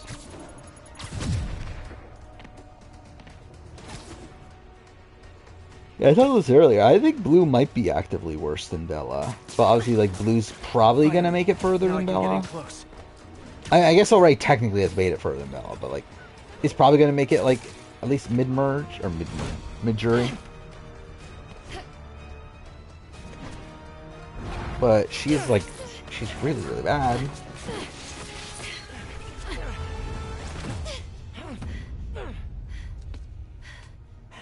Now can we talk like human beings? This feels pretty human to me. It's weird because it does sound like an older Futaba. Which is weird to think that an older Futaba is flirting with Spider-Man. Yeah, Schindler's List is still your number one. What are you thinking? Stall them. Give us some time to find your I just personally find it boring, but I haven't watched it in forever, so maybe I would love it if I watched it now. Back together again. Not like that. Shame. Yeah, I haven't watched a lot of the bottom Okay. placed ones. I can probably give us a couple days max. I like The Terminal, but it's also like a movie I have nostalgia for, so that's also a factor. Later. For now, let's find him. Especially if Kingdom of the Crystal Skull as high as it is. We can talk about that. Keep in touch, Spider. Yeah, I would want to do more movie rankings at some point. MJ's gonna kill me.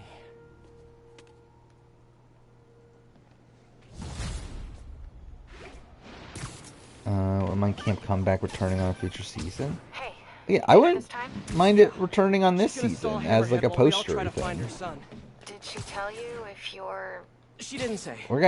I'm kind of hoping that's what the announcement is tomorrow. She's not just playing you? I know Is that they're doing like a poster Camp Comeback. I I kind of doubt it. Because like, why would they be announcing that this week? You would think they would be announcing that next week. I'll have to find more towers to boot up before I know what's happening around here.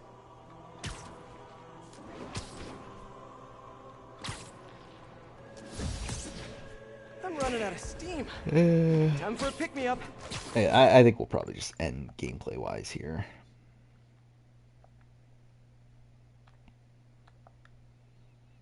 I feel like pre-season or pre-jury, you mean? Eddie, Battlebacks shouldn't be a thing. Spidey, you sound hungry.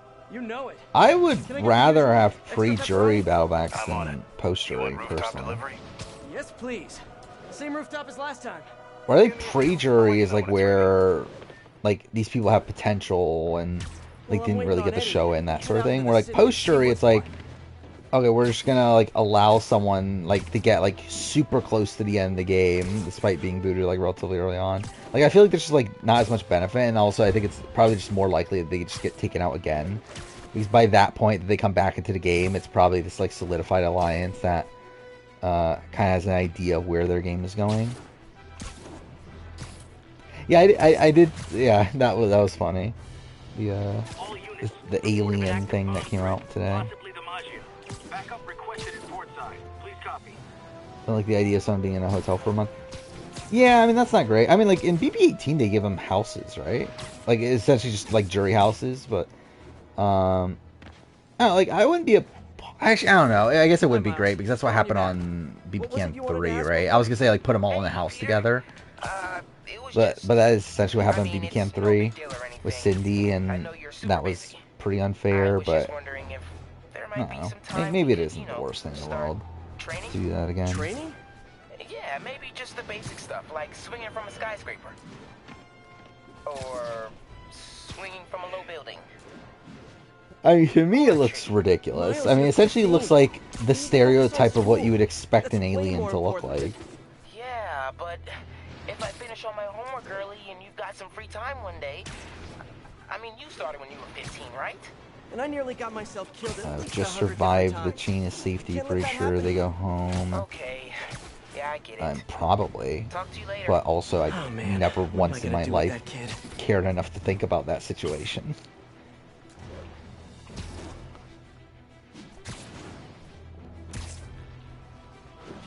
Yeah, I'm waiting for the next mission to show up, and I think at that point we'll probably call it a night, because I'm gonna have to wait anyway. But yeah, what time is it? It's not even 3 a.m. yet, is it? Fuck. Like, I've gotten like almost no sleep the last few days. I think I've gotten at most like 4 hours of sleep in the last like 3 days. Like today I was gonna take a nap and then I fucking watched Big Brother live feeds instead.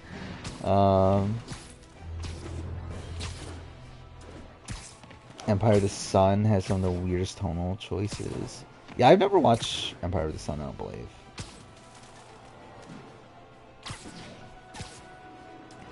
Yeah, if I do movie rankings, I feel like I would never do a Spielberg ranking because I don't think I care enough about Spielberg movies. Like, there's never been my thing. I feel like there's other directors I would rather do a lot more, like Nolan, Tarantino. Probably other ones I'm forgetting. Fincher, Denis Villeneuve. Alright, Spidey, your pie's ready. People like that. lightsaber. Nah, that's your Wait a minute, I think I'll base it more on like series and stuff. I've watched. Will do. Well, I mean, he's only had 3, right, movies, but I watched Get Out and Us.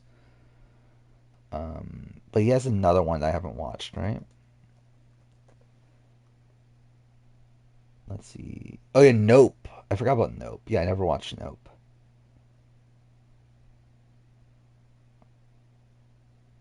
Yeah. That was already last year. Oh yeah, I guess that was because Claim to Fame, right? Mentions it. Claim to Fame season 1 mentions it. It's the best one. Yeah, I want to watch it. I just don't know when I'll get around to it.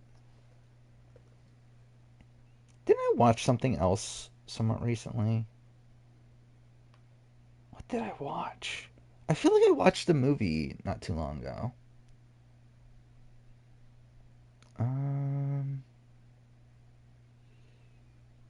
Why can't I find my movie spreadsheet? Oh, I watched Cocaine Bear. That's what I watched. I forgot. I watched Cocaine Bear. Like, I mean, it was like a week ago or so now, but that wasn't great. I was kind of disappointed by Cocaine Bear, if I'm being honest. Like, I expected it to be like way more over the top and ridiculous and stuff, and it was just kind of like slightly over the top and ridiculous.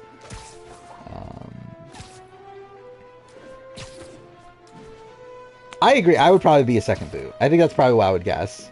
Like, I was literally a second boot on my Big Brother, like the one Big Brother org I did. Mind you, I literally did nothing in that org, but I was second boot there. I kind of see that of me being a second boot. I think I have potential, but like I would still I would bank on me being like, yeah, second boot or so. But obviously, if I'm in a game like this, I would care socially. The reason I don't care socially in the real world is because like I don't have to care. But obviously through that does translate to obviously me probably not being as like socially adept as I should be. But still, I'm able to hold conversations and stuff in real life. It should be fine. But yeah, I think I would struggle with like I think I'll do well in like one-on-one conversations and stuff. I don't think I'll do well in like group settings. All units, Magia are involved in a bomb threat against the VIP. Oh, I forgot that. Yeah, that is the movie with Christian Bale as a kid. I forgot about that.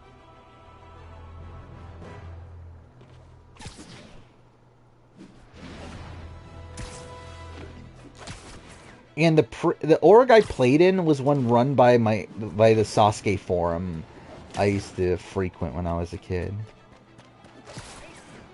And again, this was like 10 years ago or something.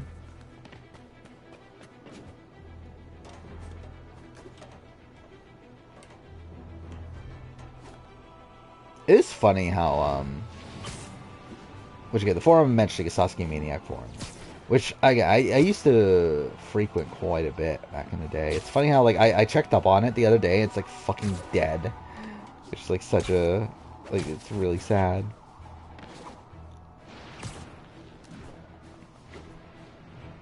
Yeah, I did go into like a really big rabbit hole of just watching a whole bunch of like old A&W stuff when I was making my A&W review. So that was something. Big Brother plays a sociopath? Well, that's something. Who isn't? So if we did a chat org, we'd all hate each other? Probably. I feel like everyone would become like Bryce. I think that's probably what would happen. I forgot about that. Is the thing that the Winnie the Pooh horror movie. That is the thing. Forgot about that.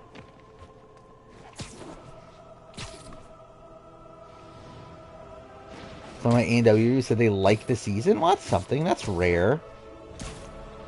Yeah, you look on the A&W subreddit, and it's just all people fucking complaining left and right. Which is like, some of it is warranted. I think some of it also isn't. Like, I think my review is like mostly measured. Where like, I think the format's shit, but I don't mind, like, because like a lot of people complain about like, oh, the teenagers are ruining the show, and I'm think like, to me it's the opposite. Like, even though I feel like it is weird watching A&W and like almost everyone's like 15 years old nowadays, but I think like they're the only things keeping the show like fresh. Where like straight up, like the vets are not good anymore. Like, I mean, the teens have like by far surpassed the typical vets. To where if it was like, if we were just left with the same vets that were there like from the last few years, like it would just simply not be like, it would be like a lot of like really early fails. It just would not be an interesting show. And it's like, it's funny too because like people also complain like, oh, they made the course easier for the teens. And it's like, I just feel like the teens are that good. Like, they're so good they're making the course look easy. Because like, I think this is probably the most difficult stage 1 in A&W history. I think stage 3, like, I wouldn't say it's necessarily the hardest, but I think it is on the harder, like, it's not an easy course. Yeah, we had 8 clears on it, which is fucking ridiculous. I just think it's like, it's just easy for the current skill of the competitors, and like A&W's just not adjusting quick enough.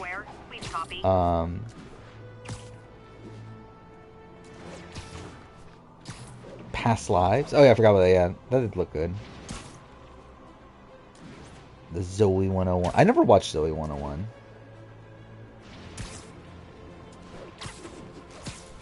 Oh, the Winnie the Pooh horror movie is getting a sequel? Well, that's... Can he be a sociopath and be very emotional? No? Right? I don't know. Isn't that part of being a sociopath, is that you don't have emotions?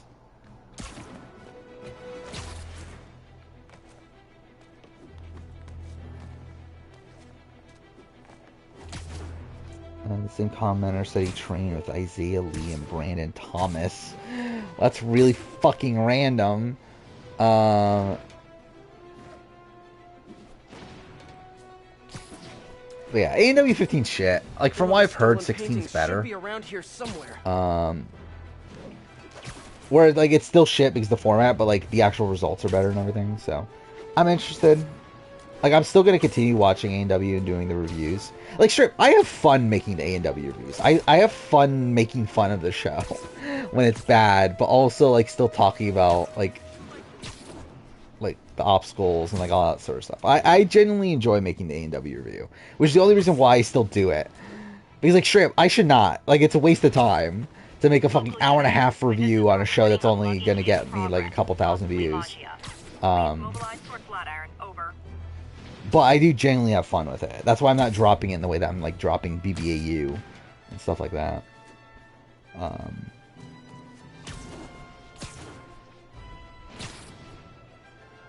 What makes the A&W season good? Like, I think it's like just a variety of results and also good obstacle design. Like, I don't want everyone to clear, because I think that's like, I think it needs to be like a good balance of like shocking fails, good results from like established competitors, some breakout stars.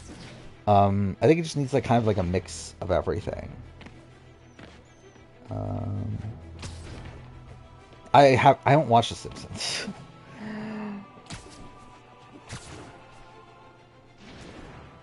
Yeah. Alright, I think we'll probably call it a night. I'm fucking tired. And we're over 4 hours. So yeah, we'll be back on what day is today? Fuck me, Saturday. We'll be back on Saturday. Again, maybe I'll do Left Behind speedruns at some point between then. Maybe not. We'll see. It'll be a spontaneous stream, probably extremely late at night. So, again, maybe I'll do it. Maybe I won't. But yeah, continue on Spider-Man. At least at the next scheduled stream, we'll obviously have a lot of Big Brother to talk about. That's pretty much it, right? I'm still watching Fight to Survive, but there's not like much to talk about. And like I think Fight to Survive's kind of petered out, to be honest. I think the first couple episodes were strong. I think since then it's just been kind of okay. Yeah, really nothing else. Survivor Time and Change finale, I think, is tomorrow, right? But I don't really care. But I've still been like watching it in the background at points, but yeah, it's not that great. Yeah, I think that's pretty much it. So, yeah, I guess I feel like I messed up the flow of the outro, but either way, yeah, we'll be back on Saturday, and yeah, see you guys next time. Wrong button. Fuck me. See you guys next time.